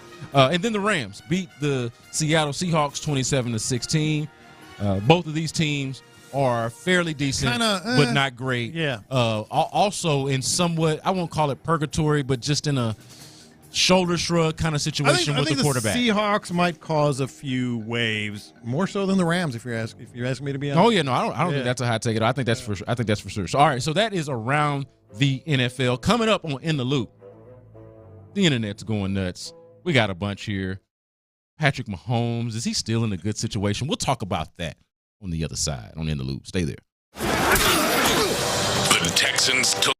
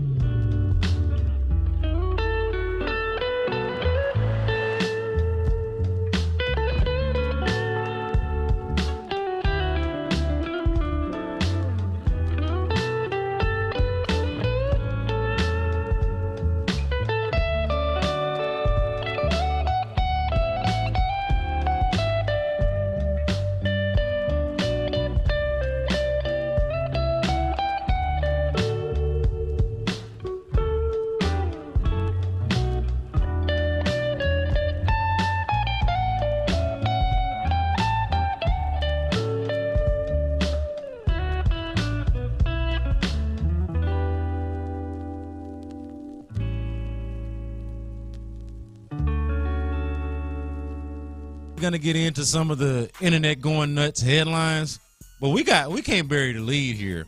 We got to start off with the thing show related, okay, in the loop related that had the internet going nuts. Maybe Sunday. I'm gonna be honest. I didn't get a whiff. I got of it this. Monday morning. I didn't get a whiff of this until Monday morning. I saw that Figgy had posted this on social media during the day. I ran into Figgy in the Odyssey suite during the game. So I want to say we saw each other since that post had been posted. I just had not come across it yet. Yeah. But this would have been addressed when we saw each other and talked to each other face to face on Sunday. I just was not yet aware of it again until Monday. But Figgy has got to learn how to Southside. Poor Figgy. All right. Especially as somebody who has spent as much time here in Houston as he has. How many years has it been now? 7 years? 7 years. 7 years that Figgy Fig has been. On the scene, too. On the scene. Yeah. Notably, on the South Side. Figgy lives close to the stadium. Yeah. He is himself now a Southsider. And the internet went nuts about this. I'm going to be honest, okay? And this is a borderline confession / internet going nuts. When I saw this, I thought, there's another reason to respect Figgy. Mm-hmm. There's another reason to admire Figgy because he was willing to put himself out there. That's huge. And be self-deprecating in a way that I simply could not have been. Yeah. That I could not have been. Now, Figgy did some kind of odd version, uninitiated version of the South Side, all right? And if you're watching on YouTube and Twitch, you can't see my feet, but I'm showing Figgy that the hands and the knees need to be going in the opposite direction. And then you stop on one, and then you come to the other, and you go over your head. Okay, so one. So you can get in your rhythm. You're going from side to side. But then you stop, two, then over the head. You got to wipe your head. So you want to wipe your head, and you want to go two, all right? And then your heels need to be how your feet are going from back and forth. So you're using your heels. It's in your heels and in your hands. And all you need is rhythm. You don't actually need dance moves. It's just on the ones and twos, and you do the South Side like that. I could not believe. Figgy, he was. Oh my God, man! I felt like I had wronged him. Really bothered by this. As a friend of Figgy's, as somebody who I ride or die with Figgy, the best in the world at what he do, and I'm like, man, this is a dude that has embraced H-Town culture. Like. He's unlike some people that I know that come from the Midwest, moved to Houston, and are like, nah, I'm Midwest. I ain't Houston. Yeah. Nah, he came here he's embracing and went full go into the Houston culture. Yeah. But somehow, somewhere, despite being on the scene, no one showed this man how to hit a proper South Side. And I, for one, apologize to you, Figgy, as somebody that's been in your life over the last few years. I should have been showed you how to do it. What's crazy is when I first moved down here, obviously I heard the song before. Yeah. But I never seen the video growing up, so I never knew it was a dance till I moved down here. Yeah. And now I fell on the sword too many times during this, but in the video, I'm gonna defend myself a little bit because in the video I was being a little silly. You were messing around. Yeah, because I was eating some seafood pasta and it was pretty good, and they threw on Kiki. Yeah. So I'm like, okay. I was just being silly. Yeah. And my video person was like, oh, do it again. She was cracking up at it because she's a Houstonian. And so I was kind of being a little silly, but I don't know how to do it. Yeah. But wait a minute, though. I do have to ask you this, though. When you be out on the scene, when you're outside, as the young people say. Yeah. And the South Side comes on. What do you do? What do you do? Because I've never done anything else. Yeah, well, I don't know what else to do. I'm not a dancer, to be honest. I kind of stand around a little bit, but I kind of look at the Houstonians' reaction when the song come on. So I don't really jump in there. I don't really jump in and do the South Side and all that stuff. But the thing that I like the most about it, and I cannot stress this part enough, for me personally, all right, I ain't nobody's dancer, okay? And the cool thing about the South Side is that it is an all-inclusive dance. It's easy. Where it is easy, and it does not require you to be actually good at dancing to do it. You're not Usher out there. Right. Yeah, this ain't the Tamia line dance. And neither is, by the way, Lil Kiki or none of the dudes from the South Side that thought of it. It's a bunch of standing on the wall type of dudes, nodding the head or going from side to side. And so that's all it is. That's all it is. It's a very basic choreography designed for people like us. People like us that dance. ain't going to be out here just dancing and blowing people away with the dance moves. Oh, But I had to get that out of the way. No, I'm glad you did. With the internet going nuts. I know we hit it earlier, but I'm glad you did. But I just, as somebody that appreciates and adores what Figgy does for this station and for this culture, man, we wasn't gonna have you out there like that, man. I got the internet going nuts. All right. Kareem Jackson, what the hell happened to this dude? What's up with my mans? What's up with your mans? He just got back. He just got out of timeouts. I mean, is Greg Williams coaching that defense or something, man? It felt like they got a little bounty gate going on, He'd man. be better off if he didn't bounty because he could at least play and get his game checks. And by the way, we may be talking over some here because they might not know. He's been suspended 4 games for like vicious hits, like clearly bad. But he just came back from a suspension. Yes, right. But they did that whole We're at Perryman kind of thing. We're at Tuesday, November 21st. So this is not the suspension. See, when Perryman got suspended last week, it was more recent. And we used the backdrop of, and I heard Landry mention it. Hey, Kareem Jackson got suspended earlier. This happens. This is what happens. He's been suspended again. When did he turn into a heel? Like, when did he turn into a bad guy? He had that tweet. So before he came back, he had that tweet over the weekend. I don't know if y'all saw it, where it's like him in a room or something like that. And he's talking about John. He said, hey, me and John Harbaugh can be in timeout together. Tell him to come over to my house. He knew something was coming. Yeah. No, but this was since the first suspension. No, I'm saying he knew something else was coming, probably. No, you don't think so? No, because Kareem Jackson had already been suspended the one time. Yeah, that's true. And was currently under suspension, talking about, hey, me and Harbaugh can hang out in timeout. Then he comes back from suspension and immediately does some stuff to get him suspended again. Yeah. Yo. It's wild, man. And don't they play for money? Doesn't he want the money? Yes, they play for money. Why are you out there losing your money? Don't you play for money? Yeah. What are we doing, guys? I don't know what happened to him. I don't know, man. It's wild, though. I got the internet going nuts. Is Patrick Mahomes still in a good situation? Because all I can see on the internet right now, and this is why I ask it, it's somewhat rhetorical, but we can answer it.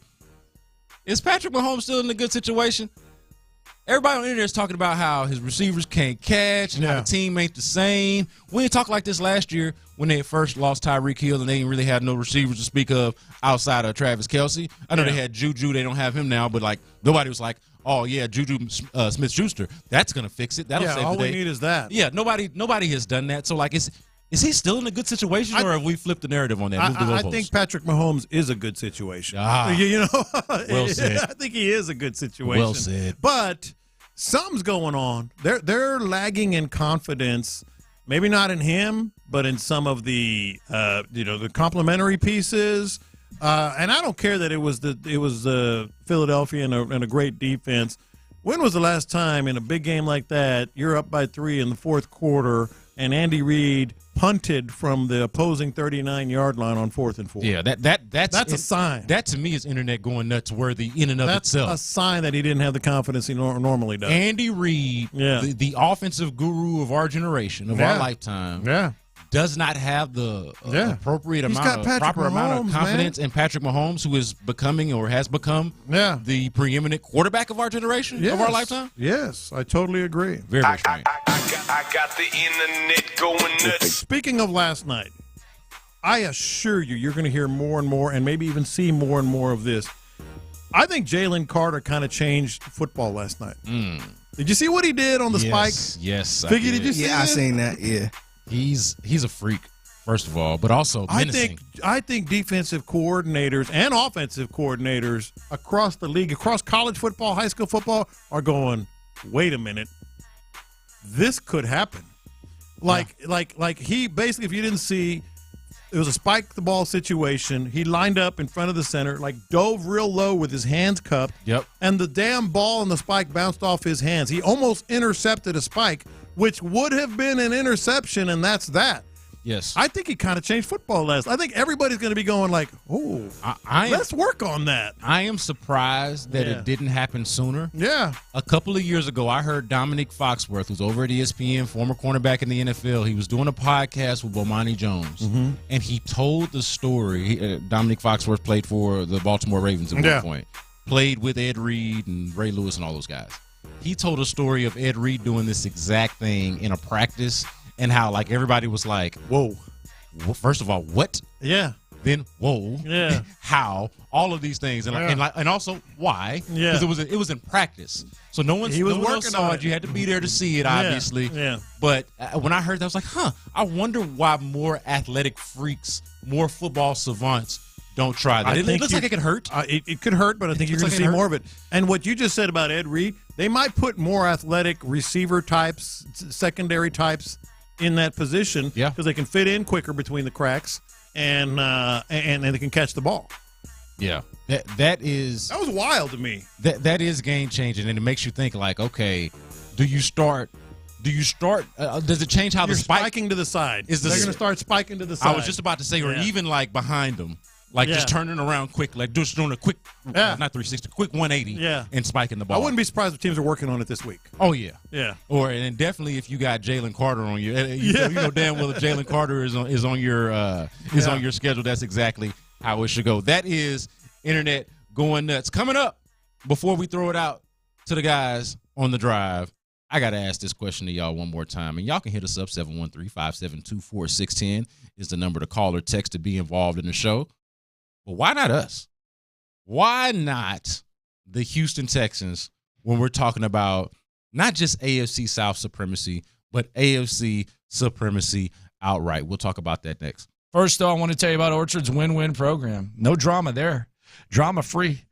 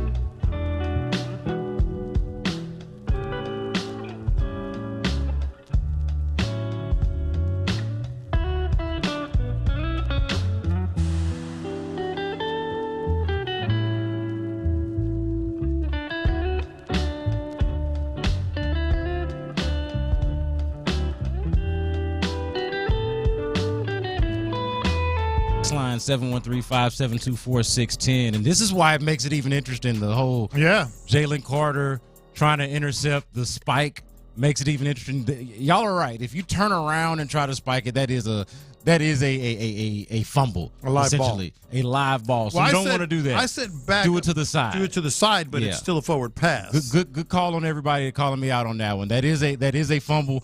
But hey, what would be so fascinating to see somebody try it and like screw it up and not know the rule like I did. Yeah, and then pick it up, scoop and score. Yeah, and for their sake, I hope they wouldn't do that. But yeah, it makes you think they either gotta spike it to the side, or at the very least, you got to take like 2 steps back. 2 steps back, which kind of defeats the purpose. That's another second. Yeah, because you're trying to take as least amount of time as possible. So good call by everybody. Yeah, that would be a fumble. All the more reason why it makes it complicated when somebody tries to disrupt the spike like that. The story here is it's getting in coaches' heads right now as we speak. Yeah. Because that was impressive, and he's not the only super athletic guy in the NFL. Yeah, well, and that's my thing. Yeah. That's the big takeaway. Forget backwards pass, fumble, all of that. Yeah. The story really is the freakish athleticism of some of these dudes that we see out here, whereas, like, intercepting or even trying to intercept a spike would not even – he had both hands on it. It wouldn't go through my mind. No. Like, obviously, I'm not an elite athlete, but it wouldn't even go through my mind to put in the mind of an elite athlete until I heard that story about it. Was wild. I was like, about Ed Reed trying it in practice, and then we saw Jalen Carter actually try it in a game. Who would do it here? Blake Cashman. That'd be a good one. He seems like somebody who would have the instincts and also the ability to do it. Jimmy Ward, bring him up from safety. Jimmy Ward. Put him in a stance. Oh, you know what sucks? Yeah, what's that?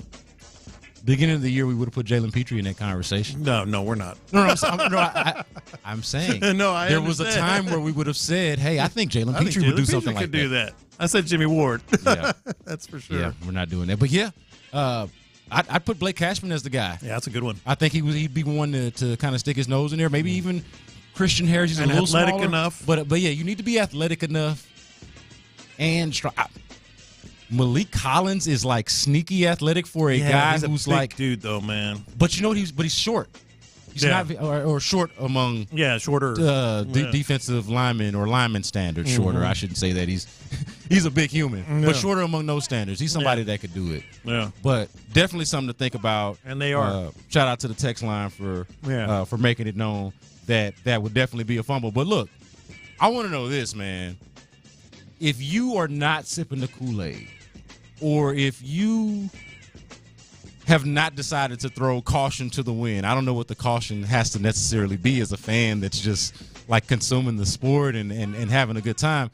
But if you have not decided to throw caution to the wind just now or just yet, I want to know why. Yeah. What is it that is it just like an emotional hang up of not wanting to get your hopes up?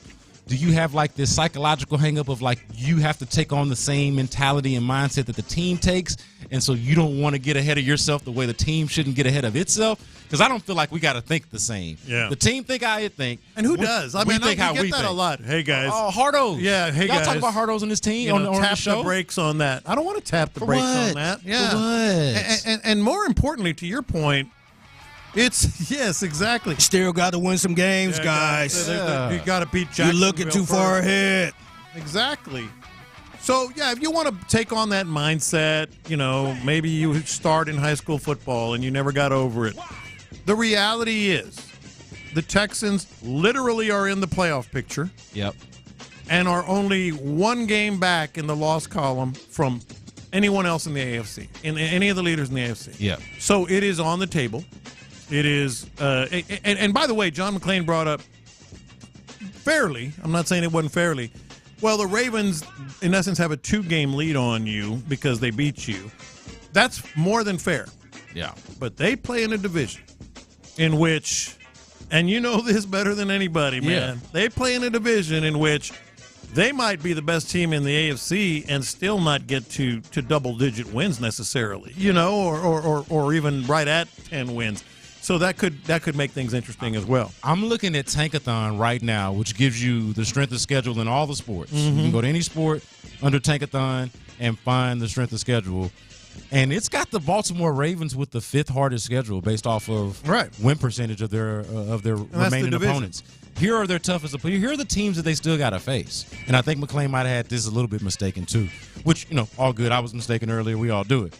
But they've got the 49ers, the Jacksonville Jaguars, the Miami Dolphins, and then, of course, they got another division matchup against the Pittsburgh Steelers, which is not a pushover by any stretch. They've got 4 fairly tough opponents. A couple of their easiest opponents are the LA teams, and those are even teams that can scare you a little bit. Like I think they'll be fine against the Matthew Stafford-led Los Angeles Rams, but the Chargers do still have Justin Herbert. They do still have a lot of talent on that team. They got several games on their schedule where I look at it and say, I could see them losing 2 games at some point. They're not above that, as good as they've been. Yeah, I don't think they're above that. And then so you're talking about why not us? There wasn't anything about the Kansas City Chiefs last night that put a scare in me. Dude, underwhelming. And Patrick Mahomes still is in a class by himself. Yeah, he's Mahomes. But it still didn't put a scare in me. And I think they have some severe flaws in the receiving core. I mean, severe flaws just in general. And then after that, I'll take the Texans against anybody else. I also think, the parallels between – because the Ravens are probably the biggest – the Ravens, the Chiefs, okay, and obviously the Jaguars are coming up here at NRG this Sunday. Yeah. But the Ravens are one that's still playing good football, still one of the top teams, or, top team in the AFC, but also the team that beat the Texans. Yeah. But I'm also, looking at the parallels of those teams being a lot different than they were when they played.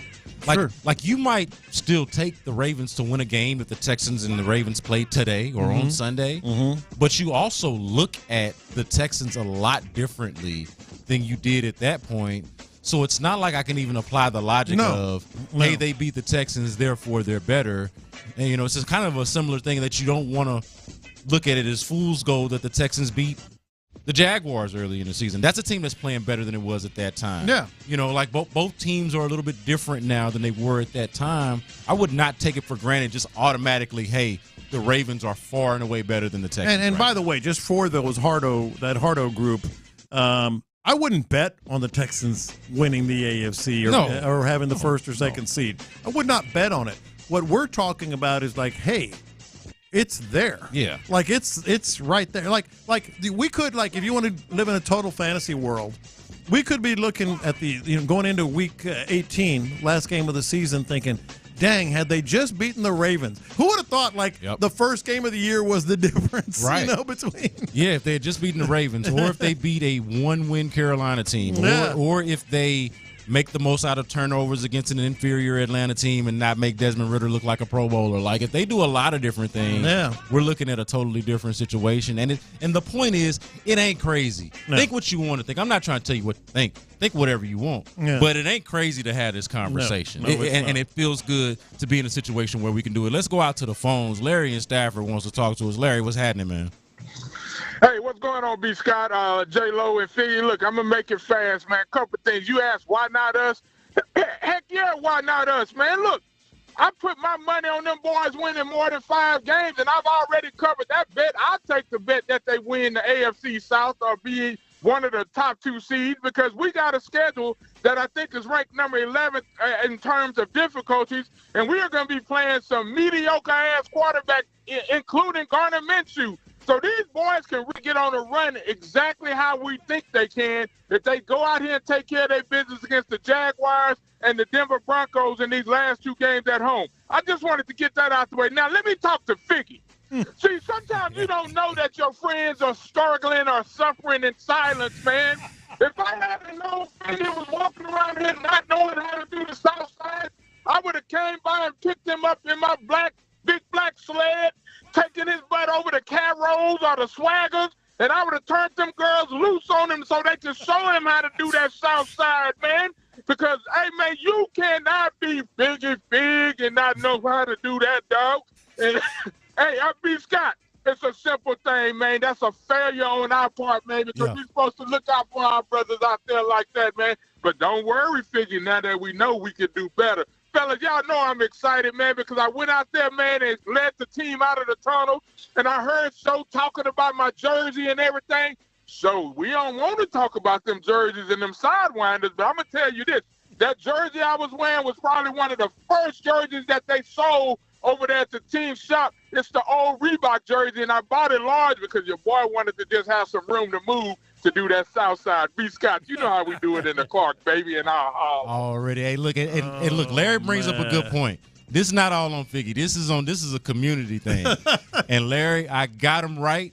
Today. We dedicated at least 2 segments to it. Yeah, far too much time. Yeah, way more time than what I think would have normally been dedicated to it. I'm upset Lopez brung it up on the air yesterday. Yeah, well, but and that's the only reason why I did. You should be thanking me. That should be a social media thing. Hey, we brung it to the airwaves. No. I thought about it, Figure. I was like, man, I don't know. Now you got a whole bunch of people texting, where's the video? Yeah. I'm ready to delete that damn tweet, man. And I don't delete tweets. I thought the same thing, Figure. I was like, but until I was, because I'm a loophole, until I started listening, I heard Lopez open the door. Hey. I was like, okay, well, now it would be unreal of me to come in and not address it, but do it from a place of love and production. Yeah. Like I didn't. I ain't come to just rag on you, Figgy, because it's not like you grew up here on the South Side. Yeah. You just came over here and you needed somebody to make sure that you got right. So don't worry, Larry.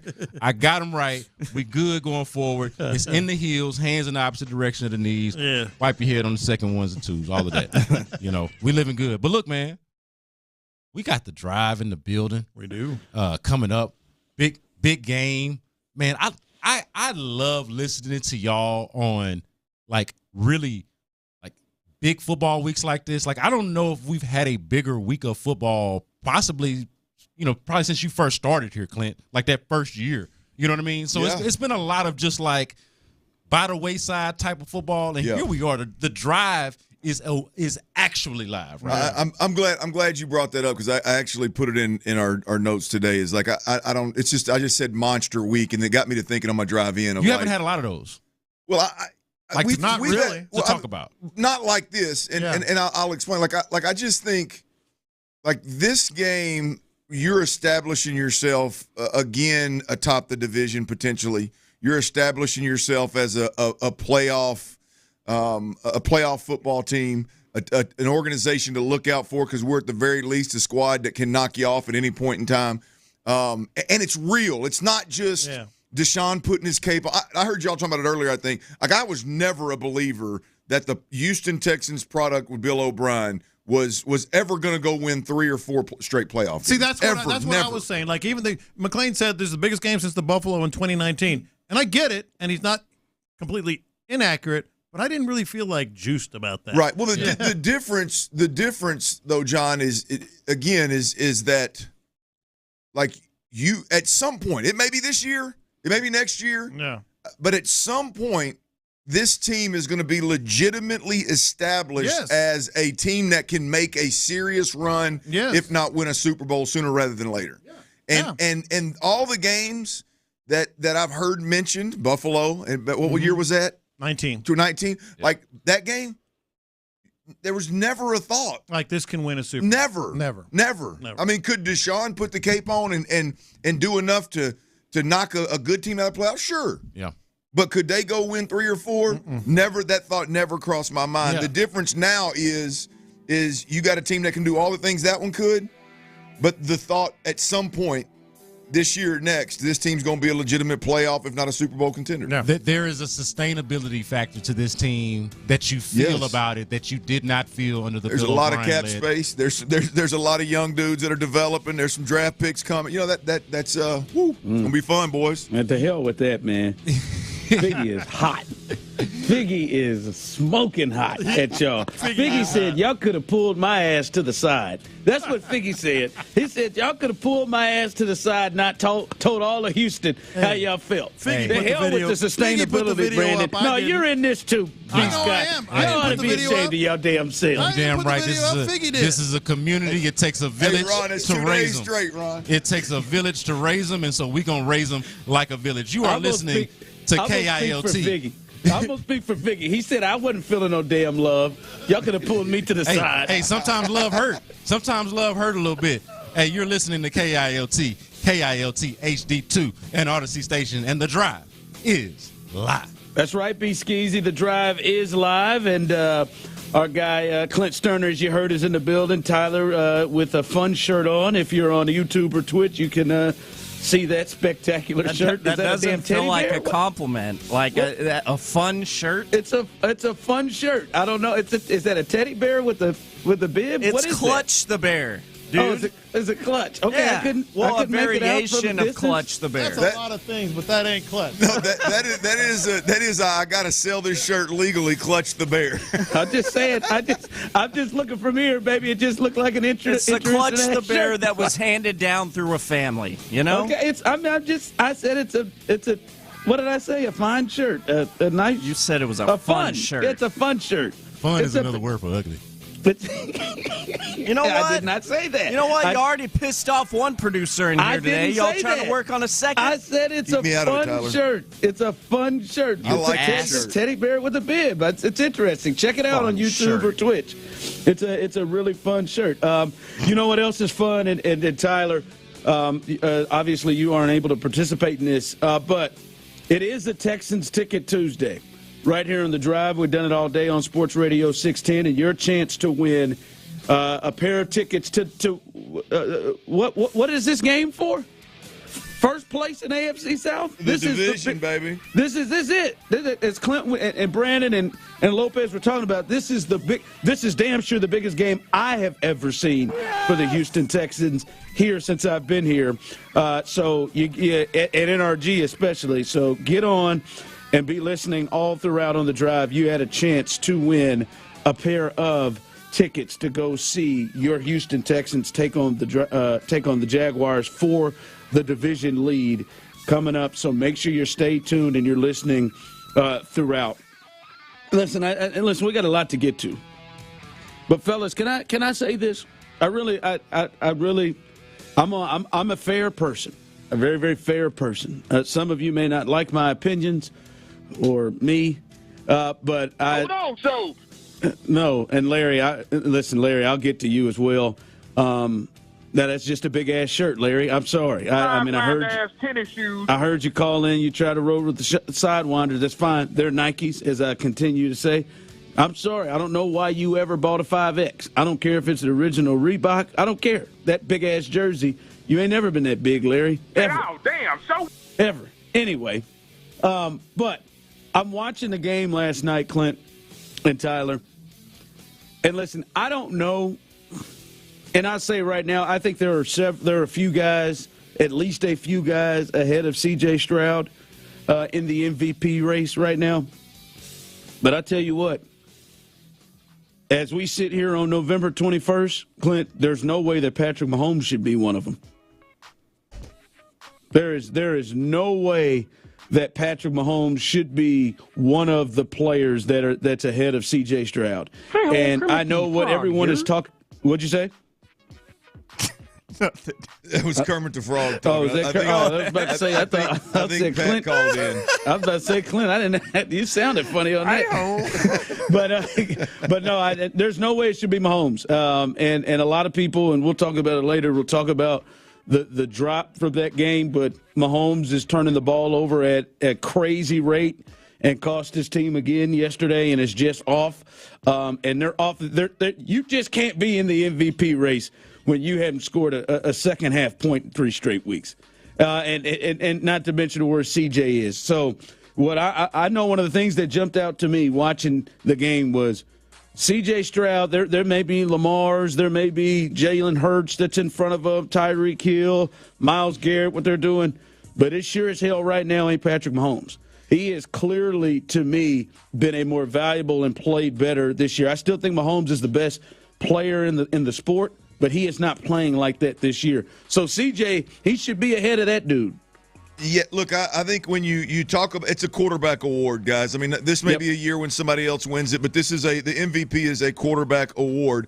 And when you look at this, man, you got Aaron Rodgers, who's been in the thick of things the last handful of years, is out. Pat Mahomes, been in the thick of things, if not won it the last few years, he's out. Josh Allen has been in the conversation consistently. He's not playing as well as people expected. Then you look at the kind of up and coming. Joe Burrow is a common name mentioned. Done. You look out with Justin Herbert. He's a guy that everybody expected to be in that conversation.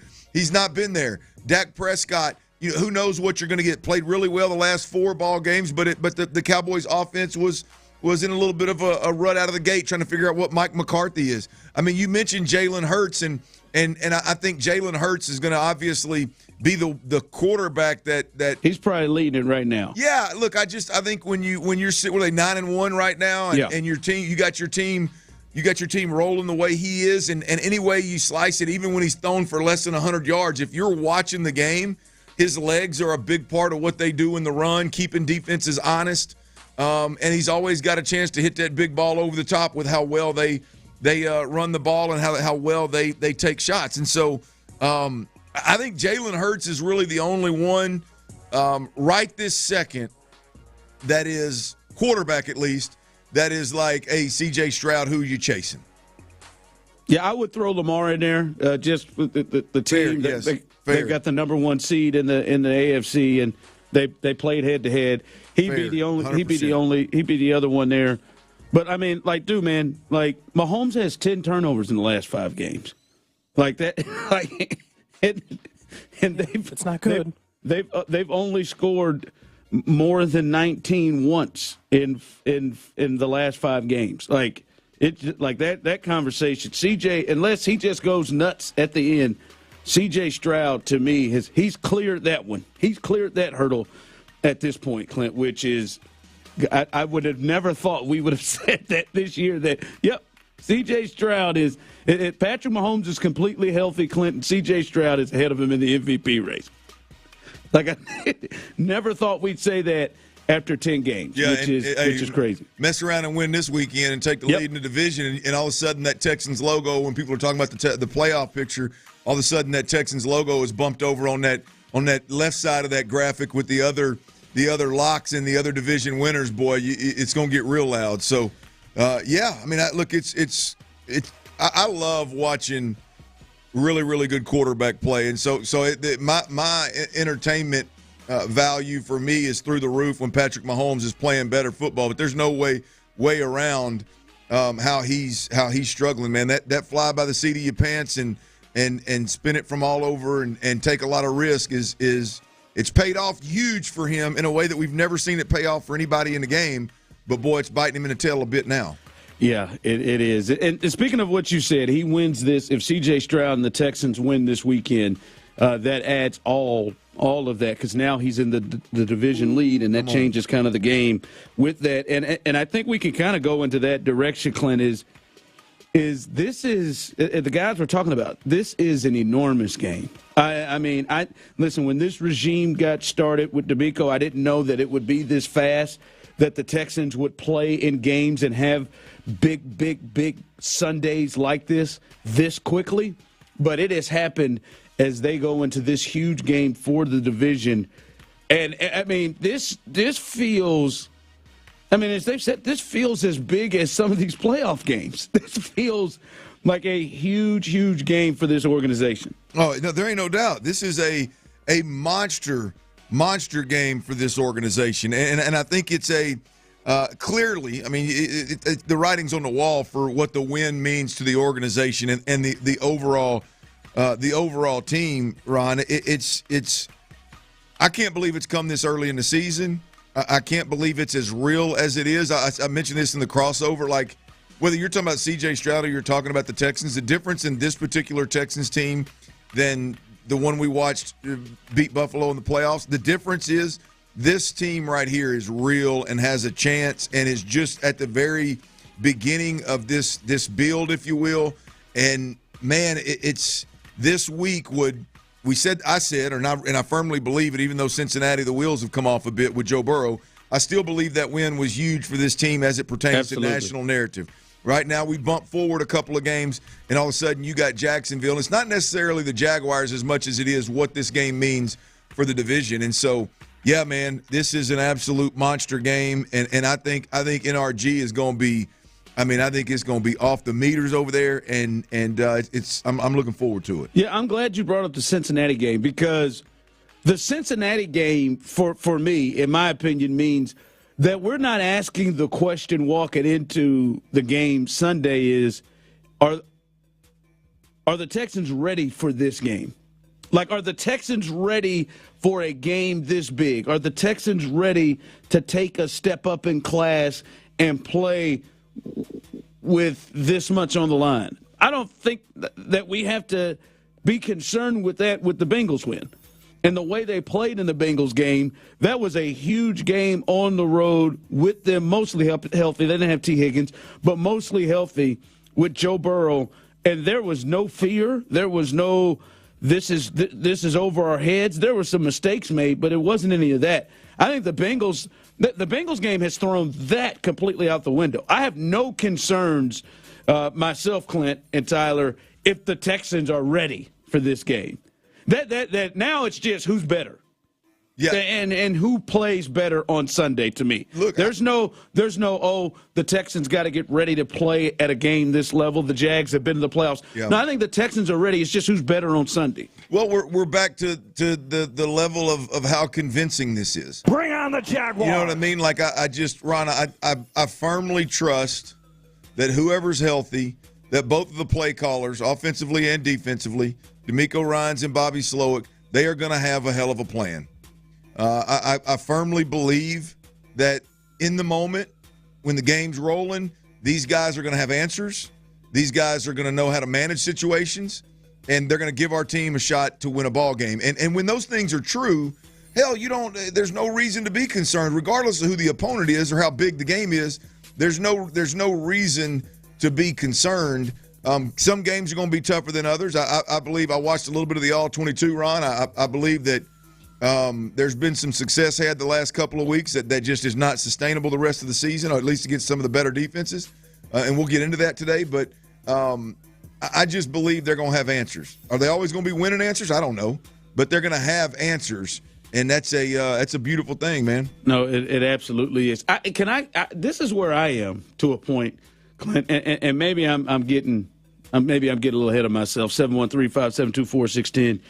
You can get where you or I guess go where you are on this.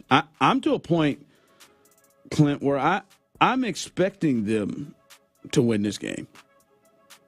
That's where I am. I'm expecting them at home. I totally agree with you. I think NRG, this atmosphere is it's starting to get better and better, and I think this is probably going to be the best atmosphere that has been seen. Like, I'm almost to a point where I'm like, man, you know what, Tyler, go ahead, man. Go ahead. Let's test out the Milner curse. Why don't you go ahead and just try it? Why don't you be a part of this? Easy. I'm almost, but then, cooler heads prevail. Now go get you some turkey, man. Yeah, cooler heads prevail, and then I pull it back. But I'm almost to that point because I think it is going to be a huge atmosphere. Because, Clint, I would say I trust the quarterbacks at the very least the same level. I don't like there's not a clear advantage either way. Now some may believe there is. Well, I guess we could talk about it. I'm just saying, for me, I at least trust the quarterback situations the same. I think I trust the Texans defense more than I trust the Jags offense. I mean, the Jags defense. And as I said, I think the home crowd is going to be a real advantage on Sunday. And I'm at a point now, and I know it's Tuesday, Clint, I expect that the Texans come out of that game with a win. I just think they're playing better, and as of right now at home, I think they're the better team. And I think you're spot on with everything that you said. I mean, both of these defenses have been really good and are good, are very believable offensively. Look, when you first said it, I was like, let me think about that for a minute, but I didn't think long. I mean, you just forget about who we root for and who my squad is here in Houston. Forget about all that. If you just look at the product that has been C.J. Stroud and the product that has been Trevor Lawrence, and you just butt them up against each other, there's no way you say Trevor's still better than him right now. There's just no way. I mean, there's the film is very comparable if it doesn't favor C.J. Stroud. What C.J. Stroud is doing, I've said this and I stand by it, what C.J. Stroud is doing as a rookie right now, I've never seen another rookie do that played immediately. There's some guys that played late and maybe had a couple of good games, but I'm talking about play immediately, take over the team, make the throws consistently that he's made, which are very, very the level of difficulty is through the roof, and he makes them effortlessly. There's nothing that I've seen Trevor Lawrence do that's more impressive than the 10-game run that C.J. Stroud's made. Whether it was his rookie year or his second year or his third, there's nothing on Trevor Lawrence's resume that I butt up against C.J. Stroud and I go, yeah, man, C.J. ain't quite done that yet. I don't see it. No, listen, that's because that's the big thing, right? Like I thought in the first game, I think, all right, the Jags have the quarterback advantage. They're playing at home. They have the quarterback advantage. This is the third game of the year. The Texans started out 0-2. But as we look at it at this point, like as you said, man, you gotta. If you were to say to me right now, I think CJ's better. I'm not going to fight with you. All right, like I just think at the very least, you got to walk into this thing feeling that both quarterbacks can have the same level of impact in the game. And with that being the case, I think the Texans' defense is better.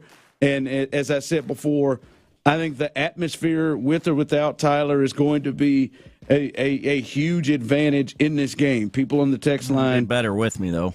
It'd be better with you. People on the text line. Larry Wayne from Fairbanks said, no, Tyler, stay away until at least Denver. I'm not. Listen, Why don't you watch it, Fairbanks? I mean, listen, I'm with Larry. I don't think you should test it. I think you got a good thing going here, and you should probably stay away. But even I'm almost that confident, Tyler, that I think that the Texans right now are just playing better. And listen, the Jags had a really good bounce-back week against the Titans, where their offense played one of its best games of the year. But right now, the way the Texans are playing, they just clearly appear to be the better team. And expectations should change with what they've shown, and I expect that they win this game. I expect they win this game. All right, coming up, remember, this is a Texans Ticket Tuesday today on The Drive, so make sure you're listening. Your chance to win a pair of tickets right here to go catch your Texans, hopefully get a part of first place and beat the Jags coming up on Sunday.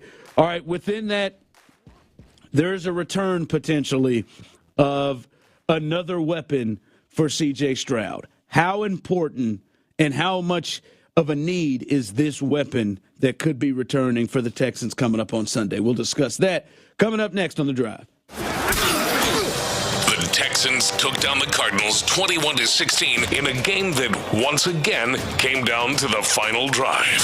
This time around, it was the defense.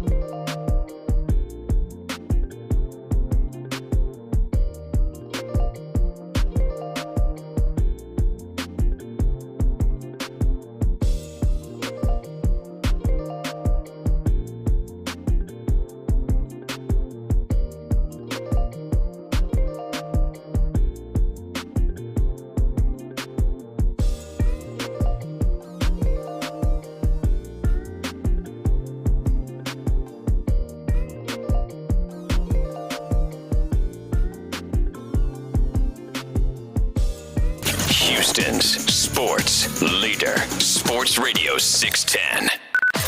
Sports Radio 610 presents The Drive with Stoerner and Hughley. All right, let me get this out the way as The Drive is back. Tomorrow, come on out.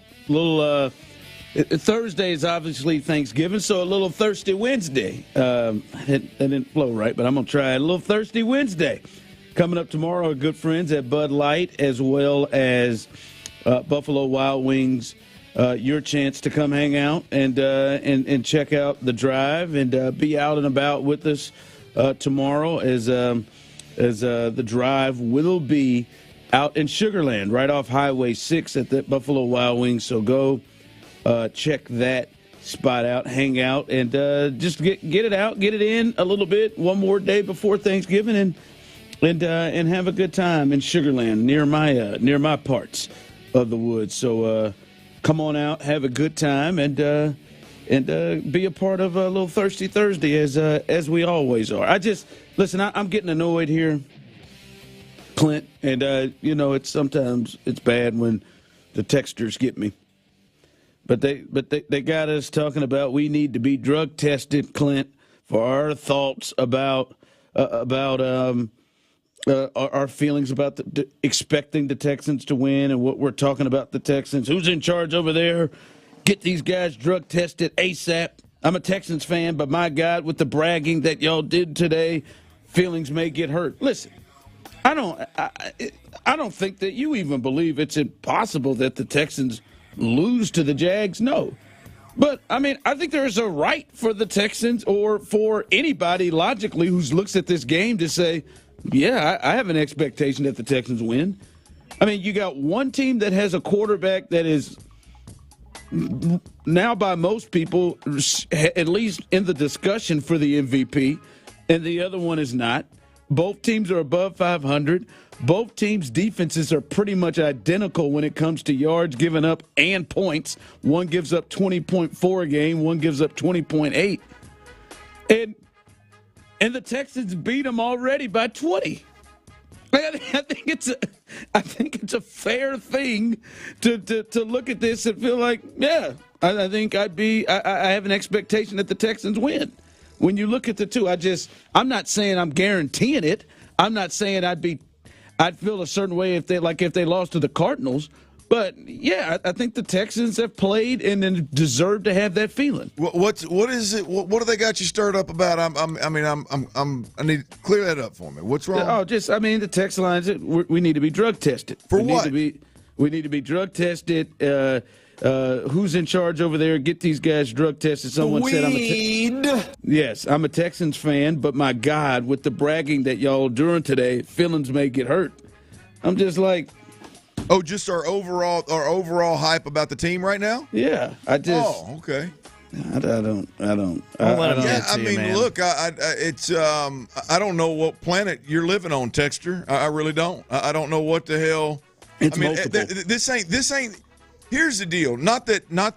Like, I don't need it. I mean, I've been talking it from jump. I mean, but you can listen today. You can listen to any national NFL show right now, and the Texans are being discussed in a way in which we could only have dreamed they would be being discussed week 10 and 11 of the 2023 season.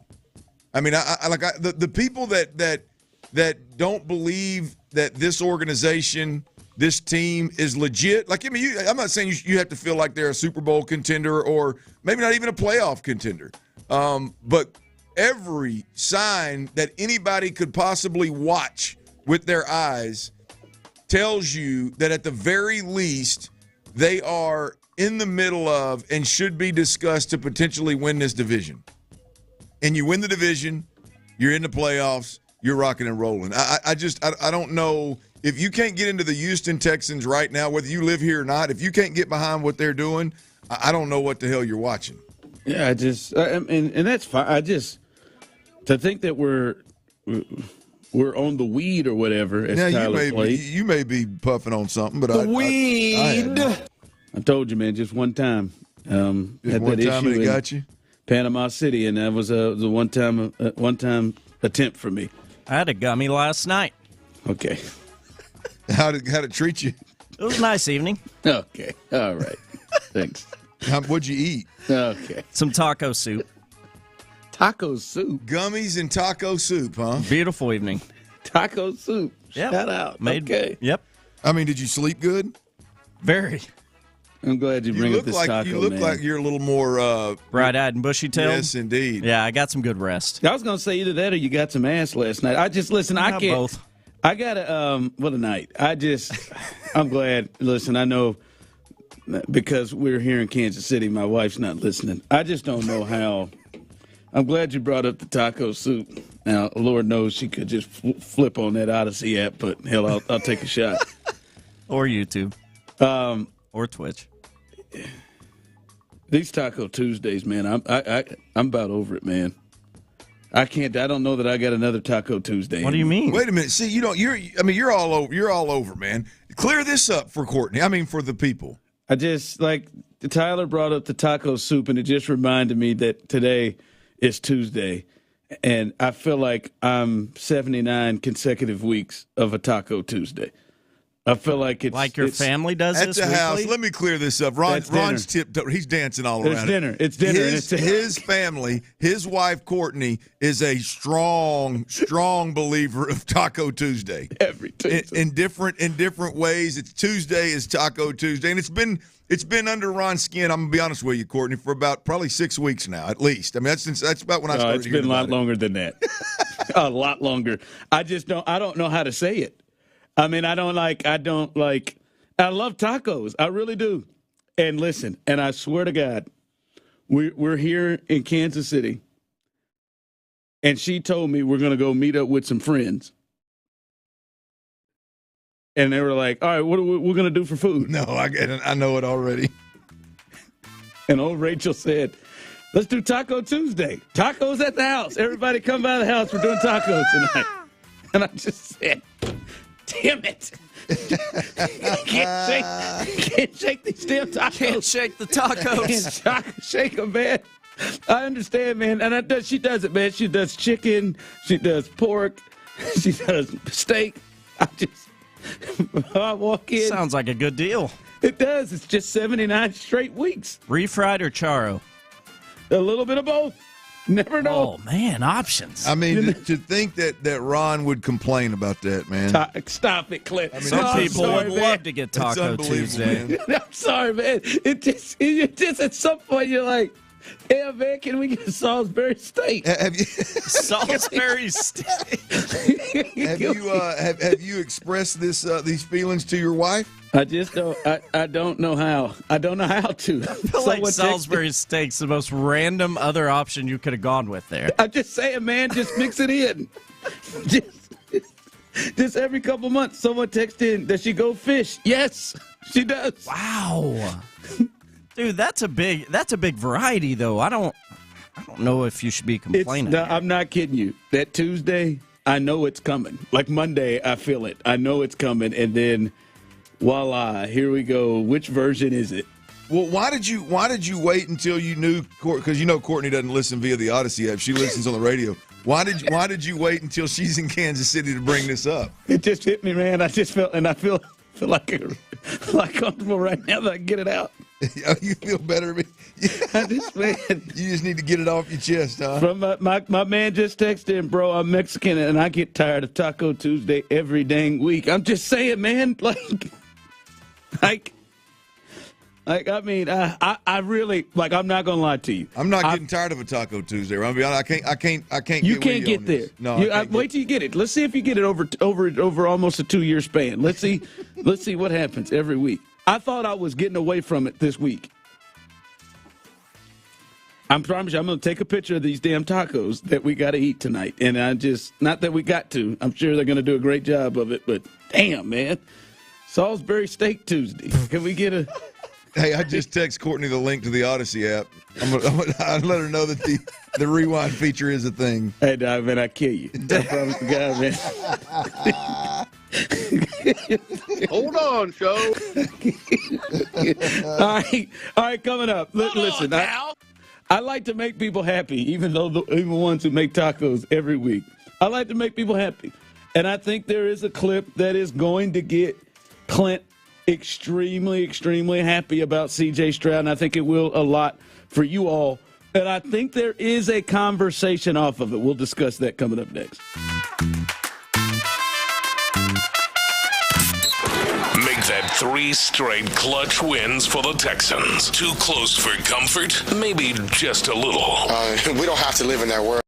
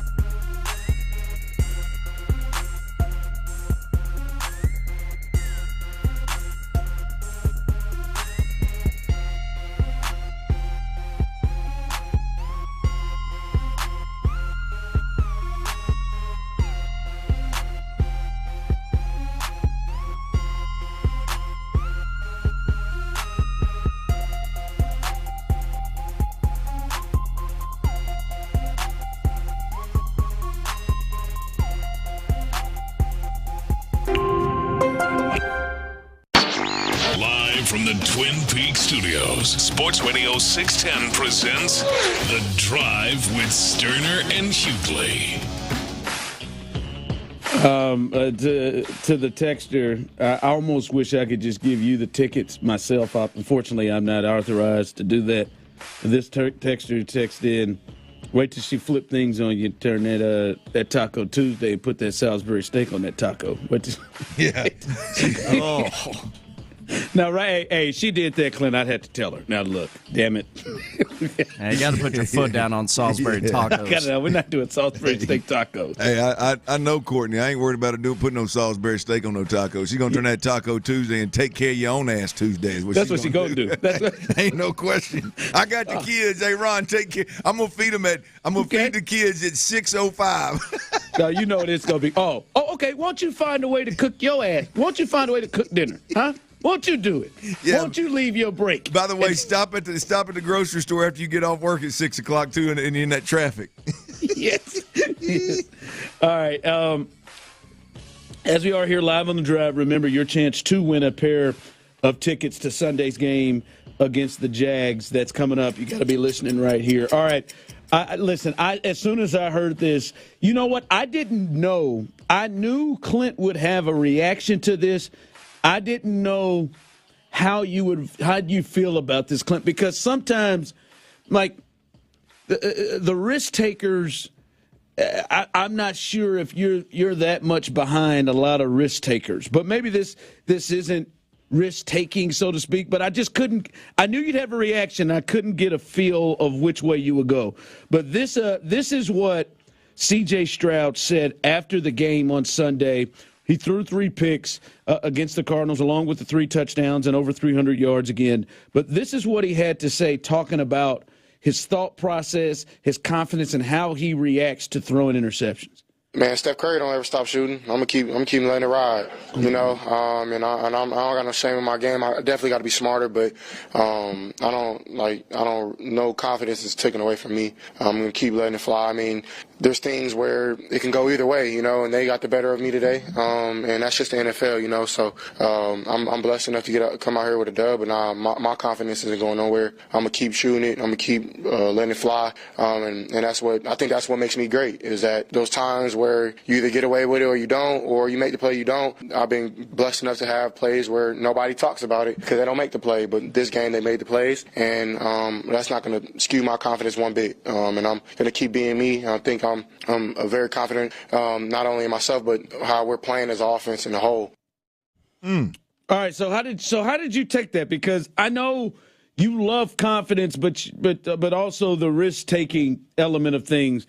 I know gets under your skin at times. What'd you think about his comments there? Well, let me tell you how it made me feel. Oh boy. Boner alert. Hell yeah, Steph Curry.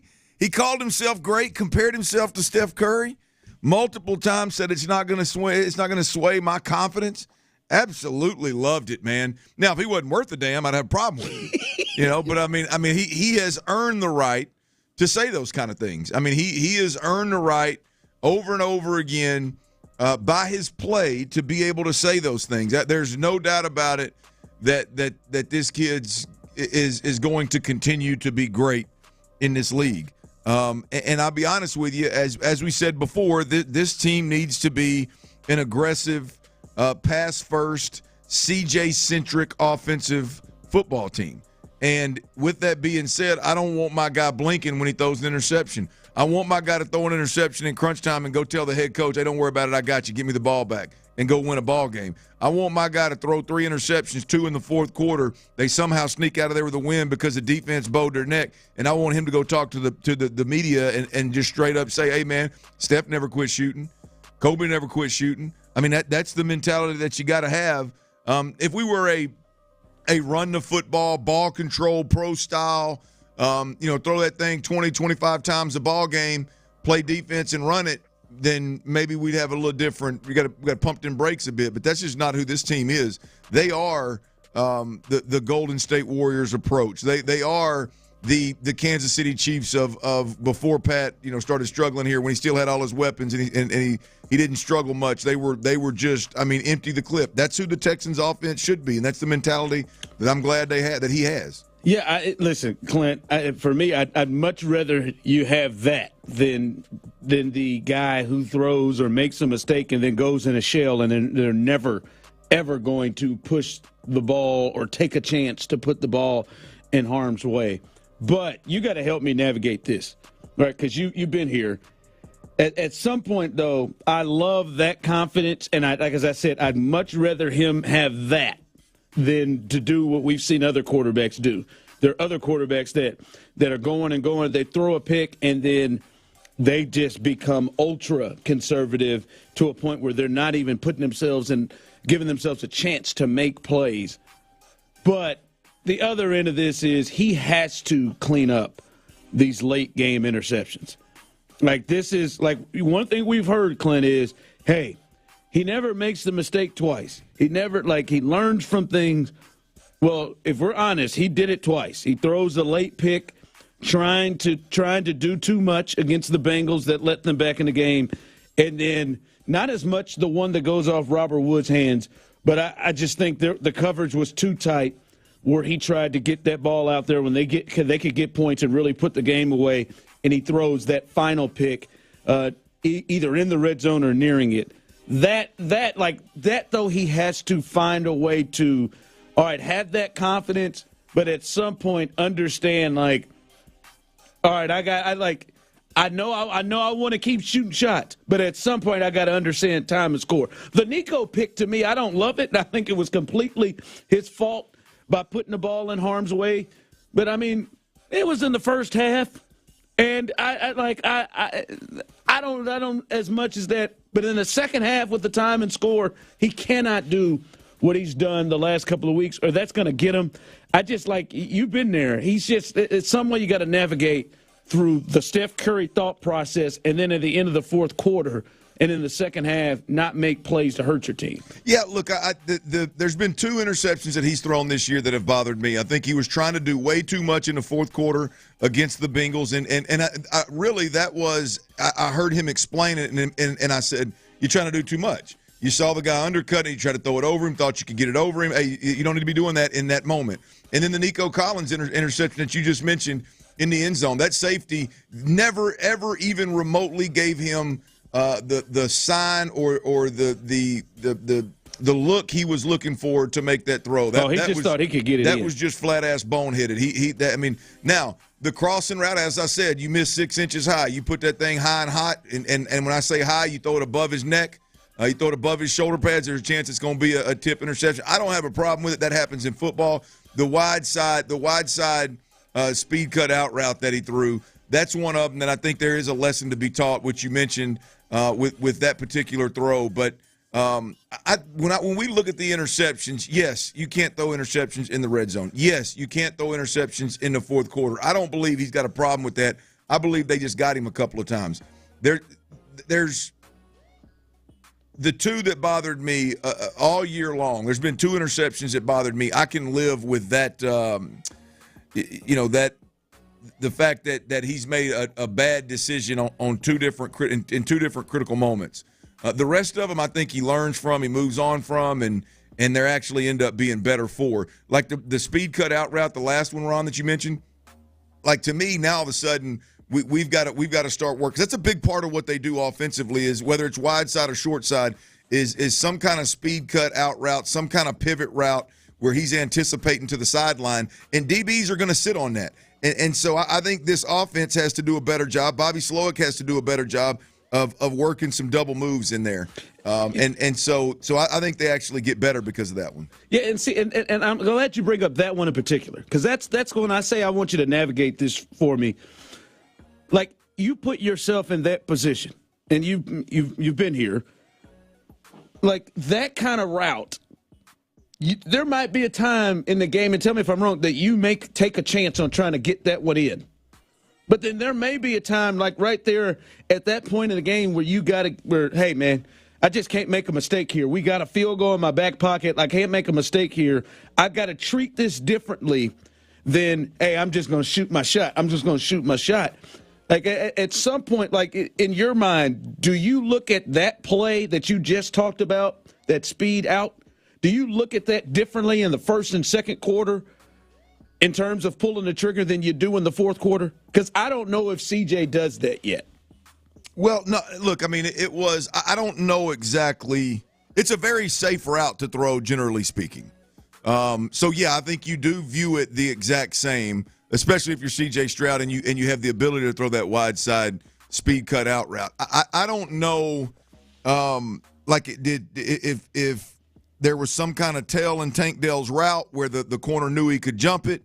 I think, to me, the overarching lesson here is, hey, C.J., late in ball games, defenses are going to be willing to gamble. They're trying to flip the game, and that wide side out route you got to be careful with. I think his mindset there was, I've done it 1,000 times. I'm going to flip this thing out here and get me a quick 10, and we're going to be good to go.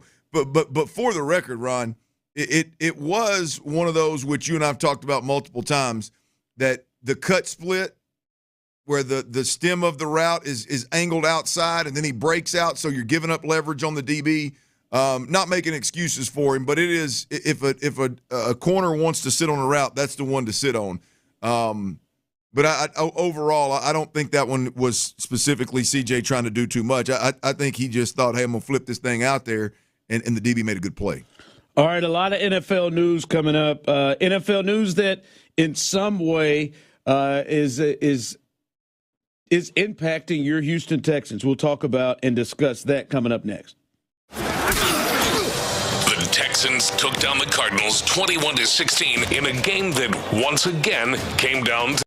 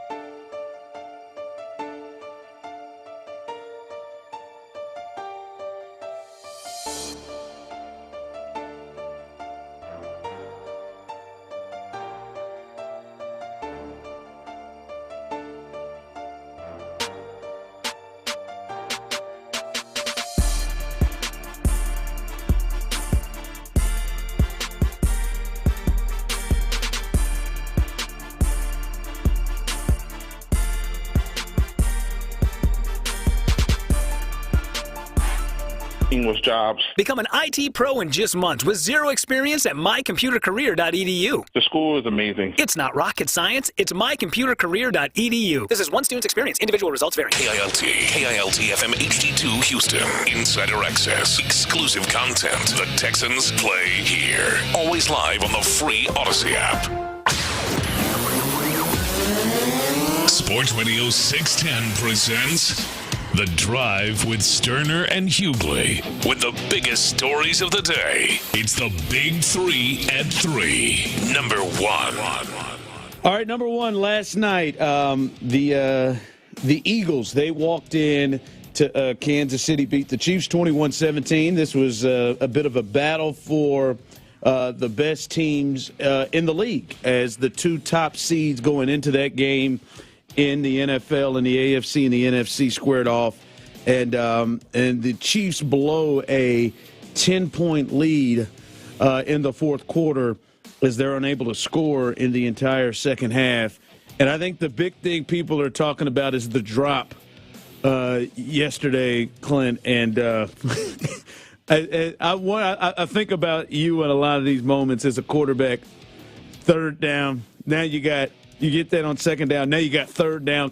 It has to be hard at times to move on from that type of play when you know you have it, because as you know, it is just hard to get the perfect matchup and the perfect thing that you're trying to build to get, and you do it all right, and then it goes through somebody's hand. The crazy thing about it, Ron, is like when you're on the field, you can tell obviously by the crowd's reaction, and sometimes you got a decent look at it, but you never know really how spot on the throw was. I mean, Pat couldn't have thrown it no better. I mean, Pat couldn't have literally.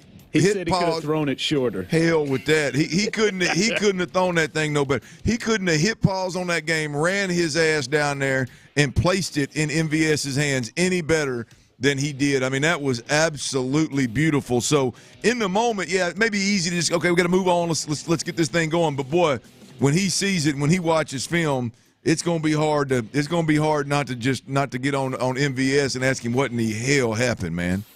Yeah, it was a tough one. And I think he's going to get a lot of the blame. And as I said earlier, Clint, this is like it is crazy what's going on with the Chiefs' offense and the turn of how they are, because their defense was dominant at times, but you just can't hold everybody down as much as they did. But Clint, the Kansas City Chiefs have not scored a second half point in 3 games. They are averaging 5 points a game in the second half. They've scored 10 points in the second half of their last 5 games, which is really, really weird. And at some point, Clint, you know, when you're talking about a team like the Chiefs trying to get to the Super Bowl, this is who you are. At some point, 10 weeks into it, they are a struggling offensive team, which is just really, really weird to say. And a lot of people are looking at the receivers to blame, but I started off the show by saying, like, you can't have Patrick Mahomes ahead of C.J. Stroud right now in the MVP race. And I think a lot of it is him. Like, everybody's going to talk about the MVS drop, but Clint, I couldn't wait to get here. Did you see how bad the interception was that Mahomes threw? I mean, it was which so. One? Hit it to me again. I can't remember if I saw that one or not. Oh, he in the first half, he just literally just has the entire side of the field from the 14. They're in the red zone, the entire side of the field to hit the receiver, and he throws it high and behind him, and it brings in the safety to pick it off. But he has 15 yards to the other side of just to put it out there for him to run and go get it, and he throws a pick. To me, that's one of the big things. Like, people talk about the drops, and they had them, and they lead the league in drops. But Mahomes throws a red zone interception, and then Kelsey fumbles in the fourth quarter in the red zone. Those are 2 best players, and I think that's a big reason those 2 guys and Andy Reid have not played up to their expected levels. And I think that's as much of a reason that this offense is struggling the way it does. And, I mean, if you're the Texans or any team in the AFC, if the Chiefs are the top team in the AFC, I think you feel like you got at least a shot as opposed to other years. Yeah, look, you definitely feel like you got a shot because the king has fallen. I mean, they're not the team that they once were, obviously. So you feel like there's an opportunity there with the Chiefs. Now, I'm gonna be honest with you. I'm not. I mean, I've seen enough from Mahomes, Andy Reid, and Kelsey that I ain't never counting them jokers out. No, I'm not counting them out by any stretch of the imagination. But there's a problem though. The problem is, like, Pat's got to adjust his game, man. Like you can't continue to make those kind of mistakes and feel like you can always bounce back from them. Because again, I mean, I could let some of it slide, but to your point, a lot of it is just egregious. Like, Pat just can't make those kind of mistakes consistently. I haven't watched all of Kansas City this year, but it feels like I just found that interception, by the way. It seems like every time I've turned on a Kansas City Chiefs game, Pat has thrown an inexcusable interception where he's trying to be too aggressive for no apparent reason. Like, the game's not dictating you doing that, and he's doing it. So there was a time when they were a good enough offense to maybe overcome that. Right now, they're just not a good enough offense to overcome that. No, and they just have to change the way they play. Their defense is good enough to carry them if they just don't blow it. Right. And they're blowing it with their defense. So I'm going to tell you one, Ron. I can't. The Pacheco kid, he annoys the hell out of me, man. I mean, every single time he runs the football, he gets up and celebrates. He gets up in slime season. He gets up. Hell, he don't even get a first down, and he gets up and points and signals first down. I mean, it's every single time, and it's just like, golly, man, get your ass back in the huddle and see if you can't go win a ball game. Yeah, I mean, act like you've been there before. It was an 8-yard run. Great job. Get up and get in the huddle. Man, I mean, I'm just sitting there, and it's just time and time again. I ain't going to lie. I was annoyed as hell. I was annoyed, big time. Hey, real quick, I want to pass this message across from the Texans, Clint, as they just put this out on Twitter. This is a tweet they just put out. Eyes on H-Town. To reach a wider audience, the NFL has flexed our December 3rd game against the Denver Broncos, which was at first to be a 3 o'clock game, to 12 o'clock Central. That game is now moved from 3 to 12 o'clock. So there has been a time and they're saying the NFL is doing this to reach more homes, reach more eyeballs for that to happen. So the Texans will host the Broncos December 3rd. That is the week after this game. It will be a noon game. So, boy, I know you're hot about that, Clint. Boy, man, that post-game show's going to start a little early. Yeah, I can get home for dinner. That's great, man. I appreciate that. I ain't never heard of a game being flexed backwards, but I'm here for it. I'm definitely here for it on the schedule. Look, I mean, that's the same thing. That's the Sunday where the 49ers and the Eagles play in that 3 o'clock window, and obviously the eyes are going to be there. That's the big game that week. So moving the Texans to a noon kickoff, I would imagine is going to get more eyeballs on the game just because that Eagles 49ers game is at 3 o'clock. But hey, look here, like you said, baby. I can be home for dinner, man. We can watch our Texans party up and be home for dinner. So that was the only game that the Texans weren't going to play at noon. Yep. That was the only one. Yep. Now they're all at noon. I don't know. There's a potential that they keep playing this way, that maybe a game gets flexed more into prime time. We'll see. But that is the latest news there. Once again, a move on that the Broncos game, and Clint, that's going to be a big game no matter what. The Broncos, they've crawled back to 5-5, a game behind the Texans right now. Whatever happens this week, that's going to be another playoff contender facing off with the Texans here. So no matter what, that's going to be a bigger game coming up December 3rd. Absolutely. I mean, that is going to be a much bigger game than I think we first anticipated. The way the Broncos started the season, and Sean Payton and Russell Wilson appear to be figuring some things out. That's right. Their defense isn't too shabby them damn selves. That's going to be a tough game. Yeah. So, once again, if you missed it, December 3rd's game against the Broncos was originally at 3 o'clock. It will be moved to 12 o'clock. The NFL has flexed it to 12 o'clock to get more eyeballs on the Texans. So just keep that in mind. If you're heading out to the game, go ahead and look at that time change. Big 3 at 3, number 2. All right, Clint, I know people in Pittsburgh, this is long overdue, and I wonder what this does for this team that the Texans are going to be battling with. The Steelers have fired offensive coordinator Matt Canada after multiple years of offensive struggles, now in year 2 of struggles with the quarterback, Kenny Pickett. A lot of people have been, for at least the last 2 years, all over Matt Canada for the way he runs offense, the way he calls offense. And Mike Tomlin finally, after that game, they lost to the Browns, and they just couldn't muster anything. They had a 70-plus yard touchdown run by Warren, and outside of that, they couldn't do anything else. So the Steelers offensively will potentially look different. As I said, that's a team that's right behind the Texans. They are the 7th seed right now, Clint, in the AFC playoffs, and the Texans do have the tiebreaker with a head-to-head win against them. But I'm almost surprised that the Steelers actually did this, Clint, because Mike Tomlin seemed to be hell-bent on trying to make this work with Matt Canada. Yeah, he was hell-bent on making it work with Matt Canada and Pickett. But look, I mean, the truth be told, Matt Canada had been really, really bad. And Kenny Pickett has not been much better. I'm always curious in these situations, a lot like what's going on with the Jets right now. I was not a Zach Wilson fan from jump, but I didn't see it being this bad. I am curious to know, what does that kid look like with a different offensive coordinator? Kenny Pickett, I wasn't a big fan of Kenny Pickett when he came out, but you watch what they do offensively, and more importantly, what they don't do offensively.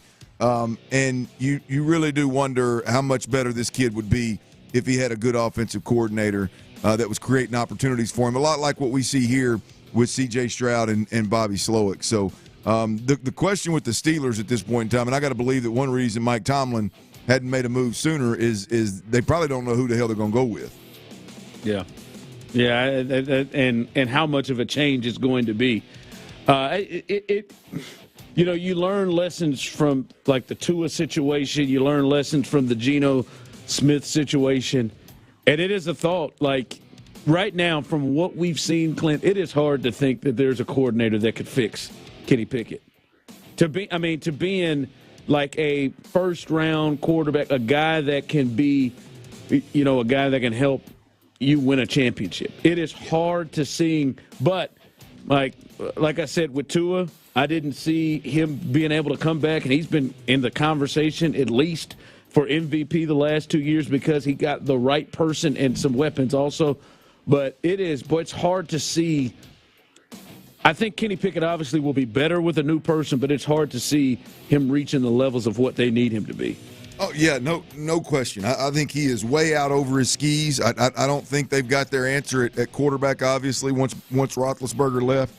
But, damn, he ain't when you got George Pickens on the other end of your throws, you ain't got to be that damn special to make things happen. It's just been flat out bad at times, man. So we'll see what happens, what Pittsburgh ends up looking like with that change. More times than not, in the season, in the moment when the change is made, it's not a great move. No, it generally isn't. So we'll see. This is the second AFC contender who has fired their offensive coordinator in the last couple weeks, the last week, in Ken Dorsey in Buffalo, and now Matt Canada, he leaves as well with the Steelers. So we'll see what that means with the playoff race, if this helps the Steelers or hurts them, as they got a big game against the Joe Burrow-less Bengals coming up on Sunday. Big 3 at 3, number 3. All right, Clint, this is one that I think needs to be looked at, especially from our guy Denzel Perryman. Broncos defensive back Kareem Jackson, you remember him, a former Houston Texan, has been suspended again, Clint, without pay for 4 games for repeated violations of playing rules intended to protect the health and safety of players, including during Sunday's game against the Minnesota Vikings. So if you remember, Clint, he had a hit, and he's been a repeat offender as well. He had a hit earlier this year, which was like his second or third one. He was then suspended 4 games, then had it reduced to 2 after an appeal, and now he's been suspended for 4 more. He's appealing it already, Clint, but the first thing that came to mind was, like, they're watching him, and anything close, and that wasn't close either. I mean, he just launched himself off right into Josh Dobbs. But anything like that, he's going to miss more games, and I wonder if he wins an appeal again. I feel like this time it's going to be 4 games, 4 missed checks. But immediately my thought was, I wonder how much this is going to affect a guy like Denzel Perryman when he returns after this week. Not to get himself in a situation where he might be suspended again. Well, look, we were talking about this with the Perryman situation, obviously, and to me, the context that matters is if you watch what's going on. I don't know. Like, I watched what Kareem did, and I think he is trying to get suspended. I watch what, like, I think he wants to just ride off in the sunset, be done with the NFL because they got too soft for him. He runs straight up there and with the quarterback exposed, and it was the quarterback exposed big time. He leaps up in the air and like he's trying to a wrestling move and headbutt him. I mean, it made zero sense what he was doing unless he's trying to get. Yeah, like literally leading with his head. Like it looks like he is trying to get in trouble and cost himself some money. He's trying to get him a month-long vacation. Yeah. But a part of it is in his mind though, Clint. I'm not going to change how I play, or I don't know if it's not. I'm not going to change how I play. But that's not how he plays. Like that. What he got fined for this Sunday is not how he plays, man. That's not how anybody plays football. I mean, that was silly. He's done it multiple times. That's what he's got suspended for and got fined for. Like his physicality, there is a thought to me if this changes Denzel Perryman in any way how he plays. And because I don't think he wants to be suspended again. And to the point you made last week, I don't think he wants to miss money. And that's a lot of it. And I don't think this appeal is going to get taken down. I think he's going to miss a good amount of money. All right. Tonight is a big night in college football, Clint, and I think a really, really interesting night in college football because all 4 teams in the top 4 won Saturday, but I think there could be a real change in the poll, a real possibility, should there be. We'll discuss that coming up next on The Drive. All right, y'all got to listen up, man. Advanced Hair is in Houston. It's available to everybody out there that's struggling with some kind of balding, thinning, or receding hairline. Which is a big-time problem, man. At the end of the day, if you're dealing with that kind of problem, look, there's no amount of money, there's no amount of car, there's no amount of success that's going to overcome it. And at the end of the day, you've got to be proactive. You got to get some help, and Advanced Hair is where it's at. Y'all got to check out this groundbreaking.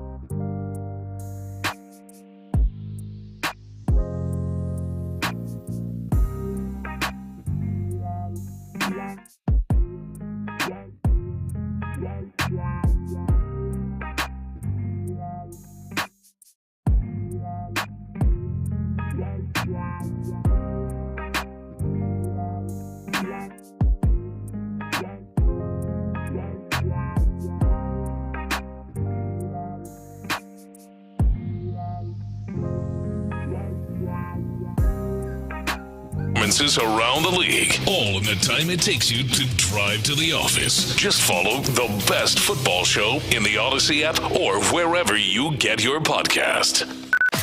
Sports Radio 610 presents The Drive with Stoerner and Hughley.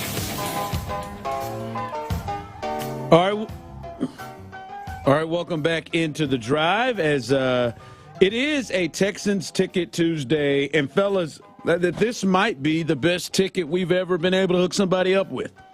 In our 3+ years as a show, this game against the Jags at home at NRG, your chance to win a pair of tickets. All you got to do is be listening throughout the show, and you'll have a chance as soon as you hear the cue to call. Please don't call Tyler right now. Bring on the Jaguars. God, man.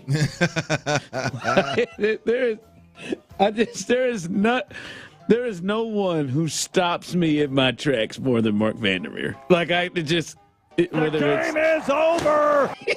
Whether it's any of those, that cat one, there is nothing that could just completely stop me from remembering what I was talking about. I just have to stop for a second to just react to Mark Vandermeer.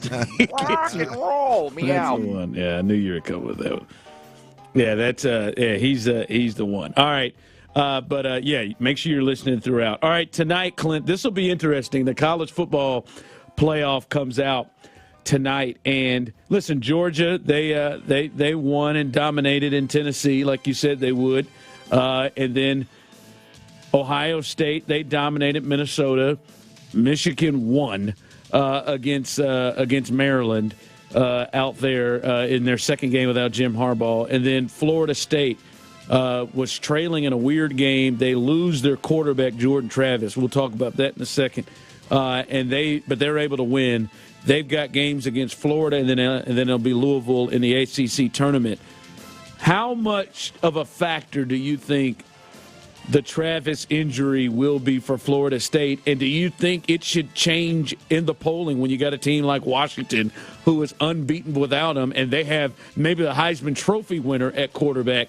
And then FSU was obviously without their guy. You think it should change the polls tonight? I don't think it changes the polls tonight, no, because I think the only fair thing to do is see what Mike Norvell and the Seminoles can do without Jordan Travis. You can't just assume that the backup isn't worth the flip, because that's a really, really good football team.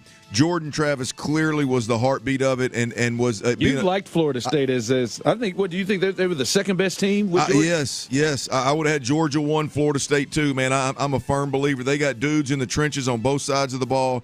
They got big time wide receivers. They had a dual threat quarterback, one of the best dual threat quarterbacks in the country, in Jordan Travis. That's a big time leader. I love Mike Norvell as an offensive mind.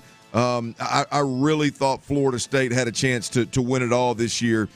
Obviously, without Jordan Travis, I think that's a long shot. But to your question of does it show up in the rankings tonight, it can't. I mean, you've got to at least let them play a game with their backup quarterback so that you have some level of proof that the difference between the Jordan Travis Seminoles and a backup quarterback Seminoles doesn't belong in the conversation. So I don't think it shows in the rankings tonight, but ultimately I think it is the Seminoles' undoing. See, Tyler, I think they should drop. And I think Washington should go ahead of them. And Clint, it's different. It's different. Like Tyler, you've had A&M a couple of times be in this situation, or maybe one time be in this situation where they were fighting up there. They look at it's really as much, Clint, the best team that the committee believes as much as resume. Like they will look. We've seen many times that a team does not have the same resume as another, but they just view them as the better team. I just don't know if the thought they do it every year with multiple Big Ten teams, right? Yeah, yes. There are a lot of SEC teams that have better schedules and resumes than some of these other teams that will get in. But Clint, if it's the best team, I get what you're saying. You got to see what they look like without them. I think at least Washington jumps them. It should. I'm with you. I don't think they should. They will. But I mean, you just can't look at them and think they're the best. They're a better team than Washington.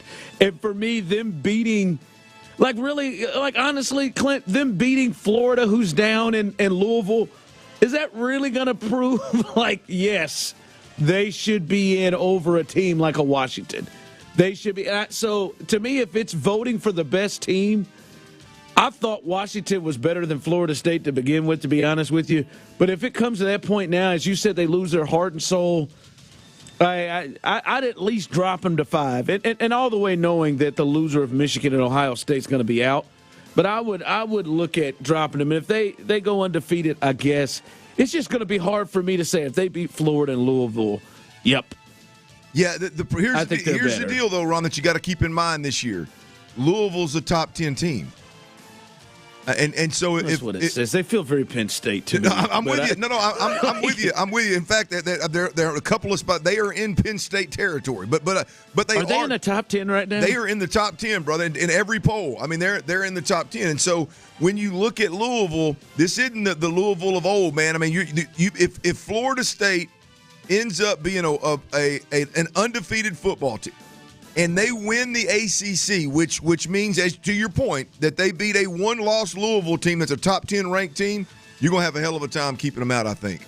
Even because that means that their backup quarterback is playing some big-time ball, and I don't know how you keep them out if that's the case. And so that's why I would want to see – I got to see one game to where at least you and I can sit here and look at each other and go, man, that dude ain't no way in hell he's beating. So if they win a couple 17-14 ball games, like their defense and their skill guys against Florida and Louisville, right, and you sit there and they're undefeated without him, and you watch him and you could tell they're undefeated, and they're sitting there and an Oregon team's got, let's say one loss, or Texas team has one loss. That Florida State undefeated team still goes ahead of them. I don't know how you don't. I don't know how they don't. They go on and win 2 ball games, which includes a top 10 win and an ACC championship, and they're undefeated. I don't know how you don't. I really don't, man. I don't know how you don't at this point in time. Now I think that's obviously a long shot. But you don't think they'll win both these games? I don't think they beat Louisville without their dude. Florida's a bad football team. Hell, Florida, I think, is down to their 3rd or 4th quarterback. Florida's they had Missouri beat at home in Missouri last Saturday. Yeah, and it was with a third string quarterback. Didn't their guys go? They got a couple guys hurt. So yeah, I mean, Florida is not the Florida of old. I think Florida State is just overmatched big time. When you look at Florida, so I think that's a skull dragging, regardless of who's playing quarterback. But that ACC championship game is going to be for a trip to the college football playoffs for them. Oh, all right, we'll see what happens. Look out now. You're right. We'll see what they look like with the backup quarterback, and see if they still are able to get in. They definitely got to go undefeated for that to happen. All right. Listen, we're learning a lot on the fly about this team, but there is one particular position that has surprised, I think, more than anybody, and I'm wondering if we need to relook at how we view that position moving forward in the future. We need to discuss that coming up next, right here on The Drive. On 610 with Pendergast to run the show. The Texans took down the Cardinals 21-16 in a game that once again came down to the final drive. This time around, it was the defense that made the difference. 4th and 8. Murray throwing downfield to his left and incomplete. Knocked away. Steven Nelson and the Texans take over on downs. What a win. Insider access. Exclusive content. Sports Radio 610. The Texans playing here. From the Bell Furniture Unbeat a Bell Prices Traffic Center, your traffic report is sponsored by starofhopemission.org. I-45 the Gulf Freeway, northbound at El Dorado. That stall has a right shoulder blocked. I'm Laura Reynolds, Sports Radio 610. Star of Hope serves more than 5,000 meals a week to our residents. You can provide them with a Thanksgiving meal for just $2.80. What a great way to celebrate the season. How many meals will you provide? To donate, visit sohmission.org. Today, we're all looking for ways to cut our monthly spending without cutting corners. When you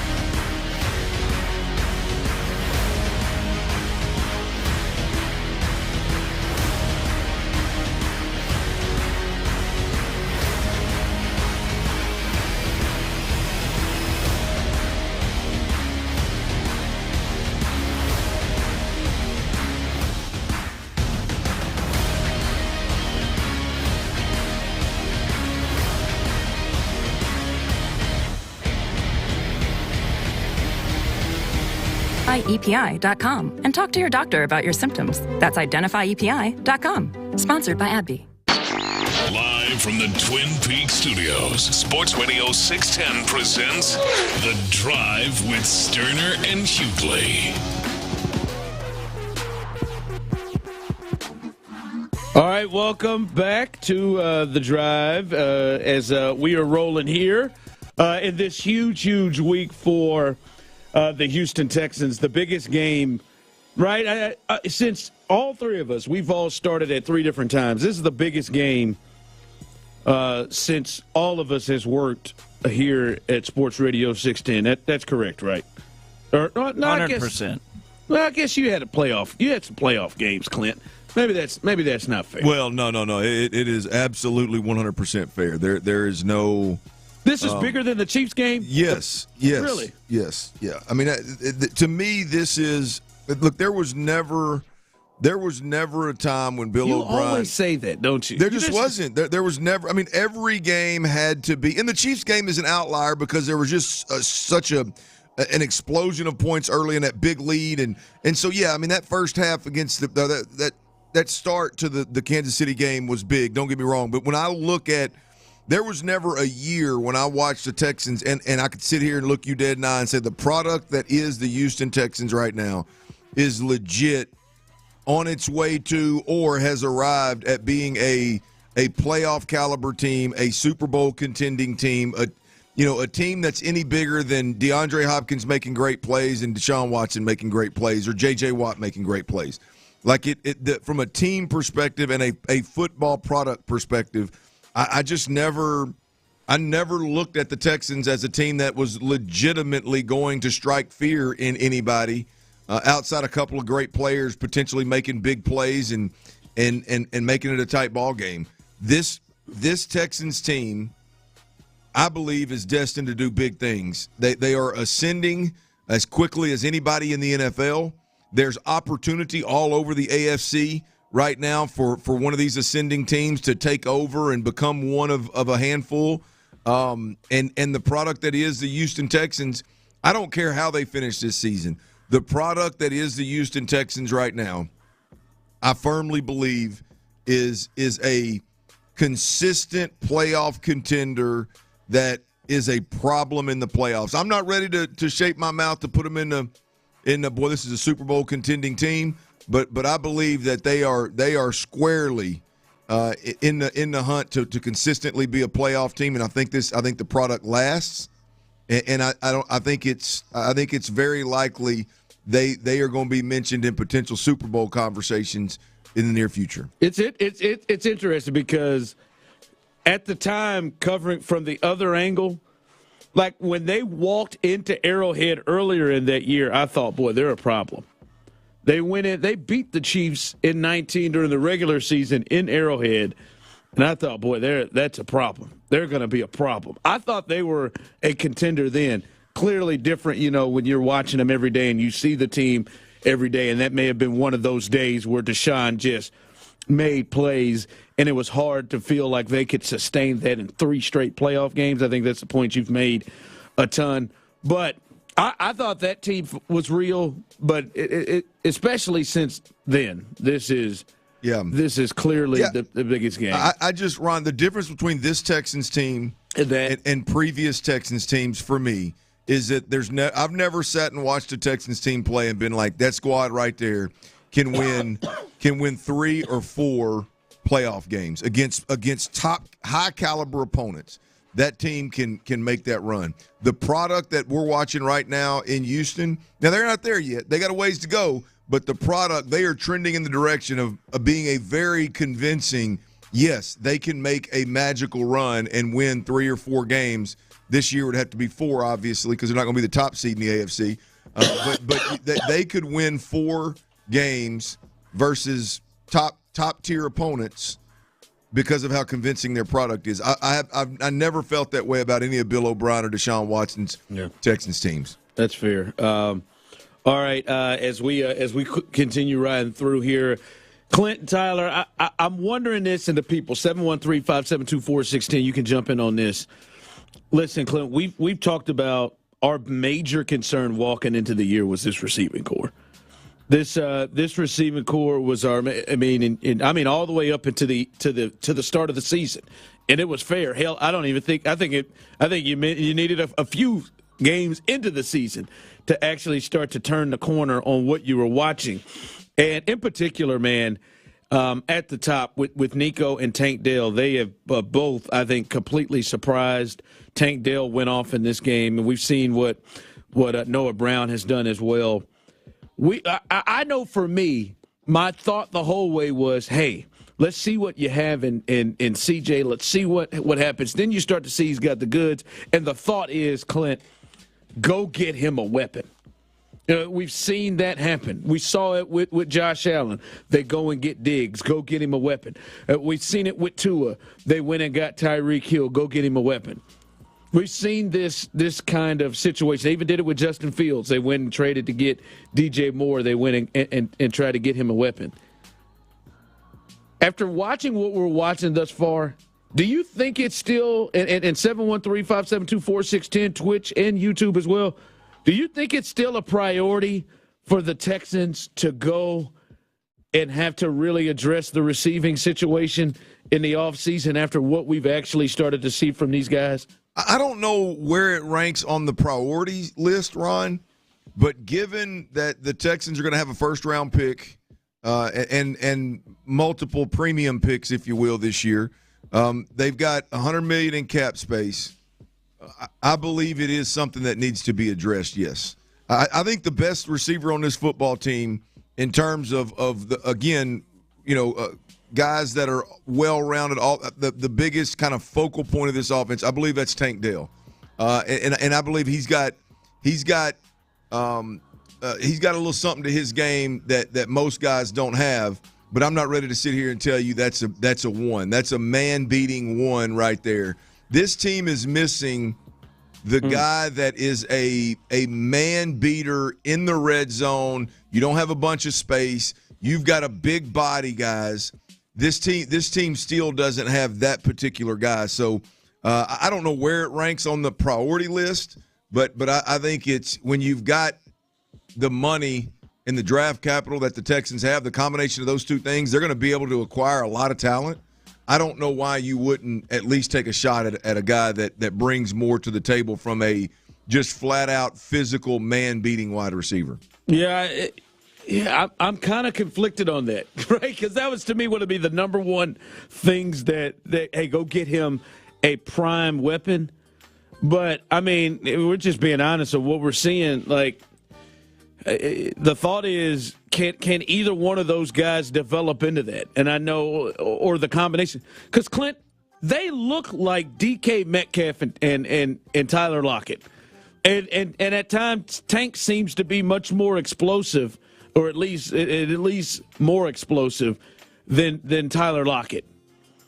And like that's what they're looking like. I'd say Nico a poor man's as DK Metcalf, and then what we're seeing from Tank is very Tyler Lockett like, if not a little better.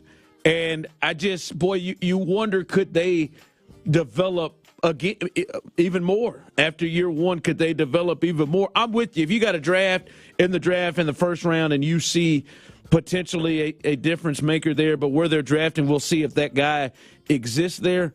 But I definitely don't think, Clint, it's like, hey, we either got to go the trade route or free agency to try to make a weapon happen. I don't think they have to do what the Dolphins did.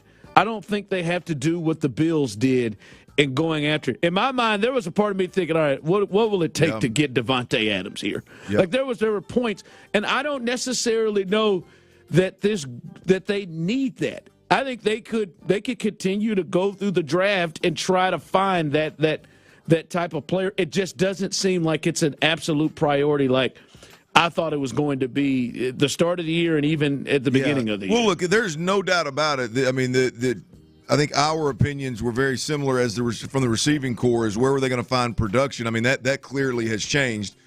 There's if we're talking about going from a good to a great offense, if we're talking about adding a dynamic that you don't currently have, I think it has to be what everybody tried to sell us Nico Collins was before. And I'm not knocking Nico Collins. I'm not, no disrespect.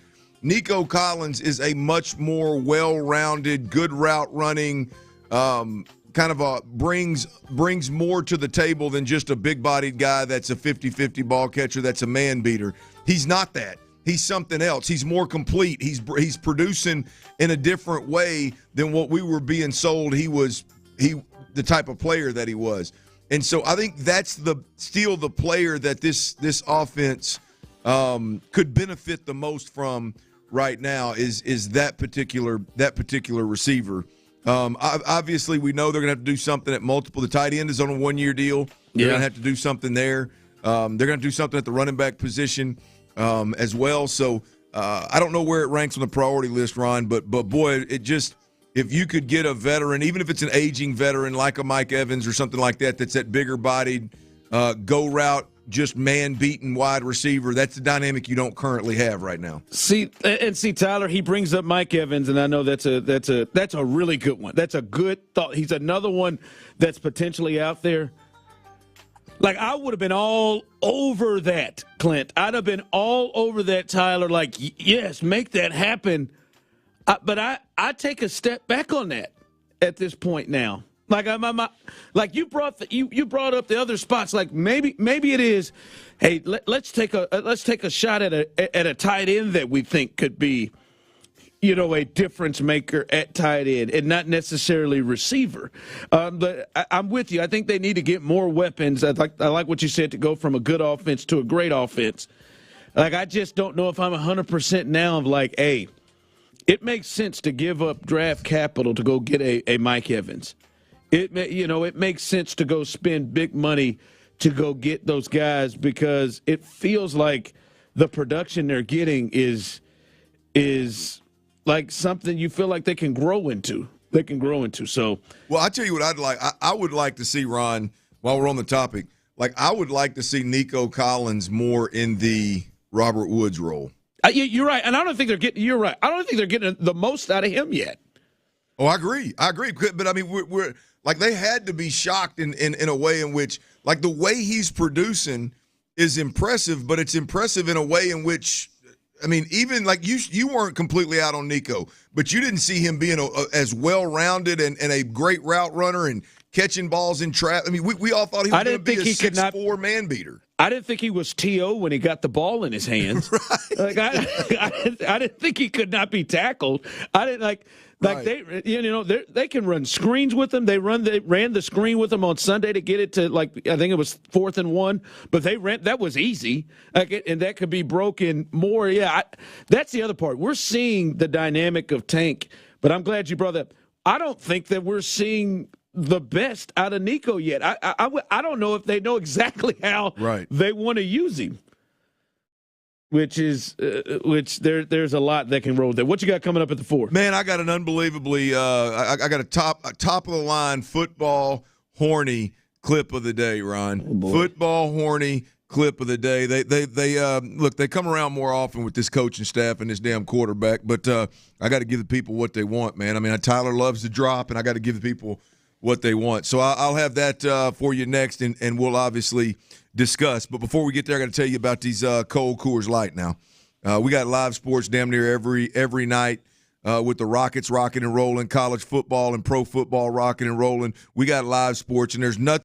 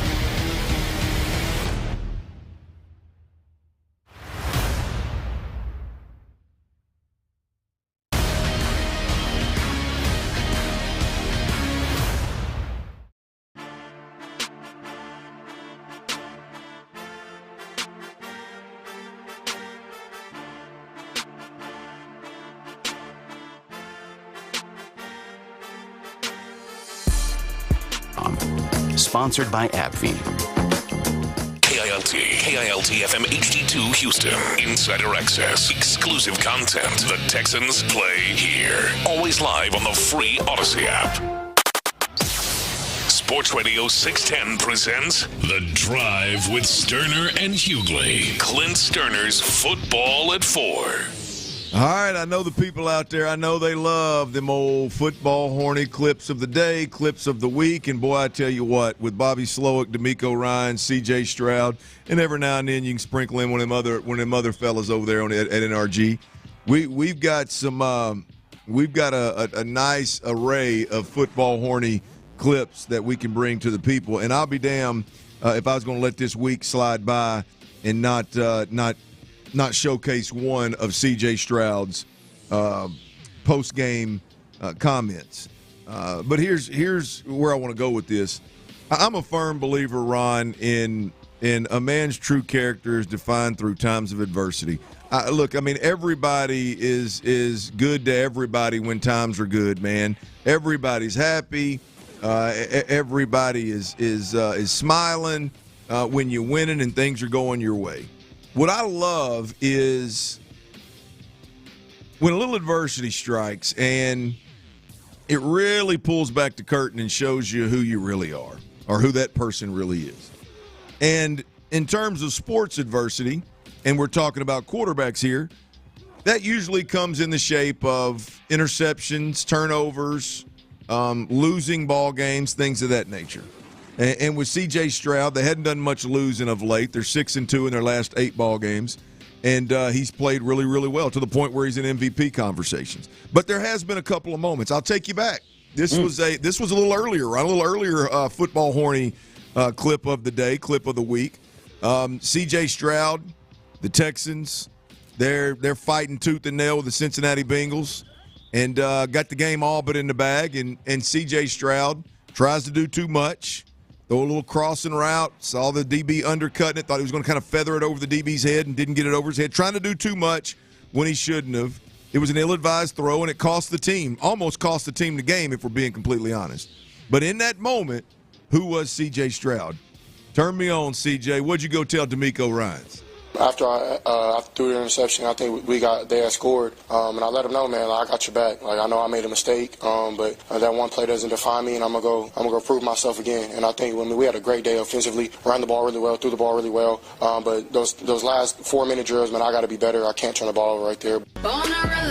Come on now. I mean, that was some adversity. He almost lost he really, if it wasn't for a Boyd drop, it probably would have lost that game. But he gets the football back. He drives the team down the field. Boom, Texans kick a field goal. They kick that field goal, or did they put a knee in that one? They kicked the field goal. They ended up having to kick a field goal because it was tied, right?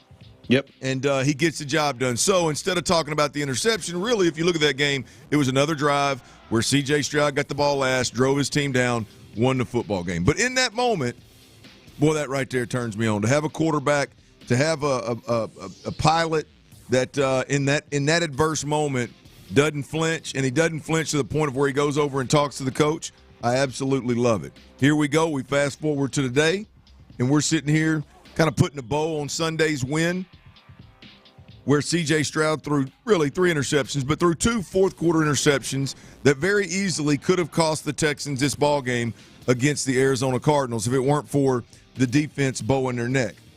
And Ron, I'm sitting there in that post game. Me and old Pendergast, we're talking trash, and it comes to, okay, well, we hear from the head coach. All right, well, let's hear from C.J. Stroud. We got some cuts from C.J. Stroud, and obviously he was asked about the interceptions.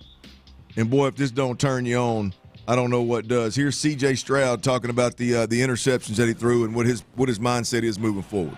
Man, Steph Curry don't ever stop shooting. I'm gonna keep letting it ride, and I don't got no shame in my game. I definitely got to be smarter, but I don't. No confidence is taken away from me. I'm gonna keep letting it fly. I mean, there's things where it can go either way, and they got the better of me today, and that's just the NFL, So I'm blessed enough to come out here with a dub, and my confidence isn't going nowhere. I'm gonna keep shooting it. I'm gonna keep letting it fly, and that's what makes me great. Is that those times where where you either get away with it or you don't, or you make the play, you don't. I've been blessed enough to have plays where nobody talks about it because they don't make the play. But this game, they made the plays, and that's not going to skew my confidence one bit. And I'm going to keep being me. I think I'm very confident, not only in myself, but how we're playing as an offense in the whole. Ron, this is going to have to be a pass-first offense, at least until DeMeco can establish the run the way he wants to in the future with some different pieces. But this is going to have to be a pass-first, CJ-centric offense. And with that being the case, I want my gunslinger. I want my quarterback comparing himself to Steph Curry. Hell, he can even throw Kobe Bryant out there next if he wants. I like him talking about, man, I'm going to keep shooting it. I like him talking about, actually, that's what makes me great. I love this from C.J. Stroud. Again, in a moment where he could have, I don't know what his options really were in a post-game presser after you won a ball game and thrown 3 interceptions. He could have taken a different route, but he said, I'm not flinching. I'm not blinking. I'm going to do what Steph Curry does and keep shooting. I love this, man. Yeah, he was genuine with it. Like, he could have just really honed in on the mistakes that were made and stuff. And listen, I would much, much rather hear the quarterback or any players, really, especially in that position, say things like that. I'd much rather hear the confidence and the, hey, I flushed it, let's move on, let's roll. It's not going to stop me from being who I am. Because I think at this point, Clint, CJ clears it no matter what happens. It gets back there, and he's going to continue to be the same aggressive player that he is, or at least play at the same level of aggressiveness that he had been playing with. I don't think it will change. And I love that. I think I'd rather have that. I have covered and watched quarterbacks that go the complete opposite. I've watched quarterbacks that throw a pick, Clint, and there ain't a chance they're throwing anywhere near double coverage. Yep. There's not a chance that they're going to throw anything that can get in harm's way.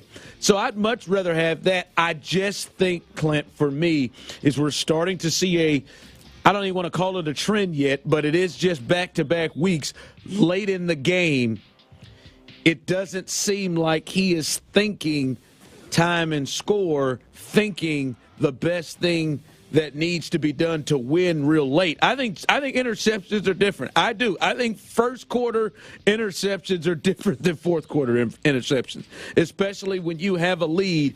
And the only thing that can get the team back in the game is if you do that and you put it in harm's way. And I love his confidence, and I'd much rather him be doing that. But I do think, Clint, as you would know, playing the position, there's got to be some sort of a time and score mentality of when to taper the aggressiveness, right? Sometimes Steph forces himself to the free throw line, and it doesn't just take the deep threes because of time and score to not hurt his team. And I think there's got to be a mixture of that. Absolutely. I mean, there's no question about it that C.J. Stroud's a rookie, and he's got to learn from some of these things, Ron. And I think he will. What I love is his mentality, and really even more so. Let's talk about it from this perspective, because we've seen defensive-minded coaches, whether it's through handcuffing guys or just like reiterating the same ball protection, check the football down, don't turn the football over, and just every time they talk, they're talking about turning the ball over and protecting the football. We've had that here recently. It doesn't win ball games, right? So whether it's C.J. Stroud's mentality or DeMeco, I love the way DeMeco Ryans, a defensive-minded head coach, has handled C.J. Stroud. And a big part of that, I believe, is the way in which he's handled those interceptions. It's clear there is no checkup in the defensive-minded head coach. There's no more checkup in him as there is in the quarterback. And I think that's critical, because the worst thing that can happen, regardless of how this rookie year goes, the worst thing that can happen is if you all of a sudden put this quarterback in a position where all of a sudden he's gun-shy. All of a sudden he doesn't trust himself, right? And a head coach can do that. A defensive-minded head coach can do that, especially when there's no run game for the majority of the season to this point. So I I love not just C.J. Stroud's mentality, but I can't have this conversation without tipping my cap to DeMeco Ryans and the way he's handled the young quarterback as well, because we're watching a defensive-minded coach up in New York just completely whiff on how he handles the quarterback situation. I know he couldn't help Aaron Rodgers, but the Zach Wilson thing, he's not only been benched, he's been sent to number 3, I believe, and 2 guys have passed him on the depth chart.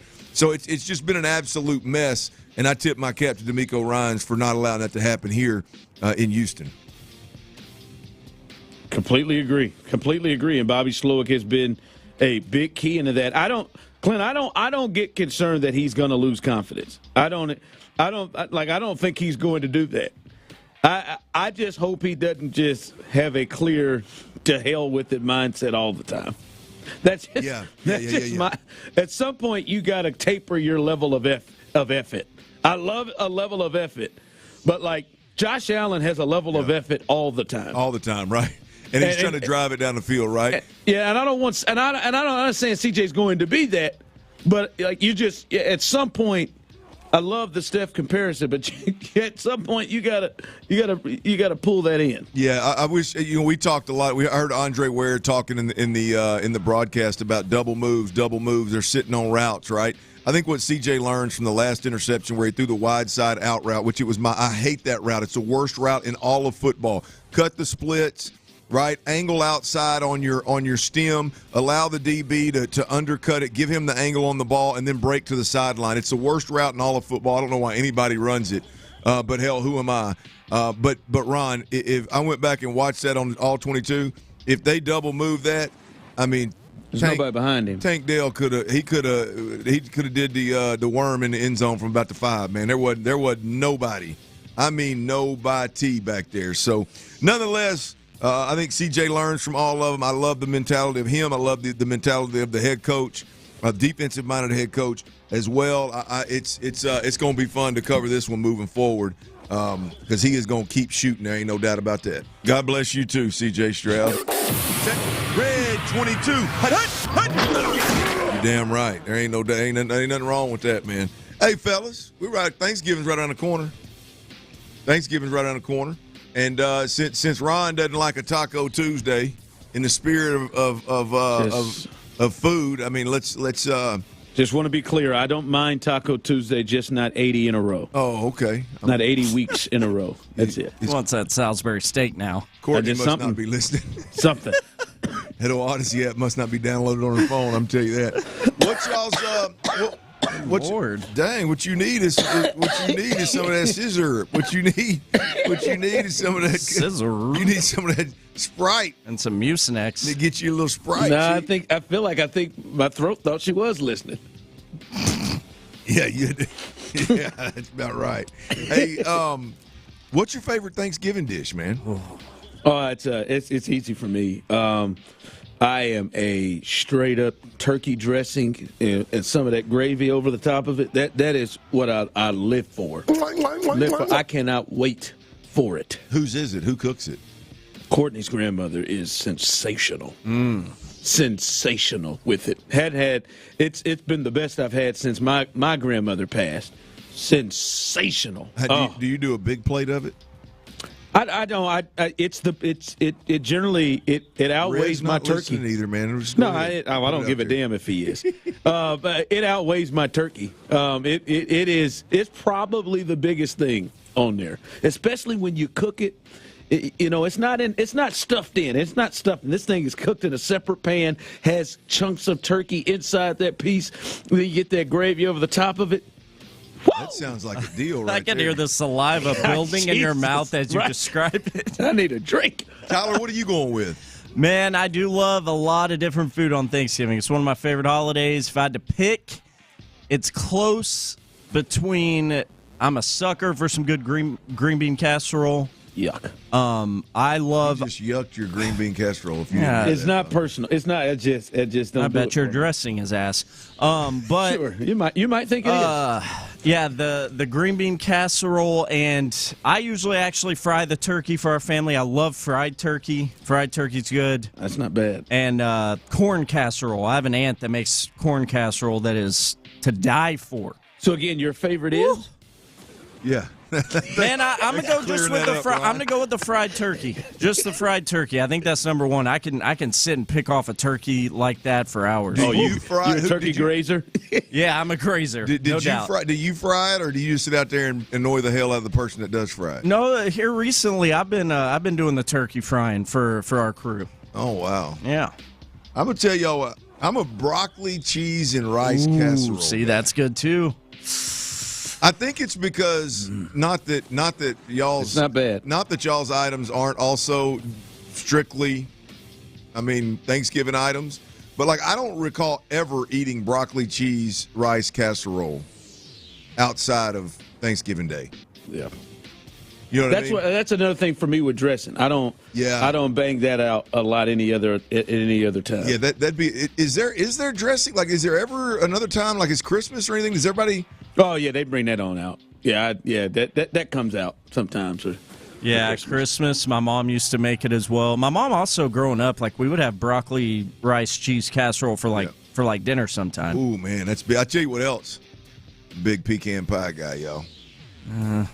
And it's something about. Well, no, Tyler doesn't like that. Well, I'm into it. Ron, I don't know how. I don't know. I had at least 6 of those little nuggets, those little pecan pie, the Good Company nuggets, in the press box. I had at least 6 of them this week. At least. I'm not a big pie guy. I ain't gonna lie, man. I eat chitlins with a little hot sauce. What? Chitlins. Heard of that? Well, you ain't never heard about them. You ain't never heard about them guts? Them pig intestines. Wait a minute. Are we still talking about Thanksgiving? Yes, that's a big Thanksgiving dish in my household, in my family's household, all sides. I didn't know that. Them guts. You wouldn't like them. I thought that was any time. You wouldn't like them. The smell is rough. Get a little hot sauce with them. I like a little chitlins. I ain't gonna lie to you. Well, I don't know, Ron. I think there's two things that you and I are pretty common. Or one thing that you and I are pretty common in the area. I don't think both of us ever turned down too much in terms of grub. If you're gonna put a little hot sauce on them and knock it back, I could probably be right there with you. I don't know. I know Tyler would definitely not touch it, and I think a lot of people won't. At the table with it. Like I don't like Courtney stares at me. Like, why are you doing that? But I mess with them guts. I have tried it before. I want to clear that up, but it's not for me. No, I know. Yeah, the smell is tough. You got to get past it. All right, coming up, a couple of things we've learned about some Houston teams right off of what we watched last night. We'll discuss that coming up next right here on The Drive. Before we do that, Texans fans, football fans all over the wonderful city of Houston, we salute you all. We salute you all, the generous hosts that make game day royal. To those wonderful fans who open up the doors. And I know many people are going to.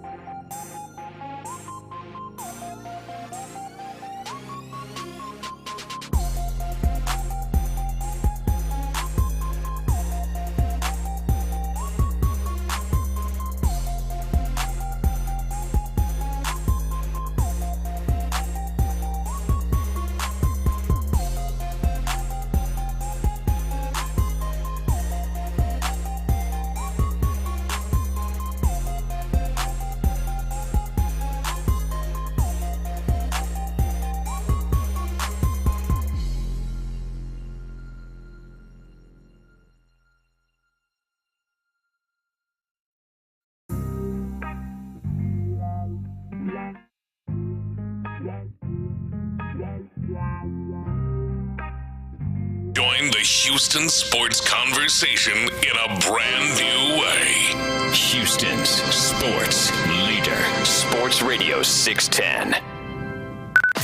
Sports Radio 610 presents The Drive with Stoerner and Hughley. All right, welcome back into The Drive, and this is a big day on The Drive, as every home game we generally do the Texans Ticket Tuesday, and we do it all day right here on Sports Radio 610. It opened up on Payne and Pendergast in the Loop as well, and today on our show is your final opportunity to win a pair of tickets for the game of the year. This to me, I think, will be the biggest home game of the year. I think Clint said it earlier. This may be a chance for this the stadium and this atmosphere to be the best it's been in quite some time, and you have a chance to be a part of it. You have a chance to win a pair of tickets to see the Texans play the Jags. You just got to keep listening and stay tuned. Listen for the cue to call, and then you'll have a chance to win a pair of those tickets for the game coming up on Sunday. So you don't want to miss that. Stay tuned for that, because a huge game is happening. By the way, fellas, I just did something that I've hated people doing to me for years, that you two have done to me. Have done? Yeah. Oh, what'd you do? I've officially become this guy. I just told one of my friends, "Hey man, why don't you quit playing and come on over to and get that iPhone?" I had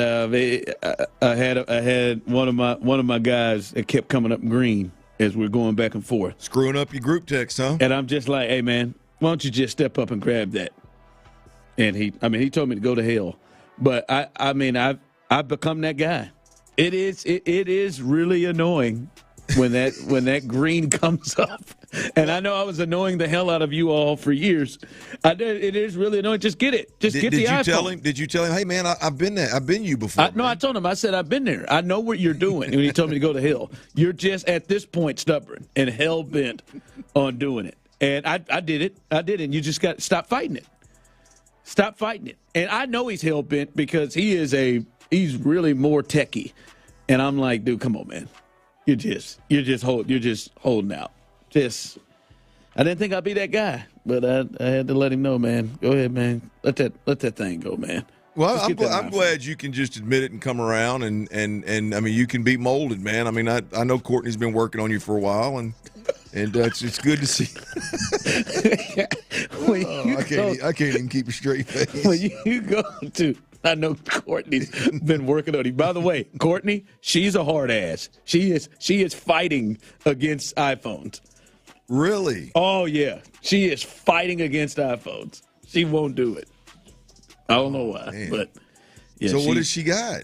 She got the old flip phone? No, she's got what's the Samsung? Yeah. She is the Galaxy. The Galaxy. I think that's probably the second most popular. The one outside she goes there. You know me, man. I was hanging on the BlackBerry for quite some time, and then I finally stepped out of that. The little roller ball. I loved it, man. Glad you joined us in this century, man. I love that old BlackBerry. I really did. Hey, listen, the Rockets, they lost again last night, so they went 0-3 in that little stretch against the Clippers, Lakers, and Warriors. But I told you, I said Alfie Segun would potentially catch his career high. He had 30 last night. Yeah, Damn man, you should have put some money on it. You said it right. God, man, I'm out here, man. I'm just leaving money out on the table. It wouldn't have been his career high, though. It wouldn't have been, but I mean. Yeah, but I think the over-under, I saw somebody on social media said the over-under was 20. Oh, my God. Then you missed that. That was easy. That was easy money. Easy. Yeah, the Warriors got no size, especially without Draymond out there to bully them or attempt to. Damn it. Hey, Houston fans, I am so happy. By the way, it is wild. We've all talked about Jalen Green and stuff, fellas. Segun is clearly becoming this team's, especially the young players, becoming the best of the young players. He is clearly is taking steps. He's defending well enough to stay on the floor. So he's actually been extremely impressive. So, damn, I could have made some money last night on old Sagoon. Yeah, I watched a little bit of that game last night, Ron. They just couldn't. What'd the final score end up?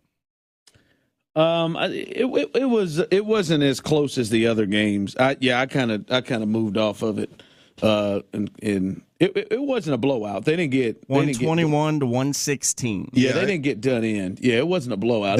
They just couldn't get. I saw them get within 8, and they just couldn't. I mean, every time they did, Steph knocked down a 3, or the old boy that was covering Shagun on the other end of the floor, he knocked down a 3. They just couldn't ever get over the hump and make that thing a tight enough game to give them a shot down the stretch. Yeah, Clay scored 20 points for the first time this year, which hurt. I knew they were going to be desperate, and they came out. And we'll see if the Rockets can clean it up. They're on a little losing streak now. Need to get this thing turned around. You know what else I learned last night? What's that? To me, I don't know where C.J. Stroud is in the MVP race. I don't know who's ahead of him, but to me, I think it would be completely on reputation and not the truth of what's happened on the field. I don't think you can in your right mind put Patrick Mahomes over C.J. Stroud in the MVP voting right now. I just don't. I just don't. Right now at all, and hell, I think you could completely argue that he is dealing. Even I know they've got some drops. I mean, I don't know how many people would just say, "Oh boy, CJ's got a far better cast around him." No, I wouldn't say that. He still has Travis Kelce over there rolling around and still some speed out there, and he's not getting as much of the heat, but he has struggled and is throwing just ill-advised interceptions. Like we saw CJ struggle last week with some throws and interceptions that he put in harm's way. Mahomes is doing that, honestly, at a weekly basis. It's just bad. It threw another one last night. So I don't know where CJ is, but as of now, November 21st, there's no way that Patrick Mahomes should be ahead of him in any kind of MVP race right now, which is insane to say at this point in his rookie season. Yeah, but Ron, you know what? It's spot on. I mean, look, the MVP is a quarterback award. I know Myles Garrett's going to be in the mix this year. I know there's Tyreek Hill potentially could be in the mix. Who was the other ones? A.J. Brown, I think, was getting a little bit of run early in terms of MVP. At least guys having conversations about they should be in the conversation. It's a quarterback award.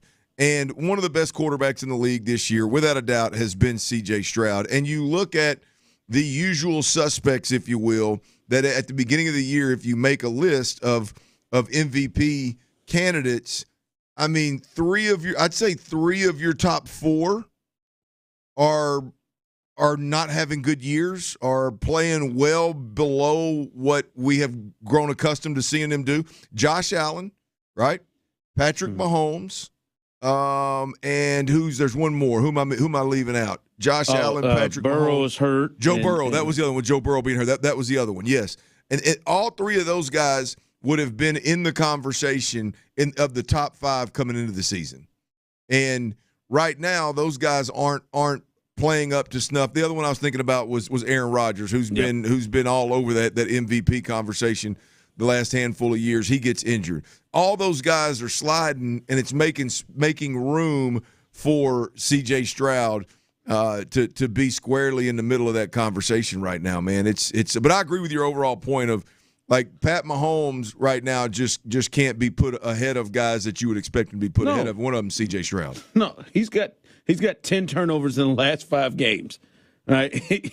Like, his numbers are a lot closer, to be honest, probably worse than Josh Allen's. And Josh Allen's getting guys fired. So, like, I mean, he cannot be in that space right now. He would have to go completely off to do that. And it's crazy. As of last week, he was leading in a lot of MVP odds, which I think we got to stop and take that off the board. All right, coming up, what do you expect from the Texans in this game? Because this is the biggest game they have played since 2019. What are your realistic expectations for them against the Jags. To me, I don't see how you don't expect the Texans to win. We'll discuss that coming up next. But before we do, if you are out there looking very similar to your boy,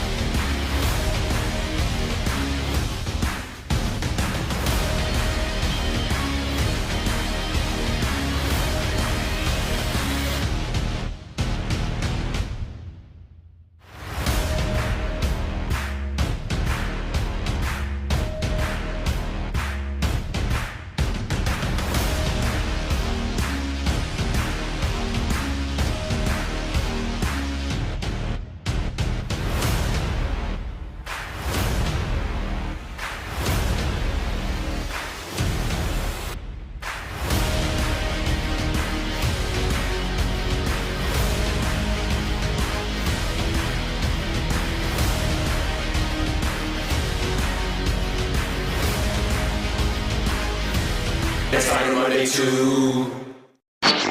Live from the Twin Peaks studios, Sports Radio 610 presents The Drive with Stoerner and Hughley. All right, welcome back into The Drive as we continue to roll through. It is a Texans Ticket Tuesday, so make sure you stay tuned and listen. We're rolling till 6 o'clock, and in that time frame, you will have a chance to win a pair of tickets to the biggest game of the season. So stay tuned. See, I'm seeing here on the text line, Ron, that is big of you. I know you're a Chiefs fan. That's big of you to admit. Listen, I keep it 100, as Mo Karam would say. I keep that thing 100. All right, and I'll be honest with you. If now many of you believe I'm just a hater. I just give you exactly what I see, and hell, what I see is exactly that. Ain't no way you can put him over him. We keep it 100. There you go. He's just not been his normal self, and it's just hell. Real is just real. I'd be lying to myself. I'm not gonna argue lies or things that are wrong. I'm a stand-up guy. Tyler knows it. Clint knows it. You are? Well, don't get me to line now. It's true. Their families know it. I'm a stand-up guy. I'm going to tell you the truth. Now, you don't stand up super tall, but you're a stand-up guy. You ain't going to like that one, Tyler. I got your back, it's Thanksgiving. It's Thanksgiving. I let it go. Yep. I let it go. We can't all have knees. Okay. Yeah. Well, I'm glad I can wear fitted hats. Anyway. Good point. Damn, well boy, done. You thinking so hard over there? That big-ass brain, you got to think. That ACT was a breeze, wasn't it? You able to keep so much stuff in that big-ass head. SAT, too. Yeah, all of it. No, listen, I want to get your thoughts on this too, Tyler. And I do. And the people out there, 713-572-4610. Those of you on Twitch and YouTube as well. Do you have the expectation now? Right, this team is 6-4, 7-3. This is the biggest game that any of us, we've all agreed, have had since we've been working here at Sports Radio 610. Bring on the Jaguars. That's right. This is the biggest game that Mark Vandermeer has called in a long, long time. And Andre Ware. Yes! This is the biggest game they've called in a long time. Wow. Are you to a point now when you look at this game, you look at the Jags who won the division last year, who have led the whole way, do you look at this as a game where you are expecting at home your Houston Texans to walk away tied and really with the division lead because you swept them? Do you expect that as we sit here on Tuesday, 713-572-4610? Clint, are you to the point where you expect them to win this game on Sunday? Yeah, I expect them to win this game on Sunday, Ron. Yeah. My expectations are that they go out there and take care of business in their own backyard. I'm on record, and I don't have a whole hell of a lot of support here, but I just the Jacksonville Jaguars just don't scare me. This is a game where throw the records out. They happen to be very comparable this year, but throw the records out, and I feel like the Texans are going to be in this thing late and have a shot to win it. This year we got a pretty good squad. I feel like the Texans, yes, I expect the Texans to win this to win this ball game. Ron, this is one of those where it's not about the opponent. It's more about just what I believe the Texans' product is right now. I trust the head coach is going to have his squad ready. I trust that the offensive play caller and the defensive play caller, they're going to have answers. They're going to have a great plan. They're going to have great adjustments in the moment. And that those are all very powerful things. I believe that DeMeco Ryans has this team in a spot where this game is just the next game. It's not as big as you and I want to make it out to be, although to us it is huge. I was going to say it's pretty big to me. Yeah. I mean, it's huge, right? But at the same time, I just believe that this team, those kind of things that maybe impact some of the teams around the league. I just think that DeMeco Ryans has these guys conditioned in a way that's not, they're not one of them. I trust that they're going to go out there and take care of business. I expect them to win this ball game, Ron. Yeah, see, I do too. I expect that's what I will walk out if they lose this game very disappointed. And not to say that the Jags can't beat them. Hell, I'm a believer in the Jags. I believed in the Jags at the start of the year. I much more than you two have. I know Tyler is not at all. I'm a believer of the Jags, and they put it on Tennessee last week after they bounced back that ass kicking they got from the 49ers. But when I look at this, the two defenses are pretty identical. Hell, I would give the edge right now to DeMeco. I think DeMeco gets the edge as because he's the coach of the defense. I think the quarterbacks are very, very comparable. I feel a lot different about the two quarterbacks from the first matchup. Right, and I do think it is going to be as close to a madhouse at NRG that we've seen in a long time. All right, I think the stench of Jack Easterby is officially gone, and I think this thing is going to go crazy and be a real home field advantage, which I think gives them an edge. So I listen. They beat this team by 20 early in the year, and I think there was some flukish plays in that game.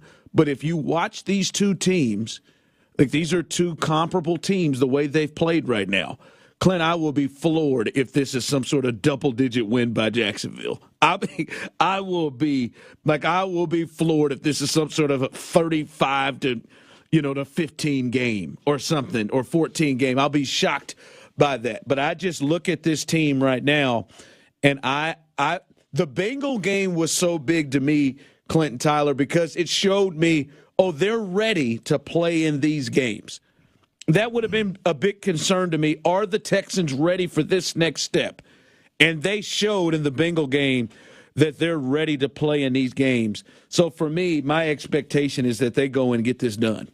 Yeah, I'm right there with you, bro. You bring up the Cincinnati Bengals game, and I think it's a great point, is that was a call it a starred game on this schedule for me, that if you go into Cincinnati with Joe Burrow playing the quarterback position and you're able to knock off the Bengals, I believe that's a statement win as this team ascends and rebuilds and continues trending in the right direction. That was a signature win. That was a win, to your point of I believe that this team is mature enough to go on the road versus a very healthy organization. I obviously don't mean the health of Joe Burrow. I'm just talking about the organization as a whole. They are a year in, year out. As long as Joe Burrow's there, they're going to be considered a Super Bowl contending football team, and the expectations are going to be to make a run at a Super Bowl. They went in there and they beat that team convincingly. The score was not indicative of what we really saw for 4 quarters on that field. So, yes, that was a statement win. I believe as the season's unfolded, I think this Jacksonville game is one that you star, not because of the opponent, but because of what's on the line. Yeah. And I just believe this is a game where it's not about the opponent. It's not about proving everybody that you've arrived and nationally being in that conversation of teams that are playoff caliber teams. Now it's about putting your foot on their neck after beating them the first game you played them. Put your foot on their neck, choke them out, take the division, and never look back. Can this team do that? I believe they'll put a great foot forward. I don't know who's going to win the ball game, but I believe they'll put a great foot forward, and I trust that the product's going to be enough to win. Text line coming through. Y'all tripping. Jacksonville is coming to play. Don't say they don't scare you, Clint. They don't. They never have. I said that before the season ever started. I expect them to win, but it's hard to beat a team twice. I can't say I expect the Texans to win, but if they do win, I won't be shocked. It's hard to beat a team twice. Tyler, you have been Mr. Cautiously Optimistic. That's how you've described yourself with the Texans. Are you in expect them to win this game mode?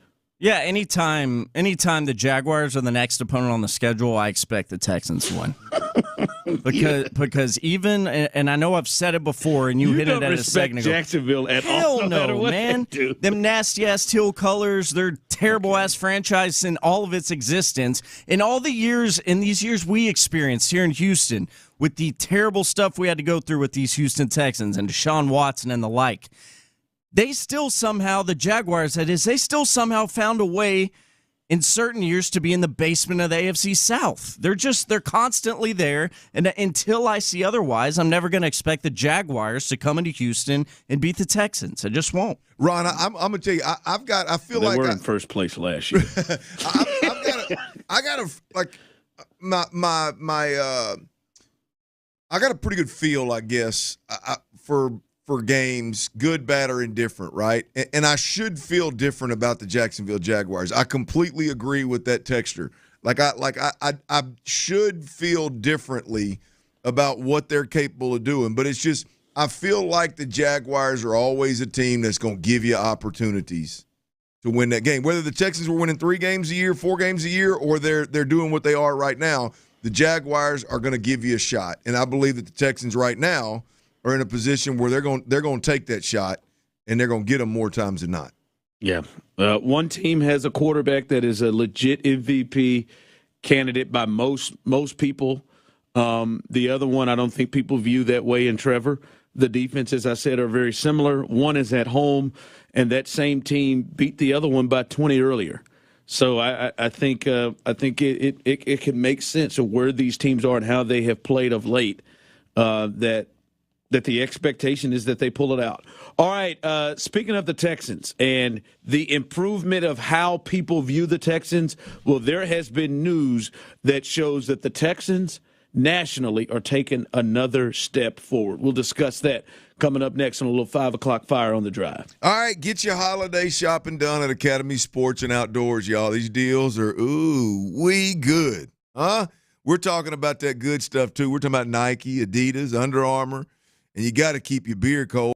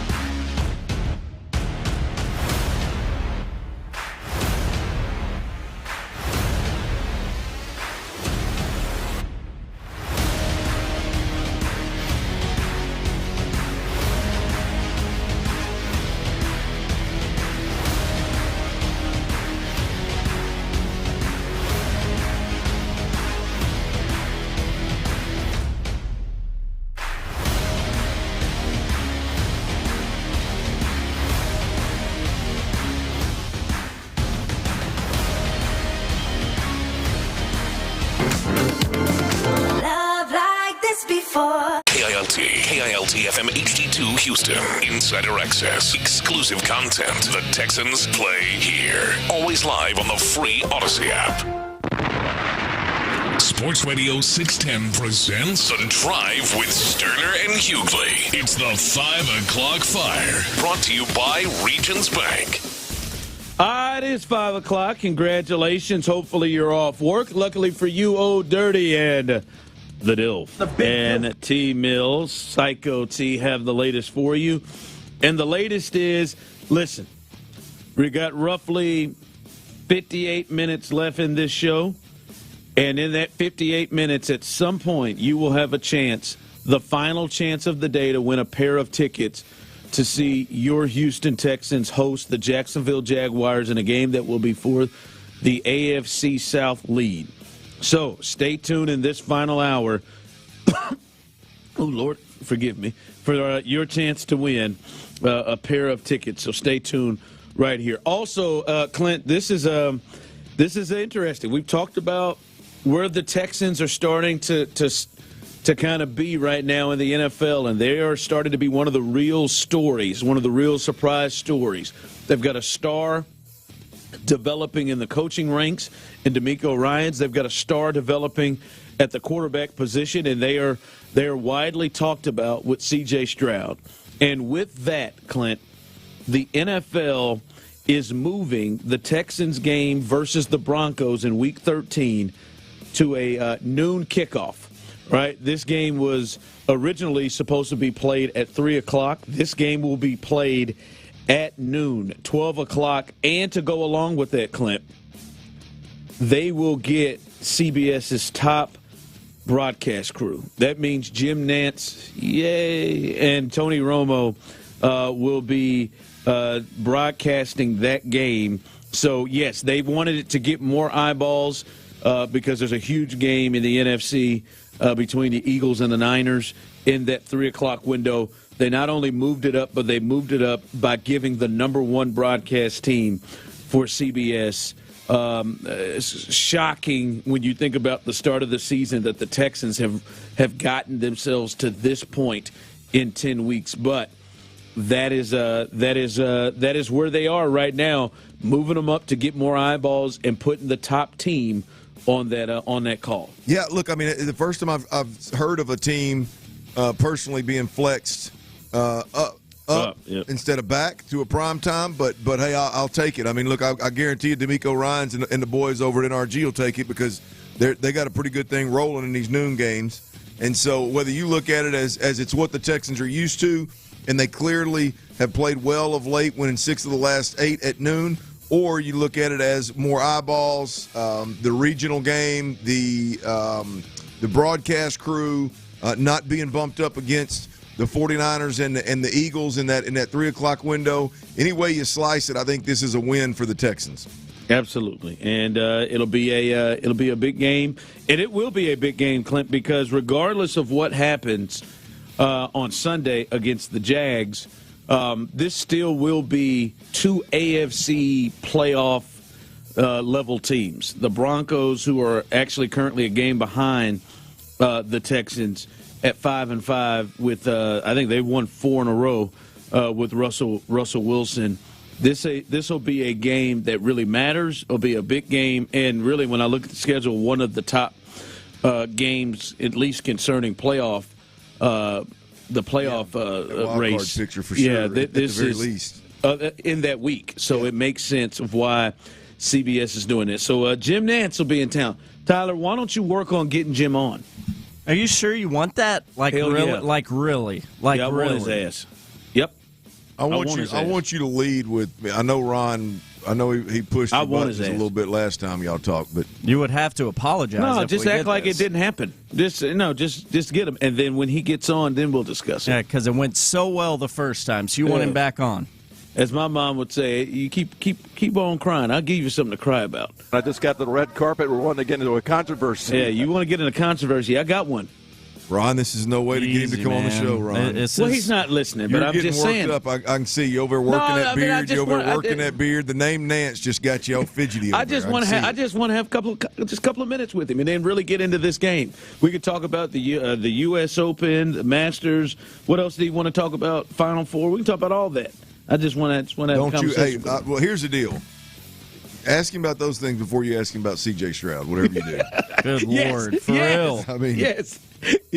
Now, listen, I'm not trying to get you in a controversy, but what do you think about C.J. Stroud? Yeah, do you think C.J. Stroud is an potential MVP, like an outsider maybe? I mean, I don't want to be controversial. For you? I don't want to be controversial here. Yeah. Why can't we just talk about the Masters here, Ron? You know, let's talk about the Masters. Yeah. That's enough, guys. It's enough. Really go in on the Final Four. Oh, you retired from that. All right, no, that's that'll be fun. I think you should really work on that. Could you imagine? I'll hit him up. I'm just saying. Could you imagine if Tyler got Jim Nance and said, "Hey, Jim Nance is going to join us on Thursday that week, and I'm gonna make it happen. I'm gonna make a call. We built that sucker up. Yes. I'll be nervous as hell if we actually do it. Oh my God, that'll be. Will you?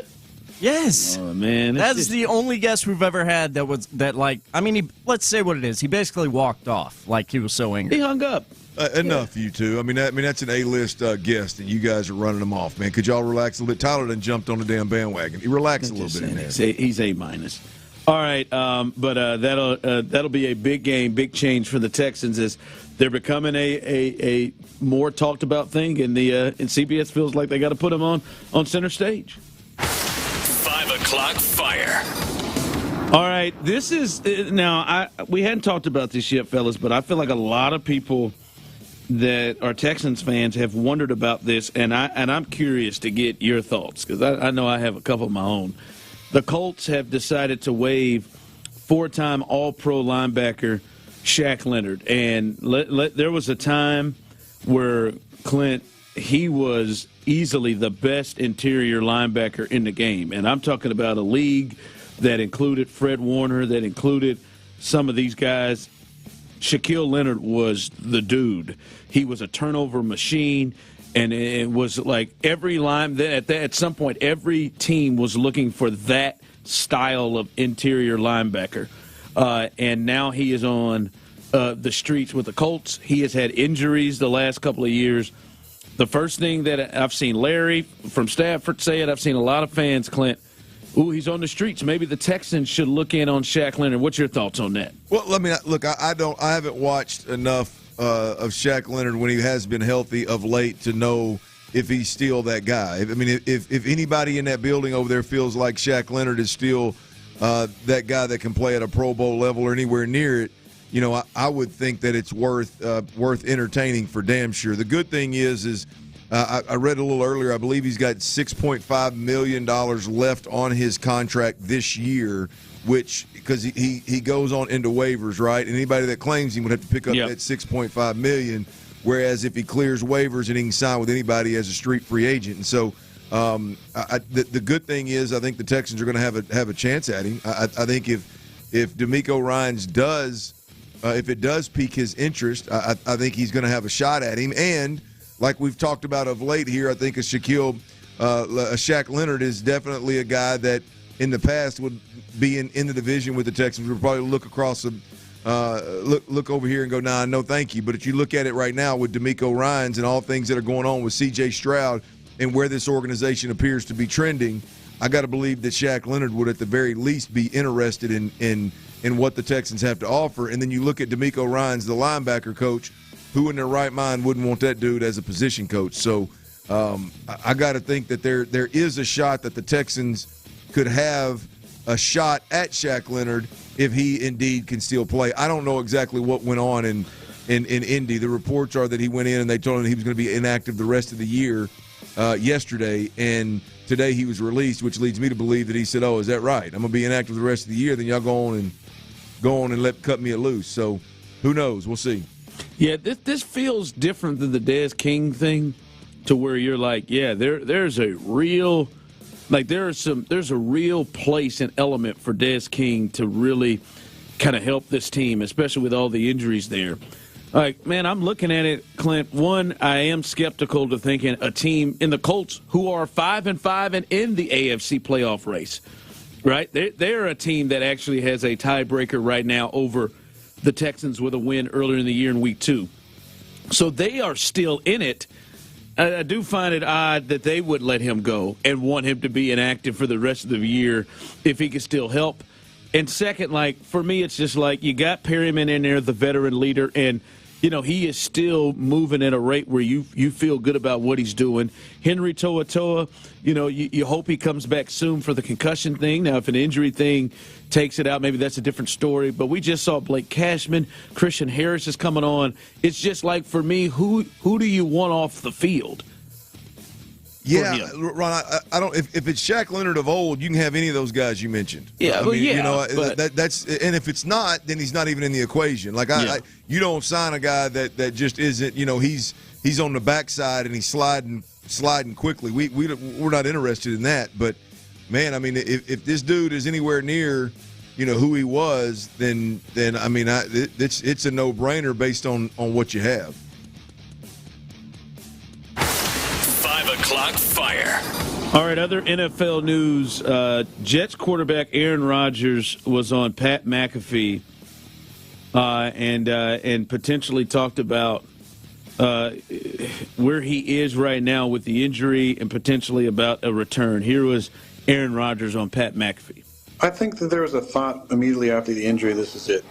I'm done. I can't go through this rehab. I can't, I'm too old for this And I did a lot of soul searching and praying that night, and I woke up in the morning and felt like, nah, I'm coming back. I'm going to do this again. I'm going to climb the mountain one more time. And I'm thankful for all the people who reached out, for the people that were praying for me and supporting me and sending me nice messages and checking on me. It's been really, really special just to reconnect with some of those people who reached out during this time. It's reignited my love for it because I've been in kind of what it feels like to be retired. I've been away from the team, for much of this 10 weeks other than seeing them on some game days. And I've never not with my squad in the fall. I've never made my fall schedule since I was, in high school playing ball. So I've gotten to look at what that feels like, and I'm not ready for that.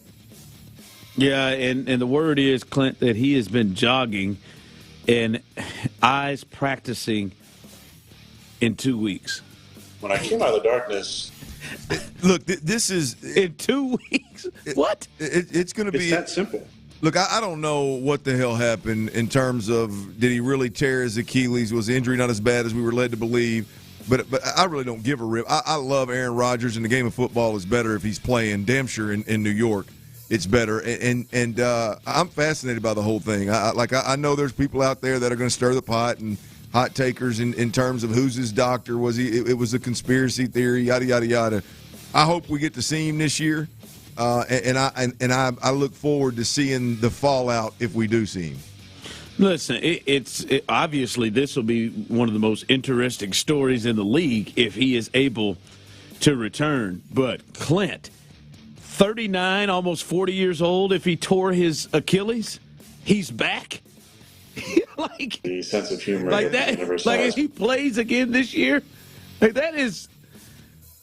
That is hard to fathom. I don't think we've ever seen anybody, kind of come back this quickly.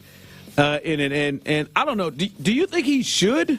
I know you're saying you would love it, and it would be an interesting conversation and story. But where the Jets are right now, do you even think it's a good idea for him to come back and try to get out and play again this year? Well, I think it does matter. I know he's eyeing maybe the end of the year where there's a couple of games left, week 16 or 17 kind of deal. I think it matters what the record is. Yeah, I think he and the Jets would be crazy to put him back out there and risk anything. Hell, if he was fully healthy and you acquired him week 16 and you weren't playoff. The playoffs were out of the question. Then putting Aaron Rodgers on the field would be very suspect. Yeah, it would be very suspect. I'll be watching this. I'm entertained. That man is jogging and going to practice in 2 weeks, according to reports. So that's an interesting thing. All right, let's do it. Let's do it right here for the people. All right, I'm not going to mess with you no more. Coming up when we return, you will have a chance to win a pair of tickets.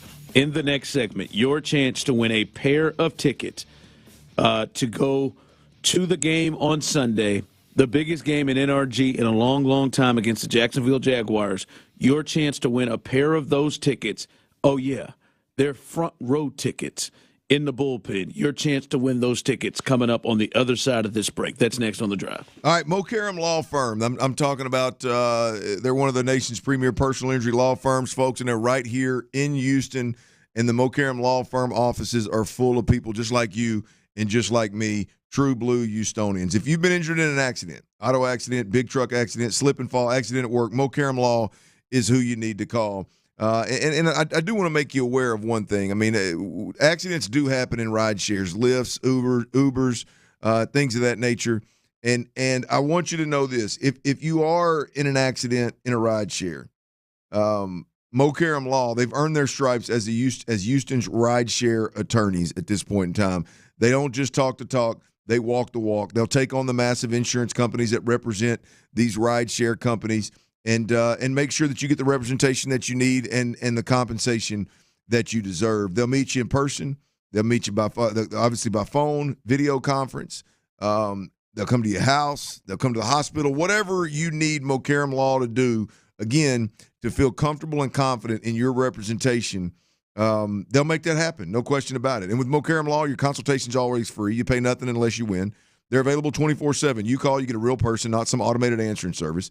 And bottom line is, they're simply the best in the business. When you're stuck between a rock and a hard place, you're involved in an accident, Mokaram Law is where it's at. Contact them day or night. 281-222-2222. That's 281-222-2222. That's Mokaram Law. We keep it 100.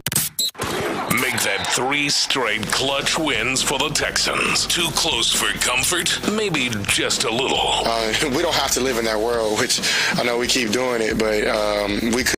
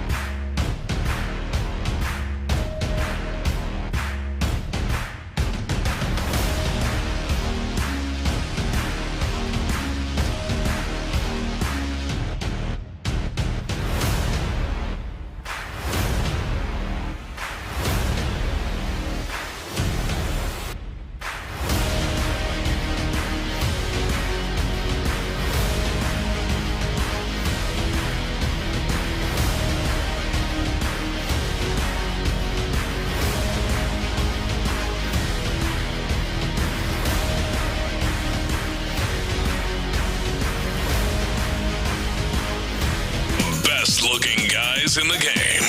And now we can prove it. I'm too sexy for my shirt. Don't believe us? Check out our brand new Twitch and YouTube live stream. Every show, every day. See your favorite 610 hosts like never before on YouTube and Twitch. Houston's sports leader. Sports Radio 610. Sports Radio 610 presents The Drive with Stoerner and Hughley.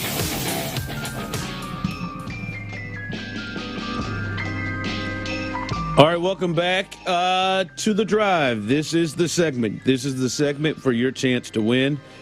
People texting in. I thought Ron was giving away, so I called. I hope this doesn't disqualify me. And then you have people trying to make deals with Tyler via the text line. Tyler, a heads up. It's better to try to make those deals via my DMs on Twitter, friends. I just had a baby girl a month ago, and me and Mama could use those tickets for an amazing day out. Wow. Avoid the text line. That is somewhere my bosses can see our interaction. But hit me up on Twitter. I can't do it, but I'd love to hear your story. Hey, the boss can hear you. Be sure and hit me up, man. I'd love to hear your story. Hit me up on Twitter. I can't do anything. I just want to bond with you. But I want to hear that. And if you have missed it, and I see people texting, they were asking what's up with the Texans. The Texans had a game December 3rd against the Denver Broncos. Was supposed to be a 3 o'clock game, so those who had tickets, that's actually a game my whole family is going to. I like that, baby. Move that up. It is now being moved to noon, 12 o'clock. And Jim Nantz and Tony Romo are going to be calling the game, the number one team for CBS. They want to get more eyeballs on the game. Let's ride. With the Texans and the Broncos. So they have moved this game up. And, Clint, I just want you to know, here, it was fortunate for you. You get to, as you said, get to get back before dinner. You got some time. And I think all of the games you will have, unless there's another game that gets flexed, will be at noon. And luckily for you, Clint, there you go. Pretty good timing. I just want you to know, though, next year, you and Pendergast better really enjoy this. Because next year, y'all going to have a good 3, 4, maybe more than that, but at least I'd say 4 primetime games next year. Oh, you think so? Oh, yeah. With CJ? Oh, yeah. Next year? Yep. Yeah, they gave Bryce 1 this year. CJ will get about 3 or 4 primetime games. I'm slinging 7. Easy. Yeah, that'll happen. So get ready for that. You'll have some late nights. Well, look, I'm here for it, man. I mean, there ain't nothing worse than what we've been through the last few years. And you give me winning football, I don't give a damn what time we play. There you go. All right, let's do it right now. Caller number 7 for CJ. Caller number 7, your chance to win a pair of front row seat tickets in the bullpen to catch your Houston Texans taking on the Jacksonville Jaguars. Caller number 7, caller number 7, call in 713-572-4610. 713-572-4610. Your chance to win a pair of front row tickets right now. Tyler is rocking and rolling and ready to make somebody's day right now. Your chance, the final chance of the day. They gave away a pair on Payne and Pendergast as well as on In the Loop, and now the final pair today right here on The Drive. Your chance to win those right now as Tyler is handling that thing. And people texting in, please, please, please. It can't happen. I mean, this is ridiculous. I mean, people have got – this is where the Texans are, Clint. They've got people out here trying to make deals with Tyler. I mean, there's multiple of them. I just got married. I'm a fan forever. Okay. I mean, like Tyler said, man, you got to hit him on the DMs for that one. Or maybe you just go out to treat your wife if this doesn't work out for you. Hopefully, somebody's day is made. Hopefully, she's not cooking Taco Tuesday every Tuesday. All right, Clint. Boy, you're pushing it. I don't know why you keep doing it, man. I'm just saying. Listen, I want you to walk this one through to me because I love what C.J. Stroud said earlier this week and after the game. He compared himself to Steph Curry. He said he wants to keep shooting like Steph Curry. And I love that thought process because I love, Clint, his thought of, I want to – listen, one bad play is not going to scare me away from trying to make plays. Right? I love that thought about him. But, Clint, I do think the fourth quarter and late game picks in the last 2 weeks, they have been able to win the games. They've been able to get around it. But I do think you cannot, as you would say, man, with most quarterbacks, you can't just keep living certain ways where it's going to come back to bite you. And my concern is that they have the potential to start losing some of these games that end up in fourth quarter picks, turnovers like they have in the fourth quarter. And to me, it felt like, you tell me if I'm wrong, it felt like CJ being more aggressive than the time demanded for it to be. They both were games where they had leads and the game in their hand. And the only thing you don't want to do is turn the ball over. So in your opinion, if you think it's an issue or whatever, how do you navigate yes, I'm ultra aggressive, I'm going to keep putting them up, I'm a plate maker, this is what I do, I'm going to keep throwing it, to, all right, I'm that guy, but I also need to understand the time and the situation and prevent having these late game picks that keep teams in games? Look, I think the overall point of an opportunity to emphasize that coaching point to C.J. Stroud of, look, we just can't turn the football over in the fourth quarter and expect to win ball games moving forward. I mean, he's no dummy. Obviously, he knows that. But as a coach, you got to take the opportunity to make sure you emphasize that throughout the week. But when I look at what C.J. Stroud did from the interception perspective, Ron, I don't think throwing a speed cut out route to the wide side of the field is an aggressive move. I don't think throwing a basic crossing route to Robert Woods versus what appeared to be some kind of man coverage, I don't think those are aggressive, like an aggressive mindset. I think there's the crosser's the crosser. The wide side out route is one of those where, the leverage of the corner, being the wide side, there's a teaching moment there, but I don't think it has anything to do with being aggressive. Now, the first interception was him being way too aggressive and trying to fit something in there that just simply wasn't there. So, I think you got to take advantage of the opportunity to emphasize fourth quarter interceptions in general. But when you look at each one of his in a vacuum, I'm not concerned at all about him being too aggressive down the stretch. Yeah, if this becomes a thing, though, sure, you know what I mean? If this is two in a row, and like one of the things that we have heard and we've witnessed, we've watched it. Some you talked about is CJ remembers and kind of puts away mistakes that have been made, and he doesn't replicate those mistakes. I know you don't call it aggressive, but. Boy, I don't know. You look out there, you understand where you are. If it's any chance to get picked like that, not the one to Woods as much, but the one that was picked off on the side, the final pick. That is one where you're like, all right, that to me is too much of a risk at this point. Like, to me, I could get that. Boy, you're in the fourth quarter. You're in the first quarter. Maybe I see that. Hell, you're even trailing and you feel like I got to make a play to get that in. I get that. But, boy, those to me were throws where, like, it feels like his mindset, no matter the score, which it's not horrible, but it feels like his mindset to me, Clint, is I'm firing that puppy. If it's the first quarter, the fourth quarter, I'm firing it. Yeah. Like his throw against the Bengals to Tank, where I try to get it in over. Like it's like that. Like to me, sounds like he's operating. Like it's the first quarter. In the fourth quarter, I don't feel like the thought should be I'm gonna try to get it between these two. I think there's got to be, and I think he'll learn that, and I think he'll respond to it. But it is to me finding a happy medium from the Steph Curry, reference he made to the, like, let's put the game away. Yeah. Look, I don't. I think it's more bad decision than aggressive decision. Oh, okay.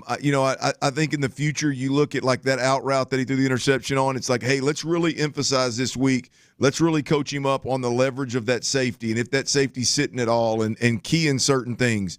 on the crossing route against the Bengals where he was trying to throw the ball on the crossing route and through the interception that gave Cincinnati life, no doubt about it. Let's look at the leverage of that guy and let's not even flirt with it. I think that's more of maybe an inexperienced decision. I just have a hard time couching any kind of out route in an aggressive mindset. Careless, flippant, and maybe not understanding like how good these guys actually are in the league. I can get there with it, but I just don't go to the aggressive route, I guess is where I'm at with it. Careless, whatever it is. Whatever it is, I just like someone texted and just said the Texans to 6 wins, stop being scared, Ron. No, to me it's not being scared. I think late in the game when you have a 10-point lead, like there's just certain throws that you just don't attempt. Like that you don't have to attempt. Right, in that game, to me. And I'm thinking from what I've watched for years, in the position he was in, especially in the Cardinals game, is where they were down there in that final pick he threw. We got points in our back pocket that really make it difficult for the Cardinals to come back. I cannot lose those points. And to where you said careless and maybe learning from how fast these guys can recover and undercut those routes is one thing. Maybe that's it. But whatever it is, like those things to me have to get cleaned up. They have to. Look, there's no way around it. Fourth quarter interceptions in one-score ball games get you beat 99.9% of the time. And CJ's got to be better than that. We can split it up 6 ways to Sunday. At the end of the day, your point of you can't turn the damn ball over twice in the fourth quarter is obviously that can't happen. So whether it's aggressive, whether it's inexperienced, whether it's careless, like you said, it doesn't matter. It's got to get cleaned up. Yeah. All right. Congratulations to our latest winner who won a pair of tickets. Shout out to you, Mike in Cyprus. And he wants Tyler to go to the game on Sunday. Okay, Mike, you're feeling that. All right. Hey, he said that curse was bogus, and he hoped to see me at NRG on Sunday. Okay, Mike. All right, Mike. All you, Mike. I don't need to lay it out again. All right. Do the Texans still, in this offseason, after whatever happens this season, do you think the Texans still have a wide receiving problem to fix? We'll discuss that coming up next. All right, fellas, all y'all out there with that big, beautiful, full head of hair, man, congratulations. All the studies show out there.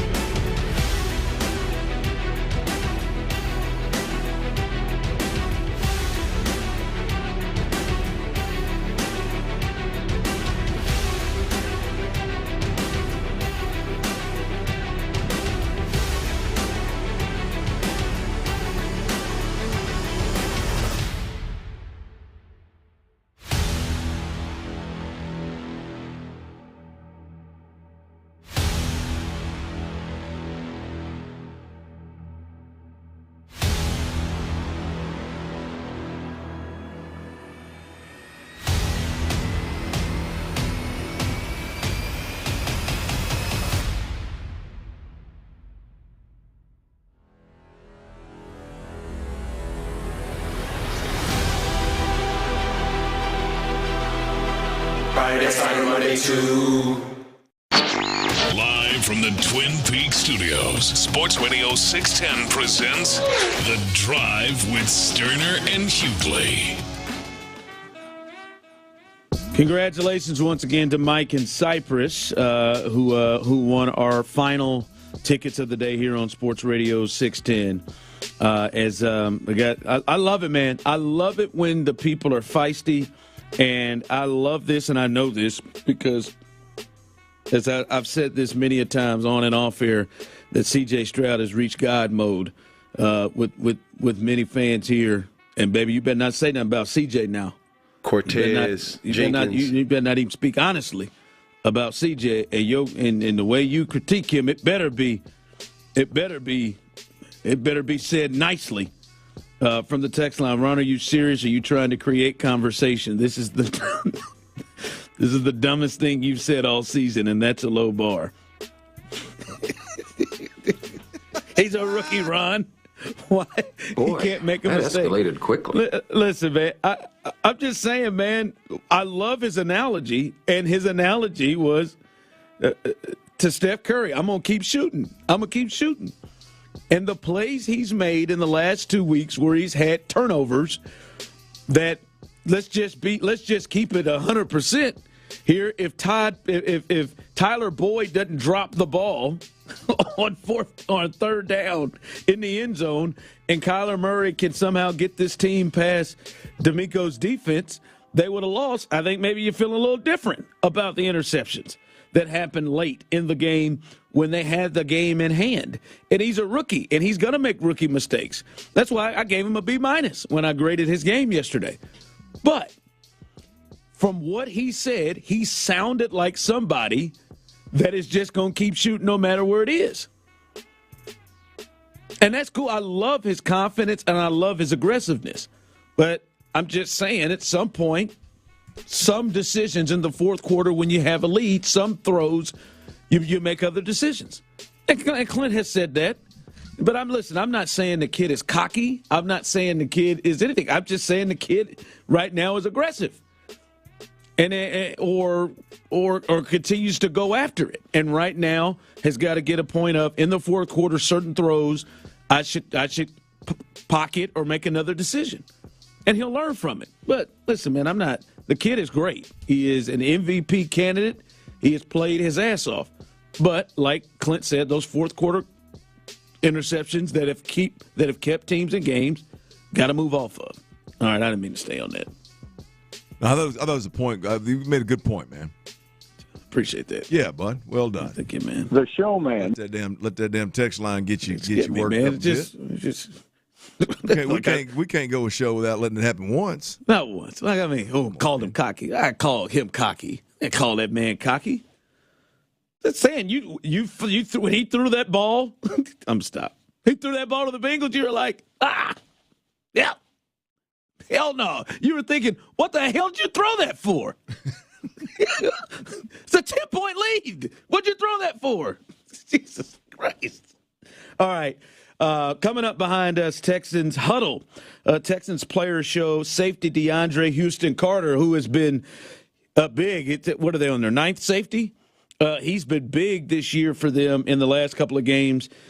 He will join the show. Indy Kalu, Drew Doherty. He'll join the show coming up tonight. So make sure you listen to that right after we get finished. Hey, Clint, listen, I know you have been you have reevaluated and look at this receiving core of the Texans differently. Clearly, I'm correct on that, right? From where you thought before, you view this receiving core differently. Absolutely. Look, I mean, there is zero doubt about it. I mean, these guys have all. I mean, they've all exceeded, with maybe the exception of Robert Woods. I feel like Robert Woods is exactly who I and everybody else thought he was going to be. He was a veteran that was quarterback friendly, that knew the system. That was going to be targeted quite a bit. That's exactly who Robert Woods is. I think everybody else at this point has exceeded expectations, and not just exceeded expectations, but exceeded expectations in a major way. Yeah, no, it is, and I'm so much so to the point. I think the conversation is a real serious and real conversation to think, is it that big of a priority to try to get a bona fide playmaker at the receiving position in the offseason? I think coming into it, one of our thoughts was, especially when we started to see what CJ was, you got to get him some weapons. Like, you got to get him some weapons. I've compared it to Josh Allen when he got Stephon Diggs, Tua when they bring in Tyreek Hill. Like, you got to get him some weapons and a real weapon, because we looked at this group and you're like, boy, we were saying in the offseason, boy, it seems like they've got at best a couple of twos and no ones on this group. But Nico Collins looks like a poor man's DK Metcalf at times, and Tank Dell. He looks better than a Tyler Lockett at times. I mean, those two guys have really stuck out. Then Noah Brown went crazy for 2 weeks, right? That I'm not going as crazy about. But Nico and Tank, they seem to be pretty real in a good sample size of what they're doing. And I think it's a real conversation, Clint, do they really need to go in the offseason and try to make a move or try to make a trade or try to spend major money on getting a wide receiving threat with the group they have right now?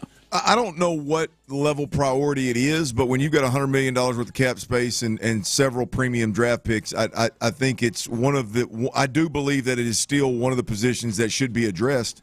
Look, I would like to think I would like to see Nico Collins more so in a Robert Woods role.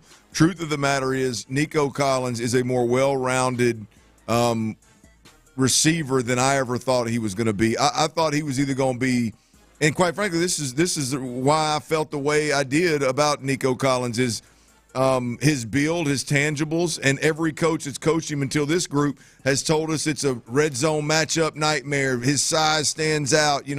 He's a matchup problem versus anybody. And in reality, he's just been a very dependable wide receiver, been a very good route runner. He's been very physical after the catch. He's not been a 50-50 ball guy. He's not running by people and making big-time plays in the red zone the way that like I was gauging him and evaluating him. No, he's done a 180, and he is a very, very, very good, what I would call, and I mean this respectfully, like a possession receiver, like a big-bodied, not afraid of the contact, catch the ball over the middle, strong hands, dependable, very quarterback-friendly wide receiver. I would like to see him shift into the Robert Woods mold and position and be one of the more targeted guys. Leave Tank Dell outside and let him be the freak that's running the routes that he's running right now, and then find that 50-50 man-beating wide receiver that takes your offense to a whole nother level. Yeah, I think that's a really good point. Those two completely have been able to stand out, but you're right. I still don't know if they have completely unlocked everything that it is with Nico Collins. I agree. You know what I mean? Yep. Like, there's still more there. Like, someone texted in, could John Mechie be the guy they're looking for? Maybe another year he can impact this team. That wouldn't be a thing that I would say that stops me from having to go sign somebody or make a move for a bona fide receiver. But I do think there seems to be more there with Nico. There seems to be more there that they can get out of him. To me, Ron, the move at the wide receiver position is not draft and develop. It's not sign a free agent that's always been the second fiddle to somebody else and hope he can come in here and be. Now, to me, the move at receiver, if you do make one, is Mike Evans-like, right? It is, I'm going to get a guy that I know exactly who he is. I know exactly what he brings to the table. It's going to allow me to put Nico Collins in that Robert Woods role. It's going to allow me to leave Tank Dell where he's at. It's going to allow me to go out there. And the position that I would like to see him draft and develop is the tight end position. The kid out of Georgia may be around when they have that Cleveland draft. Yes. That would be really nice. But so to me, you've got wide receivers that can get the job done. You've got guys that are again, they're very quarterback friendly. They understand spacing. They understand being complementary to each other. If you go get a guy, it's got to be a guy that, like I said, Mike may have 2-3 years left, 4 years, whatever he may have left, whatever you think he has left. When you sign him as a free agent, you know exactly what you're getting. Take the top off the coverage, man-to-man, absolute problem, and you've got a plan for everybody else. I don't necessarily like addressing it with the draft and develop. Yeah, I hear that. I did that point there is the tight end. They could use. Or not could use. They need another weapon. But I think that point you made, it doesn't necessarily have to. I think right now, priority have to come from the wide receiver position. If they had, and Dalton Schultz has been really good, but if they had a more difference-making tight end, like the Bowers kid you just brought up, like that, you add that is now you just added something like what we're talking about, because he's a playmaker just in a different form. But these guys have surprised so much, Clint. I've almost been surprised they've arrived at this point that this is even a conversation. Yeah. Well, here's the deal. I think you've got to address the running back room in some way, shape, or form. I think you got to address the tight end room because Dalton Schultz is going to be gone. Is Motor he's on a 1-year deal, right? Yep. So I mean, you've got to do something in the running back room. You got to do something in the tight end room. And I'm just talking about it to exist, to stay status where to stay wherever you finish the season, right? But if you want to take this offense to the next level, like a weapon that changes the game immediately without improving the offensive line and without developing, it's that wide receiver that you know exactly what you're getting. Yep. All right. Once again, coming up behind us, Texans Huddle, Texans Players Show behind us. Safety DeAndre Houston Carter, who has been a big find in DeMeco's in his defense as they've lost a lot of safeties. He'll be up next to talk to the guys there. So stay tuned for that as Indy Kalu and Drew Doherty have it there for you with DeAndre Houston Carter. Stay tuned for that. Special thanks to all our listeners, everybody who hung out with us, and congratulations to Mike in Cyprus, who was able to take on those front row tickets to see the Texans take on the Jags. Clint, great job as always. Tyler, great job as always as well, and great job to you all. The listeners love it and love the interaction as we get it every day right here on The Drive. I am Ron Hughley, as always. Houston, we love you, baby. Hey, I just text Courtney the link to the Odyssey app. I'll let her know that the rewind feature is a thing. Hey, Dog, man, I kill you. I promise to God, man. When someone else instead of me. Make that 3 straight clutch wins for the Texans. Too close for comfort? Maybe.